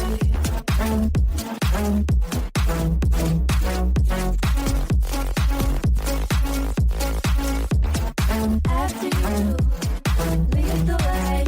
I'll follow you. Tonight I'll say. After you, lead the way. Natasha was back, and she was carrying my child. I cleaned the kids up from their snack and put them to bed, making sure Natasha stayed resting on the couch. She looked exhausted, which was normal for the stage of pregnancy she was in. Luckily, she had me. I had encountered every twist and turn there was to encounter with my late wife when we were having our children, which meant I could help her through the uncertainty and the questions she would have later on down the road. And once I had the kids down for bed, I picked up her backpack and helped her off the couch. "Come on, let's go pick out your room," I said. I walked her through the house and kept tossing doors open, but with every room she found, there was something wrong with it. It was too big or it was too small. "Shouldn't this be the nursery?" Or, "It won't have enough room for my furniture." We made our way upstairs, and I shied her away from the room across the hall from the kids. Her place here was no longer to run after my kids and be a nanny. Her place was resting and being with us in any capacity she wanted. We got down to the end of the hallway, and I had no other rooms to show her. But her eyes were settled on the door to my room. I grinned down at her, and she looked up at me, her eyes filled with questions as they twinkled with the light of the hallway. I reached behind her and shut off the light so the kids could sleep easier. Then I threw open the door to my bedroom. "What do you think about this room?" I asked. "Well," she said, "it is a bit big." "What else?" I asked as I led her in. "The bed is massive, so it'll probably be more comfortable than the other beds." "And the closet space is to die for," I said as I shut the door. "The walk-in closet is nice, but only one side of it is taken up, which is odd. Or convenient, depending on how you look at it." "The bathroom is my favorite from the rest of the ones in the house," she said. I love the walk-in shower and the double sinks. But do you know what my favorite feature of it is? I dropped her backpack at the entrance of the closet before I turned my body towards her. What's that? I asked. There's a certain someone that comes with the room. I strode for her and took her in my arms. I pulled her against me, listening to her gasp. I could feel the pressure of her tightening stomach, her belly button that would grow and morph as the child within her became healthy and strong. I danced my lips against hers, feeling how her body caved into mine. I settled her back down onto the bed as our noses danced together. I think that certain someone enjoys having you here, too, I said. I think I'll take this room, Natasha said with a whisper. I was hoping you would say that. My lips dipped to her neck, and she sighed into the room. My skin began to crawl as I felt her hands rush up my shirt. Feeling her fingertips on my skin again was electric. My cock was aching behind my pants as I towed out of my shoes. Her hips were rolling and her nails were digging in. Oh, her skin was sensitive. I could nip at her and she would tremble against me. I was going to have some fun with this. I lifted her shirt and unhooked her bra from the front. Her breasts came spilling out onto her body, and I groaned at the sight. My tongue darted out and wrapped around her nipple, causing her to whimper as she twisted her hands in my hair. She pressed my face into her breasts, and I peppered her skin with kisses. My hands slid her shorts from her body. Her womanly scent filled my nostrils. I could feel the animal inside of me erupting, the man that had missed this woman for the past 2 months. My nips became nibbles, and my nibbles became love bites. I marked her tender breasts, taking in the way she moaned and gasped at my tongue. I sucked on her tits, pulling them between my teeth and watching her breasts bounce whenever I released. I slid between her thighs and nuzzled against her clit. It was swollen so big it was peeking out from between her dripping folds. I took off her pants and her underwear, discarding them off to the side. Then I threw her legs over my shoulders and slid my tongue up her slit. Her hands curled into the tendrils of my hair as my tongue devoured her pussy. I swallowed down her arousal, taking in all she had to give me. I drank from her fountain of youth, filling my body with an energy I hadn't felt since that dinner she told me she was leaving. That dinner that left me as empty as the moment my wife had died. She panted and rocked against my tongue. My hands wrapped around her thighs and pulled her closer. I breathed in her scent and memorized her taste. I thrusted my tongue into her pussy and allowed her to ride my lips. She was bucking ferociously against me, and I loved it. I loved feeling her grow wanton for me as she lost control of her body. I heard her choking on her pleasure as my tongue pressed into her clit. I flicked it at a frightening speed as her body began to quiver. Her heels pressed into my shoulders and her knees fell off to the side. She was opening herself to me, giving me access to whatever I wanted. And I was going to use it all. I slid my finger into her pussy before traveling down to her puckered little asshole. I worked one knuckle in, hearing her hiss out into the room. I sucked her clit into my mouth and worked another knuckle in, smiling as a whimper fell from her lips. I pressed the rest of my finger in as she shook, then filled her pussy with my thumb. Oh, holy shit! Carter! Oh, fuck! Don't stop! Holy hell! I don't know what... Yes! Fuck that hole, Carter! Don't stop! I pressed my tongue deep into her clit and fucked her holes with my fingers. Her juices sprayed onto my face, running down my chin and neck as she came. I smiled into her, feeling the way she jerked and moaned as her nails raked against my scalp. The way her asshole clenched around me made my cock drip from its tip. Her back fell to the bed, and I slowly worked my fingers out of her body. I wiped them on the sheets next to us. Then I began kissing up her skin. She was jumping with every touch and wheezing from the air she was trying to gasp. My tongue licked her lips, and she sucked on it, pulling me in for a kiss as she tasted herself on my skin. "Oh, Carter," she said breathlessly. "what the hell was that?" "The beginning," I said. It was the beginning. I grabbed her ankles and flipped her over, causing her to squeal. I ran my cock up and down her ass crack, then slid into her pussy. I lifted her hips as I groaned, feeling her walls massage my cock. She was having to readjust to me again. And fuck was she tight. Her arousal was already dripping down my balls. I worked my cock out and slammed back into her, watching her jolt with my assault. I pounded into her, punishing her for leaving and simultaneously racking her body with an ecstasy I knew she couldn't find anywhere else. I reached down and fisted her hair, pulling her lips up from the bed. I wanted to hear the filthy words dripping from her lips. "Fuck, Carter. I missed you. I missed this. I dreamt about you. Every night. I can't. Oh, Carter. Yes, I love you. I love you. I love you. I love you." My eyes whipped open as the words fell from her lips.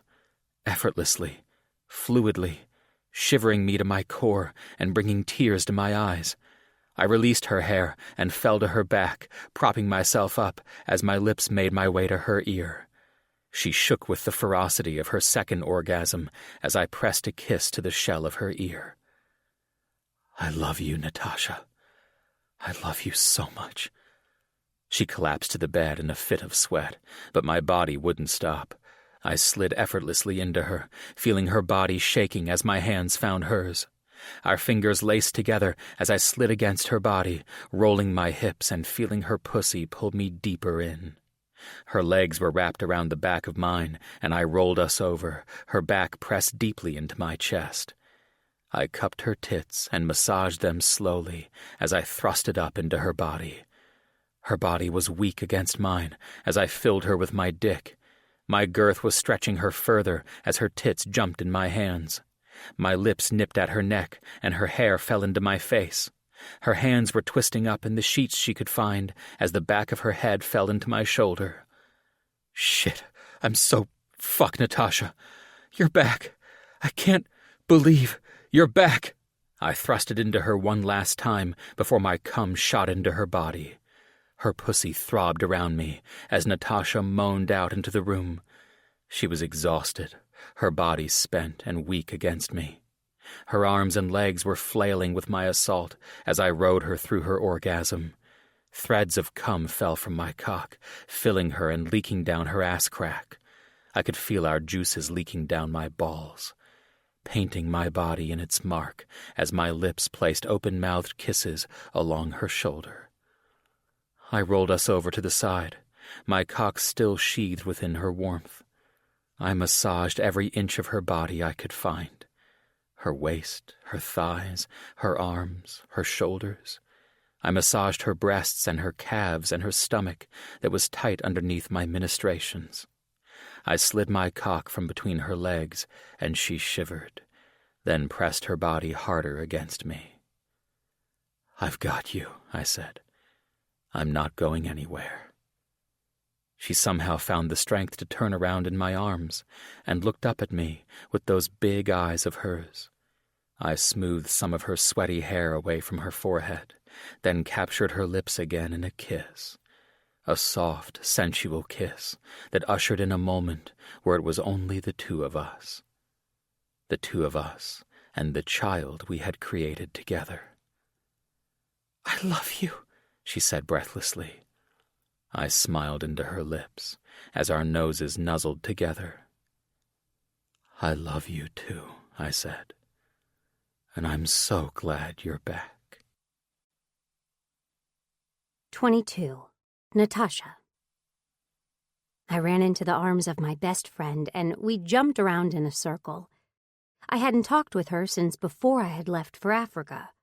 I had been able to shoot her a quick email telling her I had arrived safely, and that was the last time we had any sort of contact. I embraced Emma tightly, picking her off the ground as she laughed heartily in my ear. "This won't be so bad if you're back every couple of months," Emma said. Oh, we have so much to talk about, I said.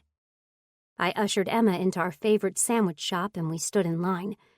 The place was loud and it wasn't the time to have the conversation with her I wanted, so I let her talk my ear off. She was filling me in on the past couple of months and how things were going with her at work. She kept talking about office gossip and all the things that had happened around town, but I was anxious to sit down and talk with her. We carried our trays to a booth and sat down. I got up to get us some napkins while Emma got our drinks. My hands were shaking with nervousness. I had no idea how she was going to take the news that I was pregnant, or the decision I had made in light of that development. I could only hope she supported me instead of chastising me for it. "So, how's Africa?" Emma asked. "It's good," I said. "The area's really cleaned itself up. A lot of the rebel forces were pushed out of the area, and you can see the relief on everyone's faces. Mothers aren't rushing their children inside before the sun goes down, and they feel free to do things the way they want to. Like cook outside and hold celebratory fires and dance and play until the sun sets. That's really awesome." "When do you go back?" she asked. "I don't." Her gaze fixed with mine, and she eyed me curiously. Her brow furrowed in confusion as I took a bite of my sandwich. She set her drink down and relaxed back into her seat, her eyes studying me in a way I'd never seen before. "This was your dream job," Emma said. "It was. Yes." "And you're not going back?" "I'm not," I said.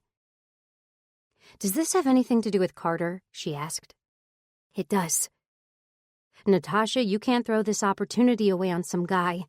I'd never seen you happier than when you told me they had contacted you for that position." "I know," I said, "and I'm going to miss them, but some things are more important." "Like what?" she asked. "Like family." A grin spread across my cheeks as Emma's face dropped. I watched her jaw drop as a big grin spread across my face. She leaned over, her eyes dropping to my stomach as I placed my hand over my belly button. Then she began to squeal. "Oh my gosh, I know, right? You're pregnant!" "I am," I said with a smile. "With Carter's child?" she asked. "About 2.5 months or so along," I said. "Stand up." "What?" "Stand up right now," she said. I stood from the booth and Emma wrapped her arms tightly around me. She picked me up off my feet this time and twirled me around. People were staring and it looked like a manager was about to come over and tell us to shut up, but I didn't care. I was pregnant with the child of a man I'd come to care for deeply, and my best friend was as happy as she could be for me. She set me down on my feet before the two of us took our seats again. "Holy hell, Natasha. You're going to be a mom." "I am," I said. "How do you feel about that?" "It's not the plan I had for myself, but it's still a good one." "Have you told Carter about it yet?" "That was the first place I went after I got back into town yesterday. I went and sat on his porch until he and the kids got home." "Holy shit, the kids. Do they know?" "Not yet. We're waiting until I move in to tell them," I said. "Wait. You're moving in?" "It was his idea," I said. "You're not going to be watching those kids full time, are you?" she asked. "We haven't gotten that far, honestly. I haven't been feeling very well since I got back. Carter tells me what I'm feeling is normal, since he's done this 3 times already. But it seems a little extreme." "What do you mean? What's going on?" "Do you have a doctor's appointment anytime soon?" she asked. "I do. We have an appointment this afternoon with a top-tier OBGYN. "Wouldn't expect anything less from the rich guy. That where you're headed after lunch?" "It is. I just feel like my exhaustion is extreme. I mean, I get being tired, but I'm sleeping 10 or 12 hours a night and still dragging ass during the day." "Yeah, that's a bit much," she said. And the headaches, I can't get them to go away. I can only take so much of any sort of over-the-counter pain medication before it starts to threaten the safety of the baby. But sometimes they hurt so badly, my vision throbs. So, no to watching the kids. For now, no. I'm not really capable of it. Then it's a good thing you're moving in with him. Someone will be there to take care of you during all of this. It sounds like a lot. Not just moving in. He wants to help me raise the baby. You know, like a family, I said. When you told me he was moving you in, I didn't expect anything less. I'm not expecting anything of him, honestly, I said. But at this point, you should. You need to.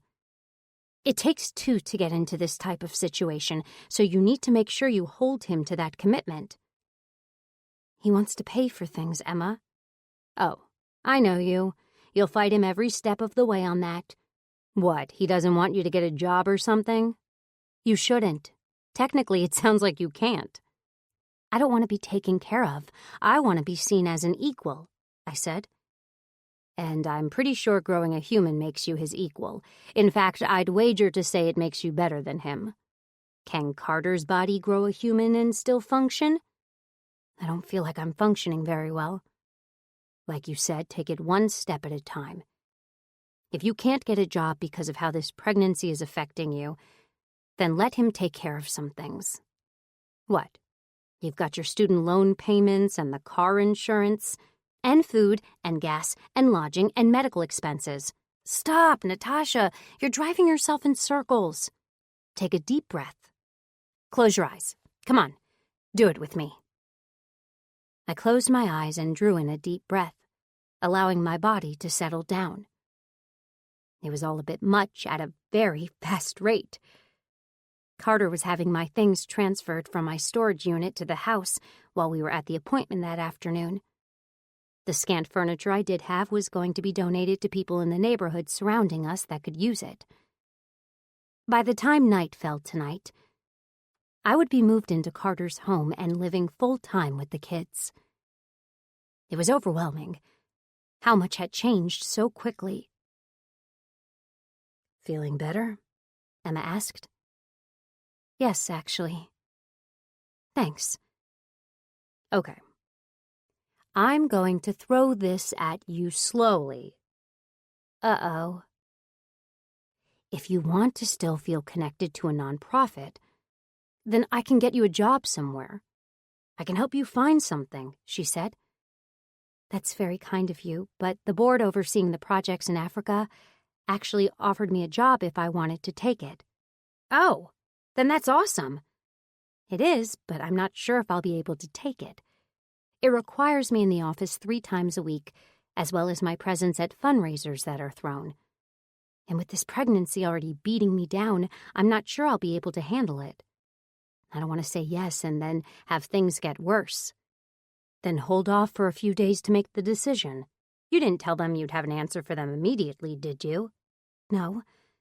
I told them it would take me a few days to get settled before I had an answer. Then hold fast to what you told them, she said. Take the few days. Get through this doctor's appointment. Talk to Carter about it and see what he thinks. Then make a decision and let them know. Okay. I can do that, I said. Natasha? Yeah? I'm really excited for you, she said with a smile. When I stop thinking about all of the other moving pieces, I'm actually really excited too, I said. I finished up my lunch with Emma before I felt a hand fall onto my shoulder. I looked up and saw Carter smiling down at me, and I jumped up to hug him. He held me close and chuckled into my ear before he reached his hand out to Emma. I introduced the two formally and let them talk for a little bit. Then it was time to go to the appointment. I hugged Emma one last time before Carter escorted me out the door. He helped me into my side of the car, then the two of us zoomed off to the appointment. I reached over and took his hand, my body shaking with nervousness. I wasn't sure what to expect at this appointment, but I knew something wasn't quite right. "It's going to be okay," Carter said. "I know you're nervous." "I just don't feel right," I said. "Then we won't leave the office until we figure out why," he said. He held my hand tightly as we walked into the doctor's office. Instead of sitting in the waiting room, we went straight back. There was a private room off in the corner where the doctor was already waiting for us, and Carter shut the door as I stood in the middle of the room. "Carter, nice to see you again. Congratulations," the doctor said. "Thanks, and thank you for meeting us on such short notice," Carter said. "Hi," I said. "You must be Miss Lewis," the doctor said. "I'm Dr. Grayson Bernhardt." "It's nice to meet you, Dr. Bernhardt. Do you, know Carter personally?" "I personally delivered Carter's other children," he said. "Oh, so then you know one another very well," I said. "And I trust him with any circumstance," Carter said. "I hear you've been in Africa for the past 2 months," the doctor said. "I have, yes." "Okay, I'm going to treat this like a physical as well as your first OBGYN appointment. I'm going to take a urine sample. I'm going to listen to your heart and your lungs. I'm going to check certain parts of your body for any mysterious lumps or polyps. Then we're going to draw some blood." "I did have regular checkups in Africa. Do you want me to see if I can get those medical records?" I asked. "With all due respect, I'd like to run these tests first, without any sort of pretense. Then we'll start talking specific prenatals and get you an ultrasound to see what's going on inside." "Okay," I said. "Sounds good." Carter and the doctor stepped out so I could undress, but my mind was spinning. What if I had contracted something in Africa? What if whatever was going on with me was my own doing? What if I had unknowingly placed our unborn child in danger? I felt myself getting sick, and I rushed for the trash can. I pulled the gown closed in front as I heaved into the bin. The door flew open, and Carter was at my side, holding my hair back and rubbing his hand along my arms. I was shaking with fear. My exhaustion was beginning to take over. Vomit was dripping from my mouth as my eyes fluttered closed. "Let's get her on the table if we can," the doctor said. I felt myself being lifted into the air as I spit one last time into the trash can. The light in the room turned off, and that mitigated the headache that was coming on. I could see a bright light flashing in my eyes as Carter's hands massaged my feet, trying to keep me as calm as I could be while the doctor checked me out. Blood was taken and saliva tests were administered.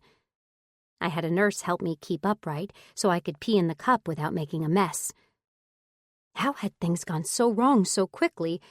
It felt like things were finally falling into place. Tears dripped down my cheek as I laid back down on the bed, feeling the doctor's hands slowly creeping up my legs, my stomach, my sides, my breasts. I must have nodded off because Carter was shaking my arm before something cold fell to my stomach. I jumped and looked down, my eyes ripping open to take in what was happening. I saw the ultrasound wand rubbing some gooey gel along my stomach as a pulsing sound roared to life. "You hear that?" the doctor asked. "That's your child's heartbeat."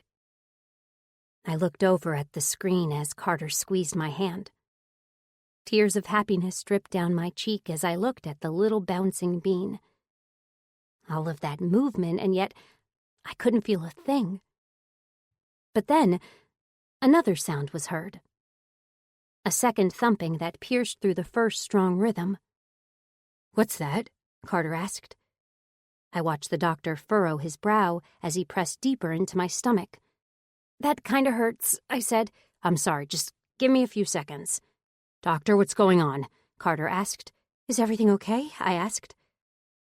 The first thumping sound faded into a second, slower one. My eyes darted over to the screen as Carter gripped my hand so tightly I thought it was going to break. I gritted my teeth and looked through my tears as another bouncing bean appeared on the screen.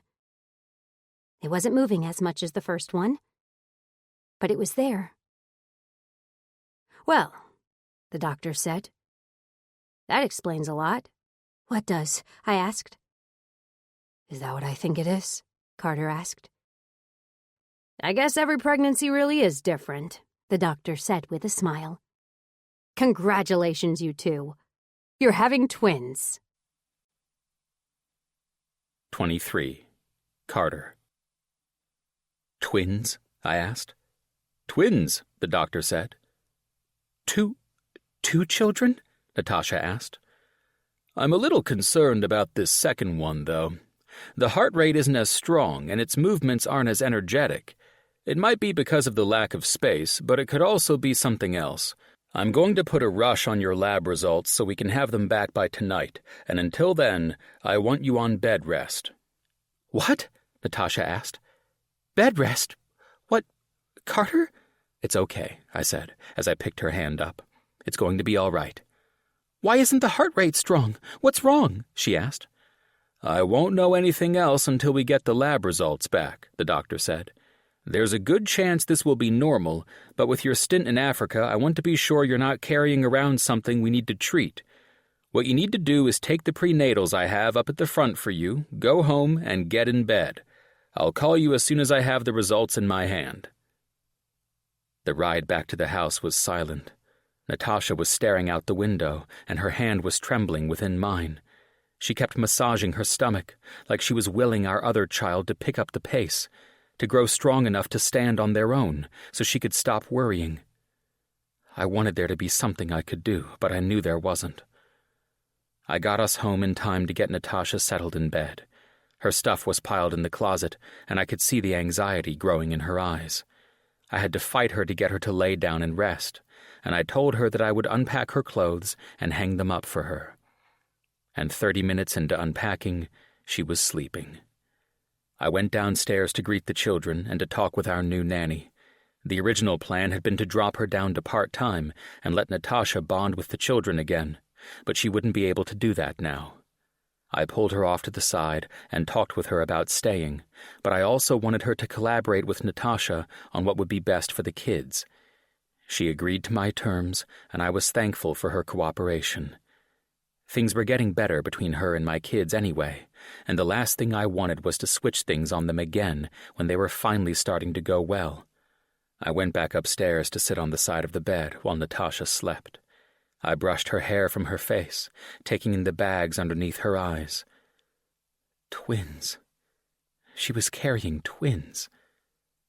I was going to have 5 children. I chuckled and shook my head as her phone vibrated on the bedside table. I waited to see if the sound would wake her up, but her eyes stayed closed. I reached for the phone and picked it up, hoping the unknown number was the doctor. And sure enough, it was. Carter, did I call the wrong number? No, Natasha's been out since we got home, I said. Out as in sleeping, I said.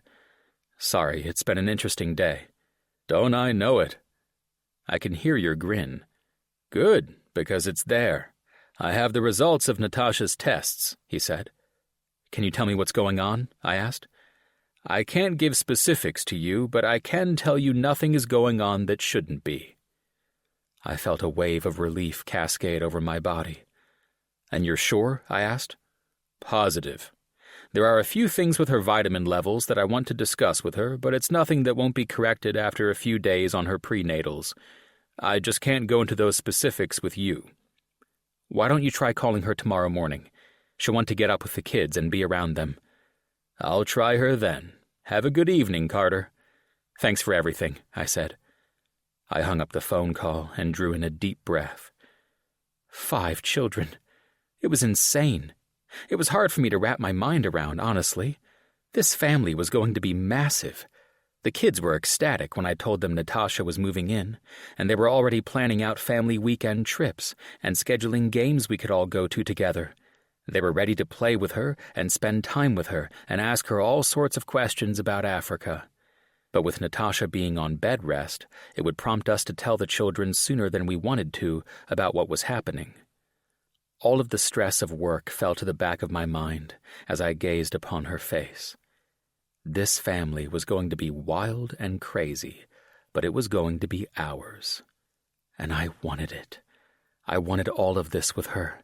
Natasha had come into our lives at a moment of desperation and had saved us from drowning.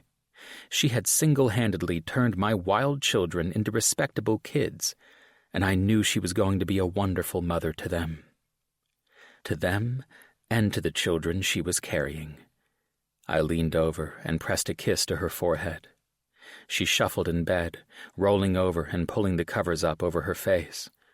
I heard the pitter-patter of little feet coming down the hallway, and I turned my head, watching as my children piled in the doorway of my room. "Can we come in?" Joshua asked. "If you be really quiet," I said. "Natasha's had a long day." I watched my children tiptoe into the room. They climbed onto the bed softly and curled themselves up around her. I got up so Clara could nuzzle beside her, and I made my way to the corner, sitting in a chair as I looked at the scene. Natasha, with her beautiful body and her long locks splayed over the pillow, and my children, curled up alongside her as they wrapped their arms around her.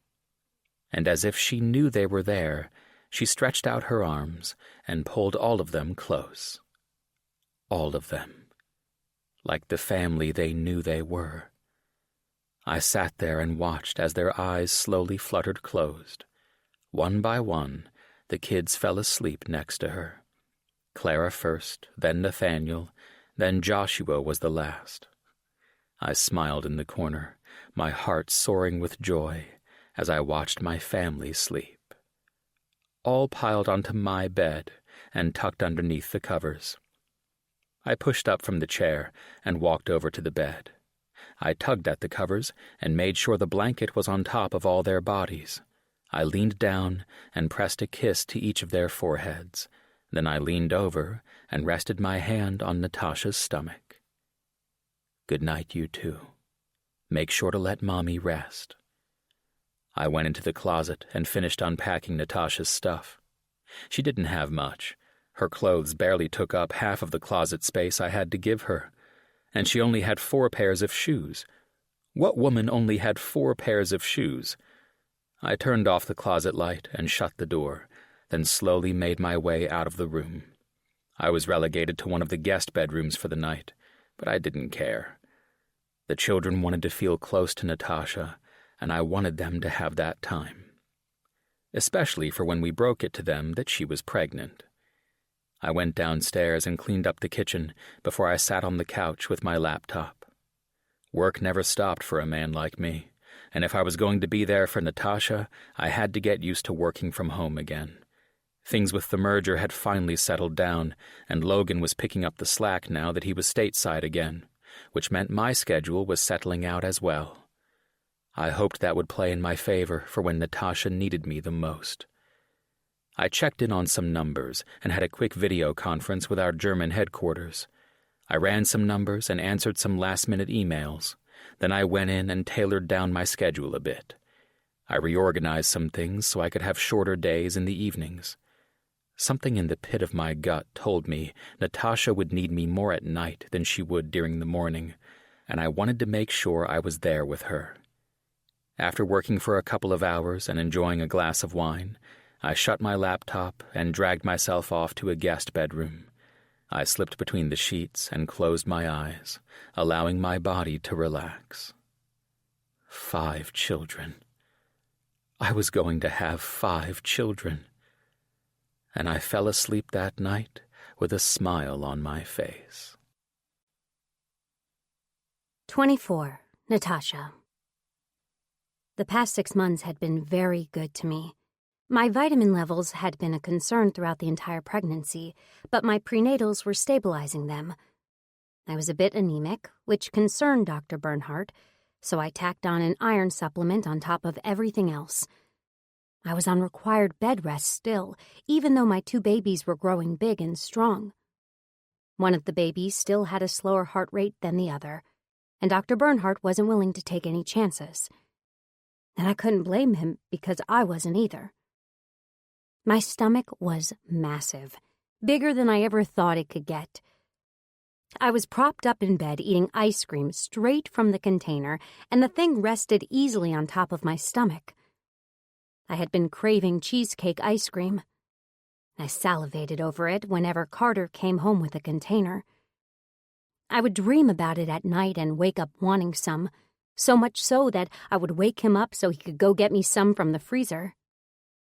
Which was how we ended up with a mini freezer by my bed in our bedroom. The kids had taken the news well as could be expected anyway. Nathaniel was very excited to have more siblings, and Joshua was happy to no longer be the middle child. He kept saying he wanted to have a little brother like his big brother did that he could protect. But Clara was a different story. She didn't take the news as well as we thought she would. In fact, she had burst into tears and ran away from the table. Carter had gone after her to try and calm her down, but she had been in hysterics, crying about how she wasn't going to be Daddy's little girl anymore. It broke my heart to see her so distraught over it. Clara and my relationship was never the same after that night. "She'll come around, honey. I promise." Those were the words Carter kept telling me every time Clara went out of her way to avoid me. She wouldn't let me dress her or put her down for bed. I couldn't make her plate for dinner or pour her drinks. I had to sit away from her in the SUV, which ended up devolving into driving a separate car altogether when we went to go do things. She was now pushing for me to not go at all, and it broke my heart. I rubbed my stomach as the spoon hung from my mouth. Carter was having a late night at work, so the nanny was downstairs trying to wrangle the kids for dinner. I knew she needed help. I could hear the exasperation in her voice. But I knew everyone would be upset with me if I went downstairs and tried to intervene, including Clara. I distracted myself with the television Carter had mounted to the wall just for me. There were movies loaded onto it and thousands of channels worth of cable for me to flick through. I had binge-watched every police procedural, medical drama, and court television show since the 90s. I had lines of movies memorized that played over and over again on certain channels. I had a massive journal of recipes I'd written down from the cooking channel. Hell, I was ready to start smashing walls in the house and redecorating after days of watching the Home and Garden channel. But a small pair of footsteps coming down the hallway caught my attention. "Hello?" I asked. "That you, Joshua?" The door to the room slowly slid open and revealed Clara standing at the doorway. I was shocked she was there, but my heart reached out for her. Was she okay? Was something wrong with the nanny? Had something happened to one of the boys? "Come in?" Clara asked. "Of course you can, sweetheart. Come here," I said. I held my arms out for her and she got a running start. She jumped up onto the bed and crawled quickly towards me. She threw herself at me and straddled my stomach, and I wrapped my arms around her tightly. I could feel her crying into my neck as I choked my own tears back. "What's wrong, sweetheart?" I asked. But all she did was continue to cry. I held her as close as I could get her. I pressed kiss after kiss into the mess of hair on her head. The nanny poked her head in and held her arms out, but I shook my head and shooed her away. I hadn't held Clara in my arms for months. And if this was the only time I was going to get, then I wasn't going to hold her to a bedtime. Her sobs quieted down as I rubbed her back rhythmically. Her shoulders were shaking, and she was drawing in shaky breaths. But her tears were running dry. I scooted her closer to my body, trying to get her weight off my stomach so I could hold her more comfortably. Then she slid off to the side and landed in the crook of my arm. "Would you like some ice cream?" I asked.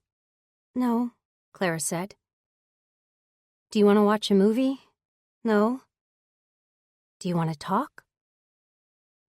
I watched her nod her head yes, and my heart began to flutter with hope. "What would you like to talk about?" I asked. "Will you love them more?" I furrowed my brow as I sank down into the covers. "Love who more?" I asked. "Them," Clara said. She rested her hand on my stomach as my eyes filled with tears. "Why in the world would you think that?" I asked. "Because they're inside your belly. That doesn't mean I would love them more than you, sweetheart." "But you didn't grow us. That doesn't matter," I said. "It doesn't? No. There are children all around the world who are adopted all the time, and they are loved just as much as children that other families grow," I said. "I'm adopted?" Clara asked. "No, sweetheart. It was just a comparison. Just because I didn't grow you in my tummy doesn't mean you are somehow less to me. In my eyes, you are my child. You and Joshua and Nathaniel. And the two inside of me, they're going to be part of our family soon, and I'll love them just as much as I love you. But not more, never more." I watched Clara process what I'd said to her before her eyes rose to mine. "Do you love Daddy?" The question caught me off guard as I cocked my head. "Why do you ask?" "Daddy says people who love each other get married and have babies. But you only have babies," she said. "Are you asking me if I want to marry your father?" I asked. "Only if you love him," Clara said. There was a part of me that wished we were getting married. I'd always envisioned being married one day, having a family and my own career and good man at my side. But I hadn't given it much thought since things were taken care of. Carter had taken me on financially without question and didn't hesitate to provide the things I needed. New maternity clothes as I got bigger and medical expenses that were necessary for our appointments, compression socks to keep my feet from swelling, and random food runs when I was craving things. He had been incredible. And the last thing I wanted to do was bring up some stupid thing like getting married before these kids got here. It was a societal standard thrust upon women who wanted to paint themselves as right or innocent or ladylike. Too much had been going on to give it any thought. But how was I supposed to boil all of that down to a 4-year-old? "I do love your father," I said, "but sometimes things don't always happen in order." "Do you want to be married?" Clara asked. I always saw myself as a married woman, yes, but that doesn't mean it has to happen. I care about your father, a lot, and I know he cares about me. We're going to be one big happy family with all the love in the world to give one another, and for now, that's enough. "If you get married, can I have a pretty dress?" Clara asked. I giggled as I pulled her tightly into my side. "Yes, you can have the prettiest dress ever," I said. For the first time in almost 4 months, Clara nuzzled into me, like she used to before all of this happened. I watched her eyes close as I kissed her forehead, then soon after her small snores were heard coming from her lips. That had been her fear all this time, that I would somehow love my own children more than them, that she would become the modern-day version of some Cinderella fairy tale and be stuck with a woman that didn't care about her at all. It broke my heart to think she had been walking around with that for so long. I laid down next to Clara and closed my eyes. The rising and falling of her chest lulled me to sleep. I nuzzled my nose into her hair and breathed in her scent, memorizing the uniqueness of her before I slipped into a peaceful slumber. And when I woke up with her in my arms and Carter wrapped around my body, my heart soared. His strong body was pressed into my back, and his arm was wrapped as far around my stomach as he could get. His palm was splayed over my belly button, protecting our unborn children even while he slept. Clara's lips were parted as she continued to sleep, her hair in her face and her eyes puffy from all the crying she had done last night. I was encased between two of the most beautiful people on the planet. I heard the pitter-patter of small feet down the hallway before the door burst open. The boys launched themselves onto the bed, jumping and jostling the mattress. Carter groaned, and Clara's eyes flew open as a big smile crossed her cheeks. She got up with her brothers and started to bounce, and I nuzzled closer into Carter's warmth. "Be careful, guys. Don't jostle us too much. Natasha's fragile right now," he said. "Natty, Natty, Natty, Natty." The kids were chanting my name, and it caused laughter to fall from my lips. I turned my head back and caught Carter's stare and watched as a grin spread across his cheeks. He leaned in and kissed me, softly and sensually, as the kids jumped around us. They butt-slammed onto the bed and kicked their feet, then wiggled their way in between our bodies. "I want a kiss," Joshua said. "Daddy, wake up," Clara said. "Kissing's gross," Nathaniel said. "I'll take a hug." "Good, because I'm the best hugger," I said. This was the family I wanted. The wild, crazy, early morning family, where the kids loved us enough to come jump on the bed, and intimacy had to be stolen in every moment we were afforded. The insane family that piled more kids than adults into the car every weekend to drive out and cheer on ball teams, and the family that had to scoot tables together in restaurants in order to eat out. The massive family that needed to add chairs to the dining room table in order to accommodate everything for Thanksgiving and Christmas dinners. Married woman or not, this was the family I wanted. Married woman or not, I was in this for the long haul. Because as the kids settled between us, and their hands started rubbing my stomach, I saw a light in their eyes I hadn't seen before. I saw excitement and happiness and a positive anxiety about the change that was coming our way. And the loving look in Carter's eyes was one I would forever commit to memory. "Good morning," he said as a smile spread across his face. "Good morning to you too," I said. 25. Carter. "Wake up, beautiful." No, not yet," Natasha said. "Come on, beautiful. I know you can open those eyes for me," I said. "But I don't wanna." "You will when you hear what I have planned for the day." "Is it a day of sleep? Because I'm already ahead of you on that." "No, it's a day at the spa." I watched Natasha open one of her eyes as she turned her face towards me.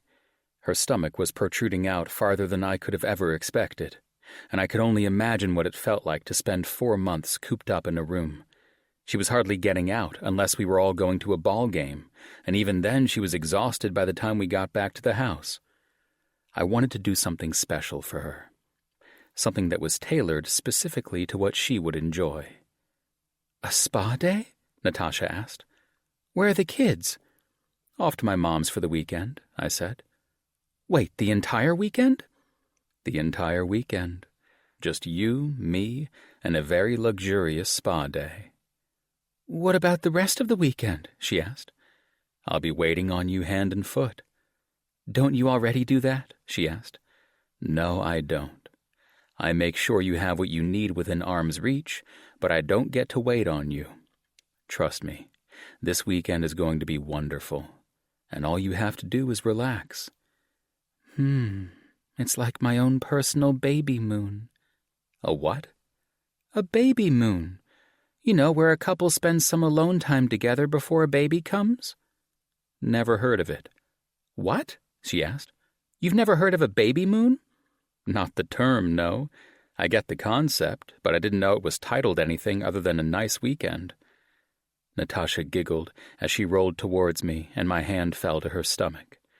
I could feel our children kicking around in there, pressing their hands and toes towards my touch. I bent down and pressed my lips to her stomach, kissing every stretch mark and pressing my lips against every place I could feel my children kicking. "If you keep that up, they're going to kill me before this spa day." "Sorry," I said. "Hey, you guys keep it down in there. Mommy's having a rough morning." "More like a rough month," she said. "Come on, let me help you up." There was a lot Natasha needed help with. Getting up was one of them. Up out of a chair, or up out of the bed. Up from a toilet seat, or help out of a bath if she wanted to take one.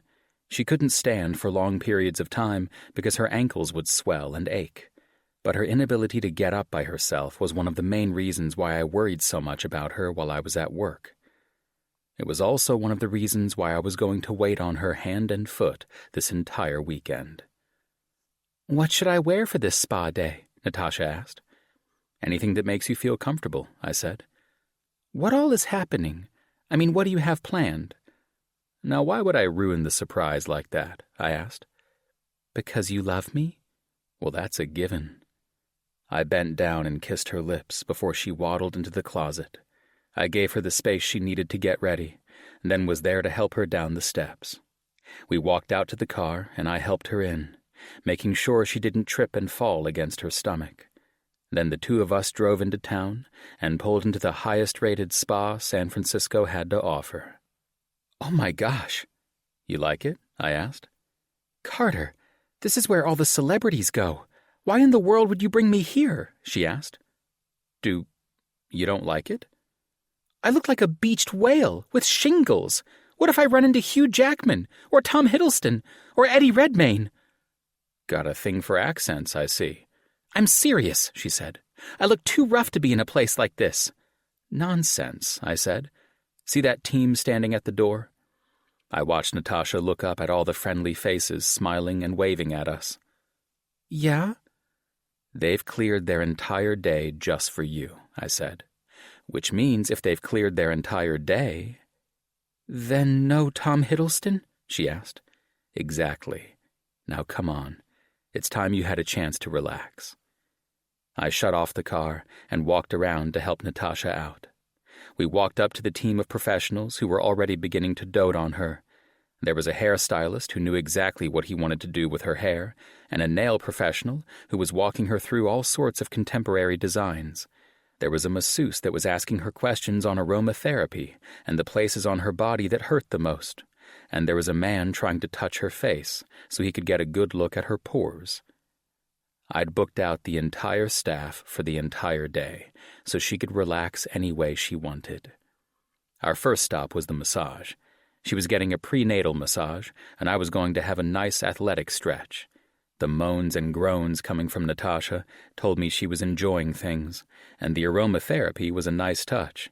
The peppermint in the room was very soothing, and I could tell by the way Natasha's voice got breathy when she spoke that she was as relaxed as she could be.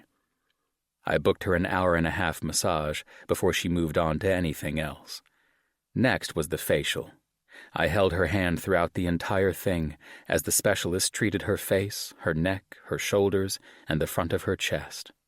He massaged her hands while the treatments were sitting on her face and kept telling her how beautiful she looked without all the makeup most women wear into these things. And I had to agree with him. She was a beautiful woman. Next was a body scrub. I knew Natasha was getting self-conscious about all of the stretch marks popping up, so I had them use a specialized formula we could take with us afterwards. The sugar scrub helped to remove all the dead skin cells, and the lotion they put on her body afterwards was very hydrating. That was apparently supposed to help the elasticity of the skin and help minimize the stretch marks that had already popped up. Then it was time for nails. I was getting a manicure and a pedicure with her, but I was skipping all of the extra treatments. Natasha was going to have a good foot and arm massage, as well as colors put on her nails. I told her to get whatever she wanted, no matter how long it took. We had this place for the 10 hours it was open, so whatever she wanted to do was fine. She was in heaven, and the smile on her face clenched my gut with happiness. Once her nails were done, it was time for hair and makeup. What Natasha didn't know was that I was slipping out during this portion.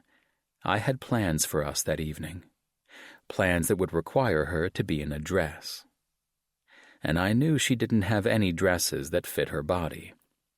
I walked around the maternity store trying to find something I thought would work, but nothing I found was nice enough for the evening I had planned. I walked across the street to a couple of other dress shops, but found nothing within the realm of what I was looking for. I was about to cancel the dinner reservations I had set up as I was walking back to the spa, but a dress in a store window caught my eye.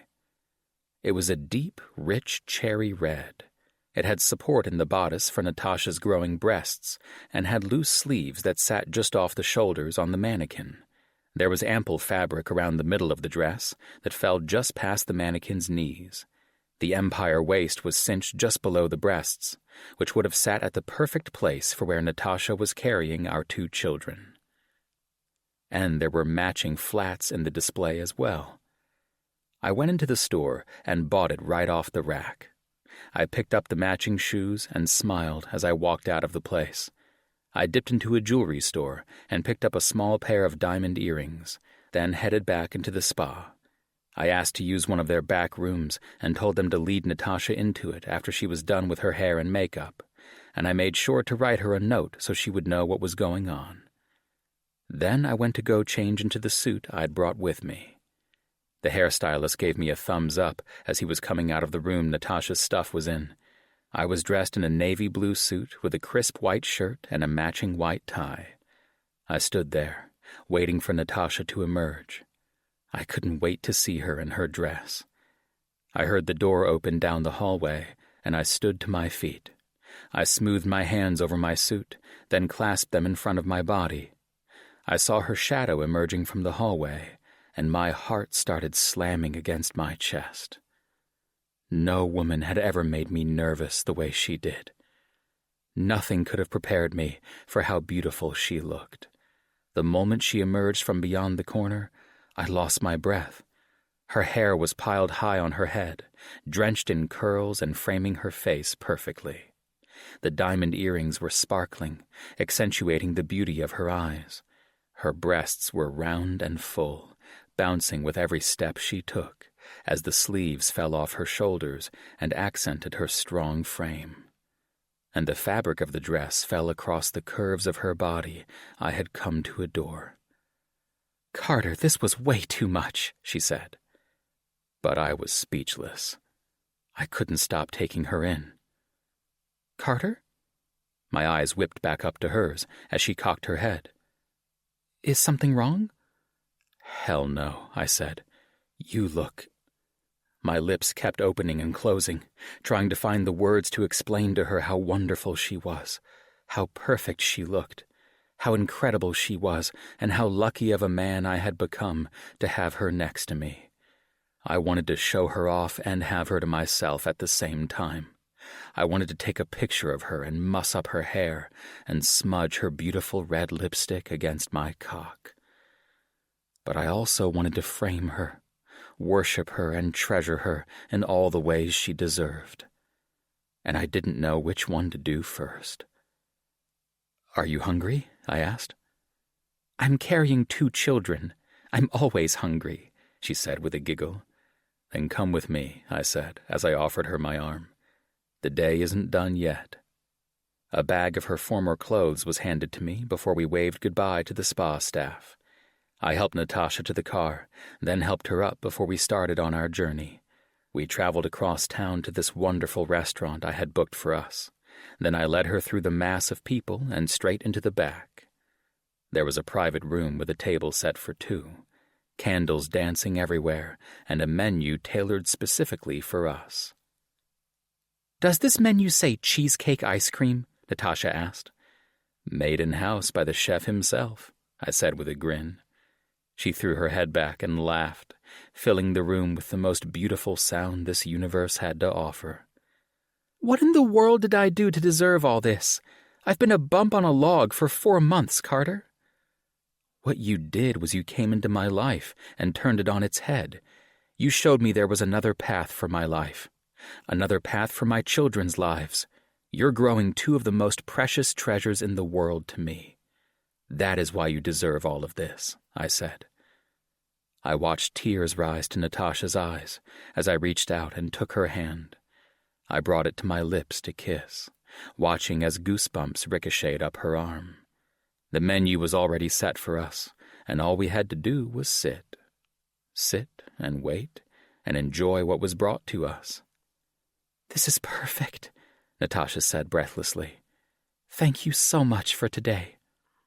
"And to think, we still have 2 more days of this," I said. "What? You gonna rent out the entire city so we can play a massive game of paintball?" she asked. "I'm sure I could probably arrange that, but no, I'm not." then what in the world could you possibly have saved after a day like this? I felt a grin spread across my cheeks as Natasha furrowed her brow. Carter, what did you do? She asked. I fell in love with you, I said. That's what I did. And I'm going to show you how much I love you, over and over and over again. And the blush that tainted Natasha's cheeks sent my cock pulsing for her. 26. Carter. I was sitting at my work desk with my head in my hand. It had been a long fucking day of board meetings and investors complaining and stocks falling. The economy was as volatile as I had ever remembered, and it was taking a lot of manpower in order to reassure people things were going to be okay, that we weren't plummeting into another depression, and that the stock market would recover. I kept reassuring our investors that they would see the profit they were expecting by the end of the year, but somehow they expected me to get that to them now. I really needed to hire someone to keep those overeager bastards at bay. I was filling out paperwork when my cell phone rang, which could only mean that my nanny needed something. Great. What the hell had the kids done now? Because they had been acting out a lot during the last month of Natasha's pregnancy. Hello? I asked. Mr. Carter! Mr. Carter! Isabel, what is it? What's going on? It's Natasha! Her water, I pushed back from my seat and grabbed my briefcase in the corner. Listen to me. Where are the kids? I asked. They're still at school. I have to pick up Clara soon. Here's what I need you to do. Pick up the home phone and call an ambulance. I've got our hospital bags in the SUV with me. Stay with Natasha until the ambulance gets there and tell her she needs to go to UCSF Medical Center. UCSF, got it, she said. Keep the kids on their schedule. I'll keep in touch with you. Can you stay overnight with the kids? Yes, I'll be here. Good. I'll pay you the overtime. I'm headed out of the office right now. Have you called an ambulance? On the phone with 911 now, Isabel said. Great. Stay on the phone with them until they get there. I'm calling Dr. Bernhardt now. My heart was racing as I locked my office. People were cheering me out of the office, congratulating me and patting me on the back. But this wasn't my first rodeo. I was well aware of the complications that could arise during a delivery like this. 1 child was hard enough on a woman's body, but 2? That was double the chances of something happening to Natasha during delivery. I called Dr. Bernhardt and told him what was going on. He said he was going to meet me at the hospital, and hopefully Natasha wouldn't be too far behind. I pulled up and skidded into a parking space before I grabbed our hospital bags. Then I saw an ambulance pull into the bay. And out came Natasha, crying and calling out my name. Where's Carter? Someone's got to call the father of my kids. Has someone called Carter Marshall? I'm here, Natasha. I'm right here. Carter, it hurts. This really hurts. I know, I said, as I kissed her forehead. I know it does. Just hang on. Dr. Bernhardt is right here, he said. Thank fuck, I said breathlessly. Natasha, can you hear me? Yes, I can, she said. Good. Here's what's going to happen. We're going to get you into a premier room all to yourself, then we're going to hook you up to an IV. I'm going to check to see how much you're dilated, then we can start talking medication if you want it, the doctor said. Drug me up, Natasha said with a growl. Duly noted, I said. Doc, where are we going? Through here. Follow me. Natasha was laid onto a bed, and a very talented nurse set her IV as we were moving towards the elevator. It carried us up to one of the upper floors of the hospital, then spit us out into a long hallway. We were moving fast, and Natasha was deep breathing, and my heart was falling to my stomach. She was already sweating up a storm, and her knees were curling to her stomach, and Dr. Bernhardt looked very concerned. Give me a second, Natasha. Don't do what I think you're about to do, he said. What? What's going on? I asked. Hold on, let me check. Natasha's back arched as I smoothed her hair from her face. She looked exhausted as her doctor checked to see how dilated she was. She was moaning and writhing, and I was helpless to relieve her of any of the pain. I felt helpless, and I didn't like feeling helpless. We're going to have to prepare the NICU for 2 children who are being delivered a month early, the doctor said to the nurse. Get 2 rolling bassinets in here, and let's get this show on the road. What? What does that mean? I asked. Natasha, "You're an incredible woman," the doctor said. "I need you to answer something for me." "What?" Natasha asked breathlessly. "How long have you been contracting?" "Why does that matter?" I asked. "Because she's fully dilated, and I need to know how long her children have been under this pressure," he said. "What?" I asked. "Natasha, what's going on? Are they okay? Are my babies going to be all right?" Natasha roared out into the room as I held one of her legs to her chest. A nurse grabbed the other one as the rest of the room began to scramble. Someone was trying to place some sort of monitor on her stomach, but she kept swatting them away. "We need to check the baby's heart rates," the nurse said. "No time. Get over here and help me with this," the doctor said. Natasha's eyes were rolling into the back of her head, and I was beginning to fear the worst. "Natasha, sweetheart, I need you to keep your eyes open for me." "Tired," she said. I know you are.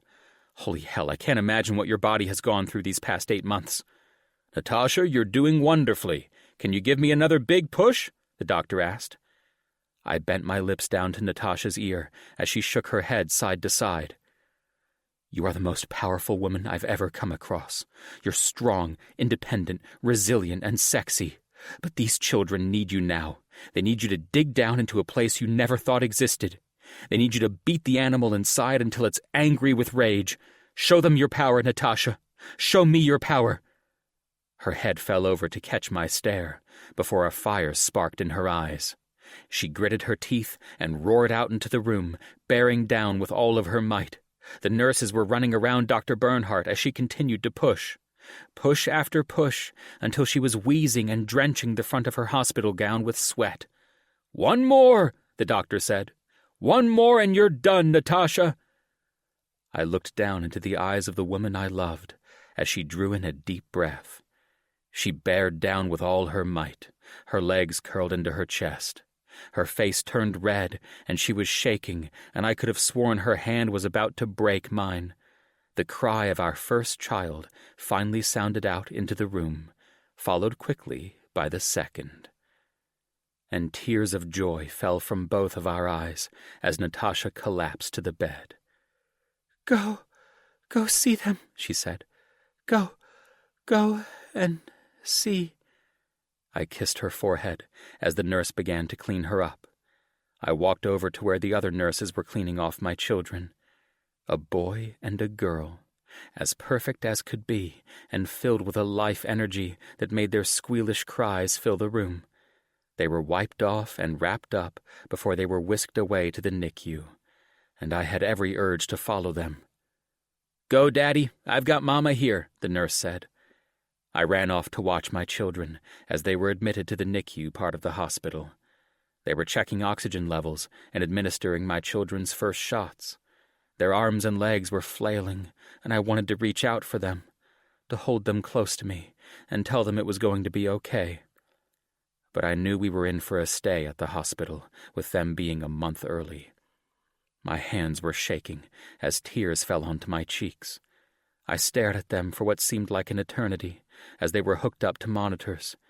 I pressed my hand against the glass, then leaned my forehead into it, trying to connect with them in any way I could before a warmth slipped against my swaying arm. "Are they okay?"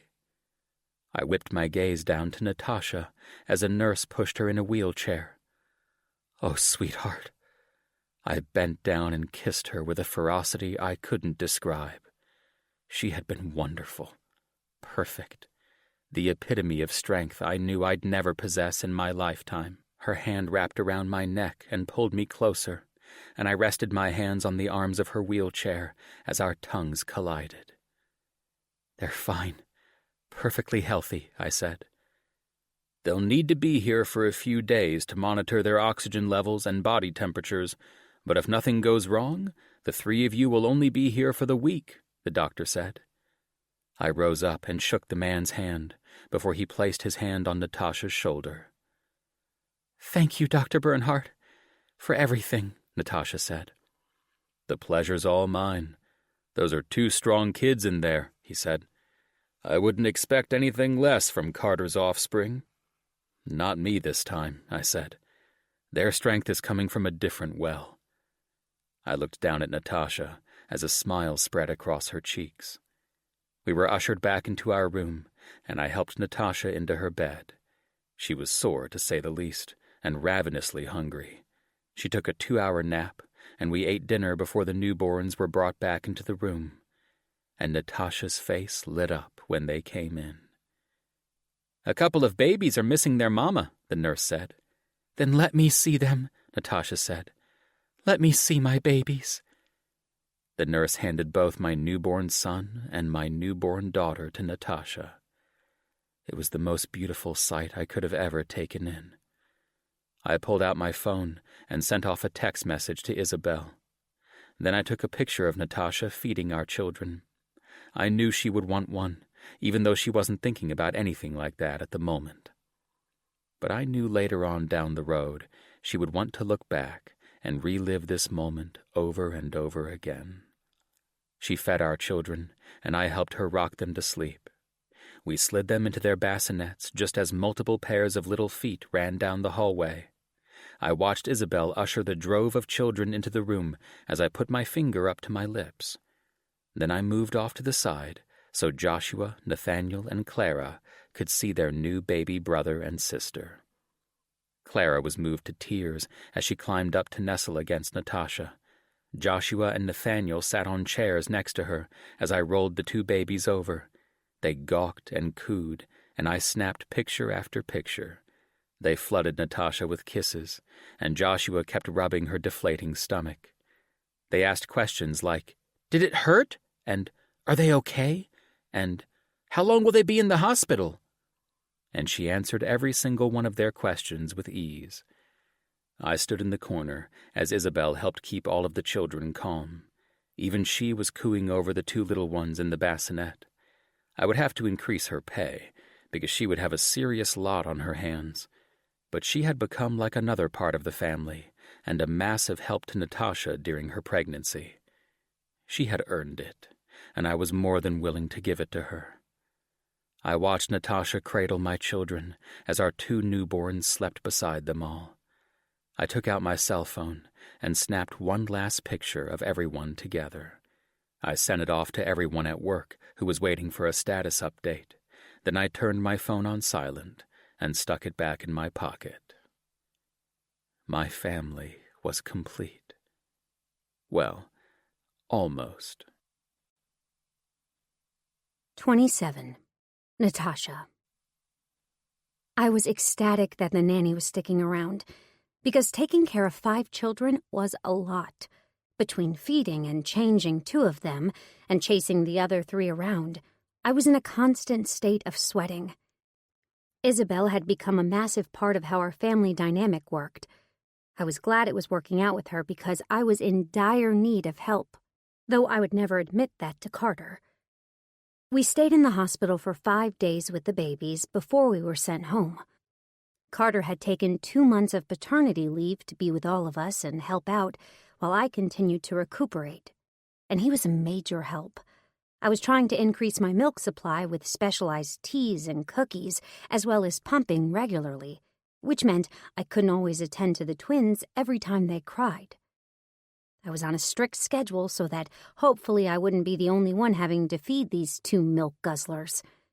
Because once he went back to work, the pressure was felt. Once I got my supply up and was able to fill the freezer with milk, I started getting a little more lenient with my schedule.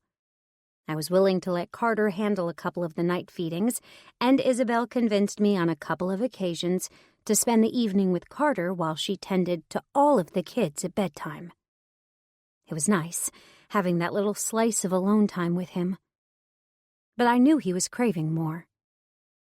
The twins were 3 months old, and we were finally finding our footing with having 5 kids. With Clara in full-time school, it helped to even out the older kids' schedules a lot, which meant that during the day, there were only 2 babies to run after, and most of the time they were napping. "Natasha?" "Carter, what are you doing home so early?" I asked. "Got finished with work early, so I figured I would come home."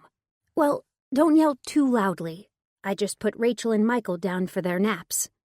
"How are they today?" he asked as he kissed my cheek. "They're doing okay, though it's about time for me to pump again." Breasts hurting? A bit, I said. So, don't get mad, but I made a phone call today. Is this one of those moments where you corner me while I'm pumping so I can't get up and leave? Possibly, but just hear me out, he said. What did you do? I know you're wary about leaving the kids at the house for an evening, but I called my mother. Carter, come on. We've talked about this. She's going to come over here to give Isabel some time off, and it'll give us some comfort so I can take you out. If you don't want to think about it in terms of us, then think about Isabel. Don't you think she deserves the break? Really? You're guilting me with our nanny? I asked. Don't you want to get dressed up and go out and have a nice adult night without having children attached to you? Do you not count as a child? I asked with a grin. We've hardly had a date since you got back from Africa. The last time we truly had some alone time was the baby moon weekend. I know. But I don't know if the kids are ready. Is it the kid you're worried about or you? He asked. I turned on my pump as I closed my eyes. Yes, I was worried about the kids. Of course I was worried about the kids, but I was a little concerned about something else as well. And Carter was finally starting to pick up on it. Look, I know the doctor cleared me for sexual activity, but I'm not sure if I'm ready to delve back into that facet of our relationship yet, I said. I'm not asking you to, he said. All I'm asking is to take the mother of my children and the woman I love out for a nice dinner. I don't think I'm going to fit in any of the dresses I have. I'm sure there's an outfit in there that will fit your body perfectly. I've changed. A lot, Carter. And you think that makes me see you differently? I don't know. Does it? I asked. I watched Carter scoot his chair closer to me before he took my hand. He brought it to his lips like he always did when trying to comfort me, and he kissed every knuckle on my hand. I snickered and shook my head before I looked down at what I was wearing. A loose t-shirt covered in baby puke, my boobs hanging out into a breast pump, and sweatpants that were 2 days old. That I'd also slept in the night before. I'm not with you for your body or your appearance, or even for how you see yourself. I'm with you because of your smile, because of your laughter, because of the light you bring to my life every time I wake up next to you. You are just as beautiful as the day you walked into my office for that interview, Natasha. I'm hardly as beautiful as I was before my body ripped itself open for 2 kids, I said. No, he said, you're right. You're more beautiful than the day you walked into my office, and all I'm asking is for one night to enjoy that beautiful woman I came to love with all my heart. Natasha, will you go on a date with me tonight? I giggled and shook my head before my eyes met his. You really know how to lay it on thick, Marshall. So that's a yes? He asked. Yes, I said. I'll go out with you tonight. Good. I'll go give my mother a call. She'll be ecstatic to get some time with the twins. I watched him walk off with a pep in his step as I shook my head. His mother had been so unwavering in her love for those children, and part of me was excited to have some alone time with Carter. Life had been a whirlwind of doctor's appointments and diagnoses that kept me in a bed for months on end, and we'd hardly had time out of this house to spend with one another. And the more I thought about it, the more excited I became. I just wasn't sure what I was going to wear in the process. I zoned out during all of the pumping that I didn't catch the overflowing of the bottles connected to my boobs. I jumped up and shut off the pump, then disconnected it from my chest. My breasts flopped to my body as 2 deflated balloons, and I groaned as I looked at the stains on my pants. I had really become a mess as a mother. I poured the milk into freezable bags, then stuck them in the back. I cleaned out the pump as my shirt hung over my body, the milk drying on my pants. I set everything off to dry and made my way upstairs, and I could hear Carter still talking to his mother on the phone. I enjoyed that he had such a good relationship with his parents. I went into our room and stripped out of my clothes. I needed a shower, and I needed it badly. I hadn't taken one in almost 3 days, and I could only imagine how I smelled standing next to someone. I turned on the hot water and sighed as the steam hit my body. Then I heard one cry waft into the stone shower. I sighed, waiting for the second one to hit my ears. And like clockwork, Michael's cry started up just after Rachel's. I turned off the shower and picked up my dirty clothes, resolving myself to whatever their issue was instead of scrubbing my disgusting body down. Yes, I definitely needed a night away with Carter. Otherwise, I didn't think I was going to have another excuse to shower. 28. Carter. Natasha walked down the stairs in an elegant navy blue dress. Her heels clicked along the marble staircase, and I couldn't take my eyes off her. My mother had the kids outside running around in the backyard, while the twins enjoyed the fresh air. And I was gawking at the woman I wanted to spend the rest of my life with. Her hair was piled high on her head, and her dangling earrings accented the length of her neck. My hands were trembling as I stood there, aching to run along every curve her dress clung to. Her hips swayed and her bosom jostled. She grinned at me with those ruby-red lips of hers. I held my hand out and helped her down the rest of the way, then pulled her deep into my body. "Why, Miss Natasha, I didn't know you'd try to tease me all night." "Stop it," she said with a giggle. "You're being insane." The only insane thing here tonight is not recognizing the beauty of the woman in front of me, and by that definition, I am definitely not insane. The smile she flashed me warmed my heart as I took her hand within mine. "Shall we?" I asked. "We shall," she said. The two of us snuck away while the kids were preoccupied. I helped her into my car, then we set off for the restaurant. The box in my pocket was burning a hole against my thigh, and I reached out to take Natasha's hand so I'd stop thinking about it. I focused in on the blank spot on her ring finger, the delicate piece of skin I hoped to rest the diamond on that I had bought her. I was more nervous than I should have been. We pulled up to the restaurant, and I escorted her inside. Luscious foods were steaming at the tables as the hostess escorted us up the steps and into a back room, a private room with a balcony I had rented out specifically for us. It overlooked the city from the top of the restaurant and allowed us some peace and quiet, something the two of us desperately needed. "Carter, oh my God, this was too much." "Nothing's ever too much for you," I said. "How long do we have this room?" she asked. "For as long as we want it." She placed her purse on the table and headed straight for the view.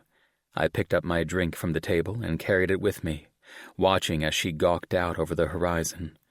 I slipped my arm around her and pulled her into my chest, her head naturally falling back against my body. I cupped the small patch of loose skin at her stomach, reveling in the strength her body had proven itself to have. "I'm working on firming it up," Natasha said. "I really wish you wouldn't." "Why not?" she asked. "Because it's proof of your strength, your resilience, your determination, and your dedication. To me, it's one of the most beautiful parts of you. I wish you weren't so hard on it, on yourself." "I just want to be my best for you." "You've never been better, Natasha." She turned around in my arms and wrapped them around my waist. Her head was tilted back, her eyes hooking onto mine. I wrapped my arm around her and set my glass on the edge of the balcony, then cupped her cheek against my palm. I smoothed my thumb across her cheek as we began to sway to the music of a band playing off in the distance. "Do you regret anything?" Natasha asked. "How in the world could you ask me something like that?" "I don't know. I wonder sometimes if you do." "I could never regret anything with you," I said. "Not 1 second of our journey together. Even that dinner, when you got upset and sent me home by myself? As much as that night royally sucked, no, I wouldn't change that dinner. Why? She asked. Because it brought us here, to this moment, and I wouldn't want to risk changing anything about this moment if it meant correcting some temporary wrong from the past. We all have a journey to walk, Natasha, and I'm honored my journey is alongside yours. Wow, you really must love this dress, she said. No, I just really love you. I slid my hand into my pocket and withdrew the box. I held it up in front of Natasha, her lips parting in shock. I slowly got down onto one knee as the band played off in the distance and the stars twinkled above our heads. Then I opened the box and revealed the beautiful ring I had purchased a few weeks before. Carter, what are you doing? Natasha Lewis, you have single-handedly opened my eyes to things I didn't know to be things. I started out as an alternative schedule for the children, but it quickly evolved into a life I didn't think I would lead for myself. Along with you came a passion that was ignited that I hadn't felt in years, a hope that I had somehow distilled into resentment. You brought a light into my life and my home and my children that I never thought would be possible again. And with our massive and chaotic family, there's only one thing that's out of place. What? She asked breathlessly. Everyone has my last name but you. She giggled and shook her head as I plucked the ring from the box. You are the glue that holds this family together. You are the spoke from which we all divert from. Without you, there is no epicenter, there is no strength, there is no wheel to turn. And with no wheel comes no forward progression, and with no forward progression comes no future. I didn't have a future until you walked into my office that day, and I don't want to spend another second of my life wondering if you will be in it. If you want my future, Natasha, if you want this life we've built, it would be an honor to have you be its epicenter. Will you marry me? I watched Natasha get on her knees in front of me before she slid her arms around my neck. She peppered my cheek in kisses, her tears dripping onto my skin. Our lips found one another and our tongues intertwined as we knelt in front of one another, fully vulnerable, fully submissive, and still fully strong. Yes, Natasha said breathlessly. I will marry you, Carter. I slipped the ring onto her finger, then helped her to her feet. I threw my arms around her and picked her up, swinging her around on the porch. I put her down onto her feet and escorted her back inside, where the first of 5 lovely courses was waiting for us. Then I pulled out her chair, sat her down, and we began to eat. If it's not too early to talk about, I think getting married after the twins turn 1 might be the best decision, she said. Whatever you want. It's your day.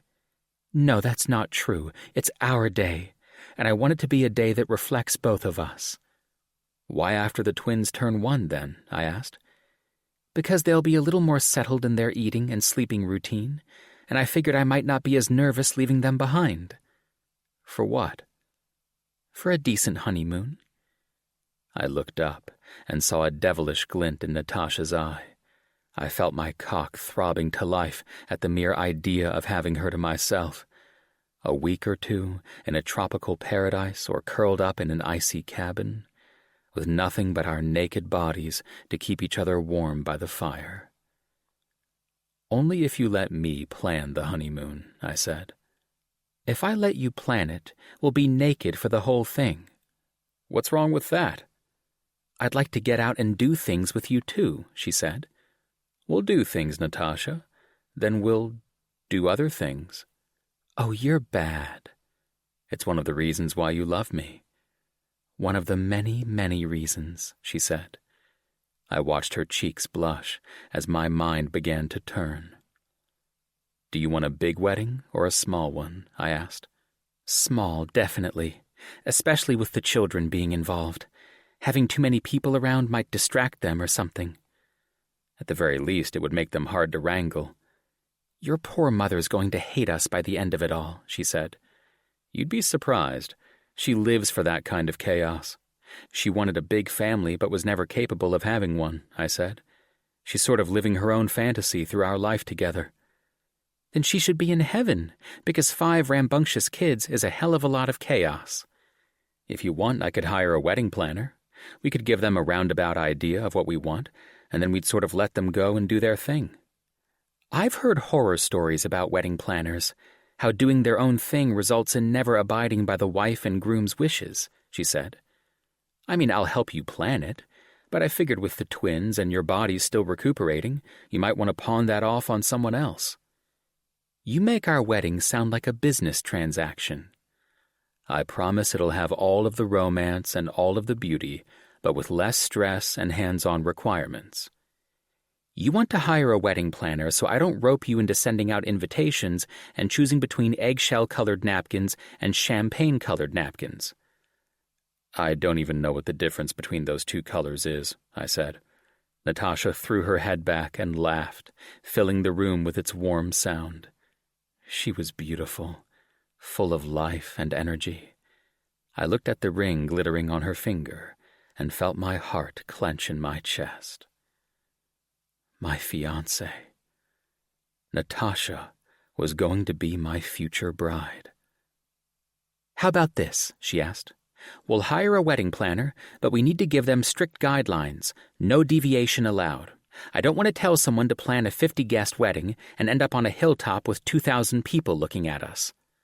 Do we know 2,000 people? I asked.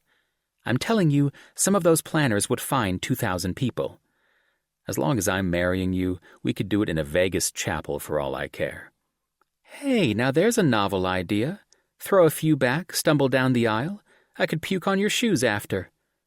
Sounds like the past few weeks for us, I said with a grin. Speaking of, I need to get the twins in to see a doctor about that. I want to make sure they don't have reflux. Already set the appointment. It's next Thursday at 4:30. In between the twins' naps, and it gives me a chance to get off work early so I can be there. Perfect. Thank you for making that appointment, by the way. I keep forgetting to do it. One minute I'm like, oh, gotta make it. And the next moment, I've got a kid peeing down my leg. Sounds like my college days, I said. What kind of college days did you have? She asked. Drunk ones. So many drunk ones. The 2 of us laughed and flirted and caressed one another underneath the table. We enjoyed the wonderful foods prepared specifically for us. We sat and talked for 3 solid hours before exhaustion began to set in. Natasha yawned, which caused me to yawn, and soon I was paying the check so we could get out of there. We got home and found my mother sleeping in Clara's bed with her. The twins were fast asleep, and the boys were having a sleepover in Nathaniel's room. We crept by everyone and shut the door behind us, then fell into bed in our clothes from dinner. Natasha curled into my side, and I wrapped my arms around her, watching as her eyes fluttered closed. I love you, she said with a murmur. I love you too, I said. Now get some rest. You too, she said. You need rest. I watched her as she slipped off into a slumber, then took the first shift with the twins. She needed her rest, and I wanted the time to bond with them. But more than that, I wanted the time to talk with my mother. She wanted to know everything about the engagement, including whether or not Natasha said yes. 29. 1 year later. Natasha. Natasha, you look beautiful, Emma said, staring at me. Not as beautiful as you. Aren't I supposed to be the prettiest woman today? I asked. Oh, shut up. This dress is perfect for you. I just can't believe Carter was the one that picked it out. He didn't pick it out. We simply had a conversation about outfits he liked on me, and I took all the things he likes the most and fused it into one dress. Thanks to the designer Joanna recommended. Girl has taste. Well, you look spectacular. Thanks, Emma. I was standing in the mirror with my best friend as she placed her hands on my shoulders. The pale yellow dress had a satin sheen to it that cinched at her waist and fell off her shoulders. The trumpet bell fit her figure wonderfully, and the long gown would keep her warm during the cool ceremony. She had a red flower tucked behind her ear and her hair pulled into a low-lying bun at the nape of her neck. And she had all of her jewelry matching. "I can't believe this is happening," I said. "I'm getting married, Emma." "I can't believe you asked me to be your maid of honor." "Seriously? Who in the world would I have asked?" "I don't know. Clara?" She wanted to be the ring bearer with Joshua. I promised her the prettiest dress one night, and I knew she would love coming down the aisle and running to her dad in it, I said. "I bet she's going to steal the show." "Everyone will steal the show. I've got really attractive people in my life." I winked at her. "Hardly. Once you start walking down that aisle in this dress, no one will be able to take their eyes off you." It was a mindless conversation I'd had with Carter one evening.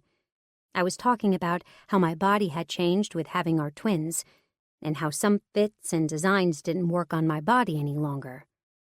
It spawned an entire conversation about what looked the best and how Carter would buy me a whole new wardrobe if I wanted.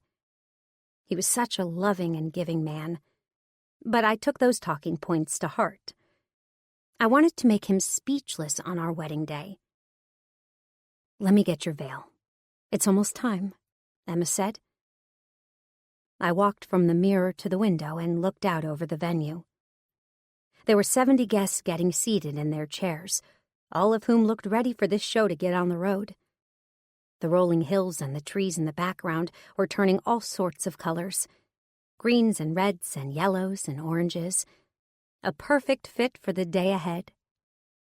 Then there was Carter, standing there in his tailored tuxedo with a crimson-red bow tie and a white button-down shirt. My dress wasn't the traditional white. Instead, it was a pale champagne, with green and red and yellow beading that cascaded down the princess-style gown. The bodice of the dress was strapless, but I had the tailor add a thin, lacy cover that draped over my arms like a shawl. The neckline had a little dip in it, along with a built-in bra to push up my breasts and make them look as perky as they were before I'd breastfed 2 children from them. And I was in a pair of flats so I could walk easier along the green grass that hadn't quite died yet. Emma emerged with my veil and took to placing it over my face. It fell to my shoulders and covered up the rest of me that wasn't already concealed with the dress. She handed me my bouquet, and I sighed, my mind drifting back to the more traditional weddings. Most women had their fathers walking them down the aisle, or had their mothers giving them away. And while part of me had wanted Logan to give me away to Carter, he was also Carter's best man. Carter's mother had welcomed me into the family with open arms, and Logan was as happy for me as I was. But I couldn't shake the ache in my heart that I would be walking down my wedding aisle alone. But there wasn't anything I could do about it. "Ready?" Emma asked. I turned to her and smiled before I drew in a deep breath. "Ready," I said. The 2 of us walked down the stairs before she kissed me on the cheek. She went off to be escorted by Logan down the aisle, and I stood behind a tree, shielding myself from everyone. I closed my eyes and took a deep breath, trying to quell the fear in my veins. Then I felt someone take my arm and slip it around theirs. I was startled, so much so that I almost lost my balance. A strong arm caught me around my waist and, for a moment, I had no idea who was touching me. My eyes whipped open, and I tried to focus my vision behind my tears, but when the face came into view, I allowed them to fall. "Carter?" I asked. "You all right?" "What are you... Shouldn't you be..." When I saw Emma walking down the aisle with Logan, I realized the decision you made, and no woman should have to walk down the aisle alone on her wedding day. He reached underneath my veil and dried up my tears before we started walking. Everyone stood and gasped as Carter and I came around the corner. I was clinging to him, focusing on his strong arm supporting mine as the two of us processed down the aisle. Logan was beaming and Emma was wiping tears away. Clara was in her beautiful gown standing with Emma with Carter's ring, and Joshua was standing with Logan with mine. Nathaniel had wanted to help decorate. He helped everyone place the chairs where they were supposed to be. He helped arrange the colorful leaves on the ground that paved my way up to the front of the crowd. He also helped seat everyone for the ceremony, making sure to hand out programs so everyone could be up to speed with the ceremony. He was such a big help, and I smiled at him as Carter and I passed. I couldn't believe how lucky I was. As I stood there, listening to the beautiful vows my husband had written specifically for me, I couldn't help the tears that streamed down my cheeks. Promises of never being alone and never walking alone again struck my heart in ways I'd never experienced. Vows of always staying true and never walking away or never going to bed angry and always loving me through the storms. It took my breath away, listening to the perfect man for me paint the perfect picture of our lives together. Then, it was my turn. Carter, when I first met you, I didn't know what to think. "Don't worry, happens to the best of us," Logan said with a grin. The crowd chuckled and I stuck my tongue out at my cousin. "But really," I said, "I'd heard about you from Logan, but I'd never encountered you until that interview. And it had been so hard to focus. There you were, in your crisp suit and your swooped hair and your furrowed brow and your stoic form, and it was hard for me to speak, to formulate words to get through the interview." I drew in a deep breath as I gripped his hands tightly. Then there was that night that changed everything. When you kissed me just before I was leaving for the day. And my entire world shifted, tilted off balance and spun around faster than I could keep up. It was igniting and fiery and intoxicating, and I knew then that it would be hard to shake you. Hard to go back to the way things were after experiencing you in that fashion. I brought his hands to my lips to kiss before I continued on with my vows. I can't promise you I'll always be perfect, or even bearable. I can't promise you I won't get upset, and I can't promise that we won't fight. I can't even promise that when you wake up every morning you'll be happy to see me, but I can promise you this. I'll never leave. No matter how hard it gets, and no matter how long we fight, and no matter how impossible it seems, I will always reach for you, even when I don't want to take a look at you. I'll always cling to you, my rock. A breathless giggle fell from my lips before I reached behind me for Carter's ring. I felt Clara press it into my palm, and my hand began to shake. It was time. I was about to have a husband.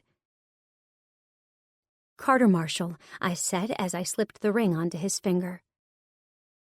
"With this ring, I promise to never let go, to never forsake what we have, and to always cherish the moments we spend together. It won't be perfect, and it won't always be good, but it will be ours, together, for as long as I live and into the next life." Carter flipped my veil over, his eyes catching mine. There were tears in his eyes, tears that threatened to spill over as he gathered me in his strong embrace. Our lips collided together, and everyone erupted into applause. And we were pronounced man and wife in front of God and everyone else we could have ever wanted there as witnesses. He carried me back down the aisle, his strong arms holding me close to him as I threaded my arms around his neck. I clung to him, pulled him as close as I could get him. He walked me all the way out to the limo where everyone waved us off, and the two of us headed to the airport for our honeymoon. The reception was for those who had attended, a thank you to those who had supported us. But Carter and I, we were ready for some time alone. 9 hours later, we were walking into our private cabana by the beach.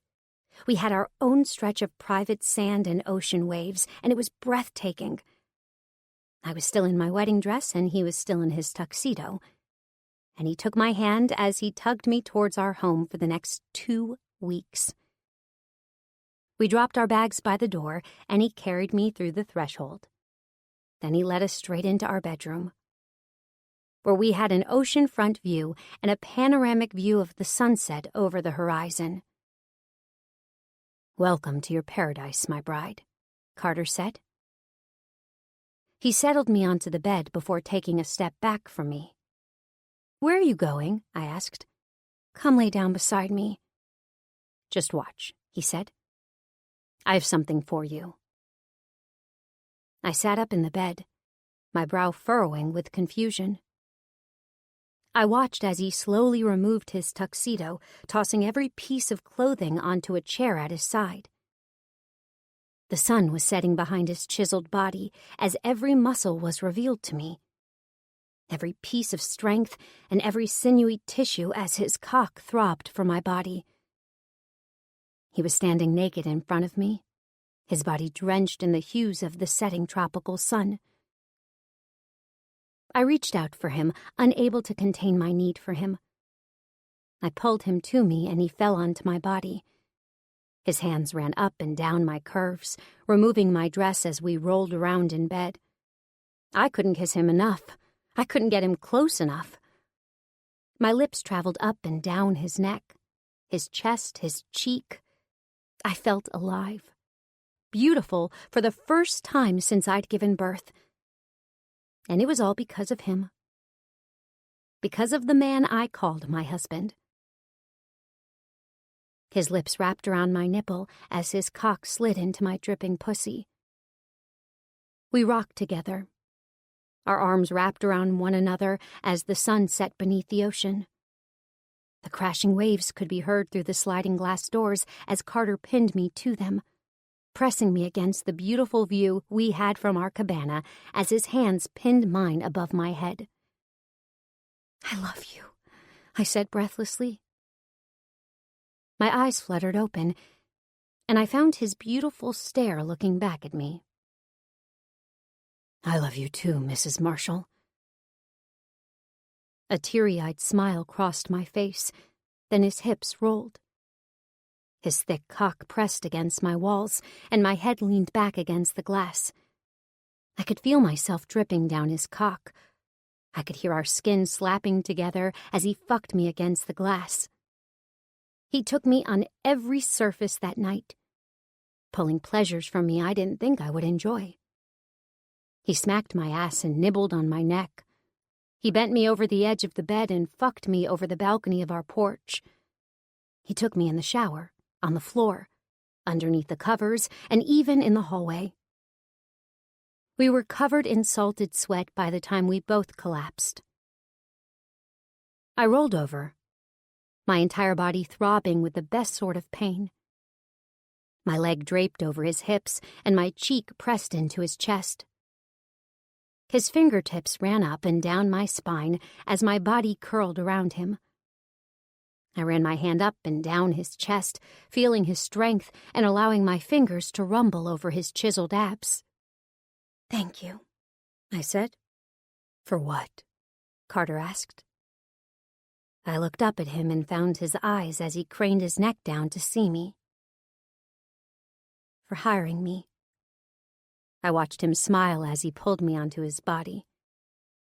"Thank you for accepting," he said. I gazed into the eyes of the man who held my future.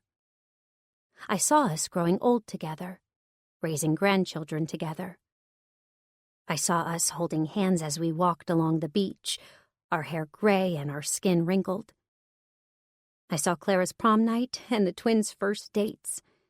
I saw matching outfits and Christmas parties and birthdays filled with friends and cake and presents. I saw family vacations around the world and weekends spent lying in bed. I saw college graduations and first jobs and first heartbreaks. I saw everything in his eyes, and I saw us tackling it all together. I reached my lips down and encompassed his as his arms cloaked my back. My knees fell off to the side, straddling his body as his cock rose to attention. I felt my pussy already heating up again as my head tilted to the side. Our tongues collided in a fit of passion, shooting fire all the way down to my toes. "I don't know if I can again," Carter said. I shot him a devious smile as I rolled my hips. "Then sit back and relax," I said. And as Carter's hands fell to my hips and my pussy swallowed down his cock, the two of us struck up our symphony again. Our aching bodies rolled and bounced. My breasts swelled with want as he massaged them with the palms of his hands. His hips pounded into mine and my pussy fluttered around his cock. The walls of the cabana had our names memorized with how many times they dripped from our lips. My toes were curling and my eyes were rolling back. Carter's thumb found my clit and it sent me over the edge. I dropped to his chest and curled my fingertips into his skin, leaving behind marks of love as my pussy clamped around his cock. "I love you, I love you, I love you," I chanted breathlessly. "And I love you," Carter said as I collapsed onto his body. "So much more than you will ever know." This concludes 5+Us Make 7 by Nicole Elliot, narrated by Jeremy York and Kendall Taylor. Copyright 2018 by Nicole Elliot. This unabridged audiobook is published by arrangement with Nicole Elliot, care of Pink Empire Publishing and Literary Management, and was produced in the year 2019 by Tantor Media Incorporated, a division of Recorded Books, which holds the copyright thereto. Please visit tantor.com for more information on our growing library of unabridged audiobooks.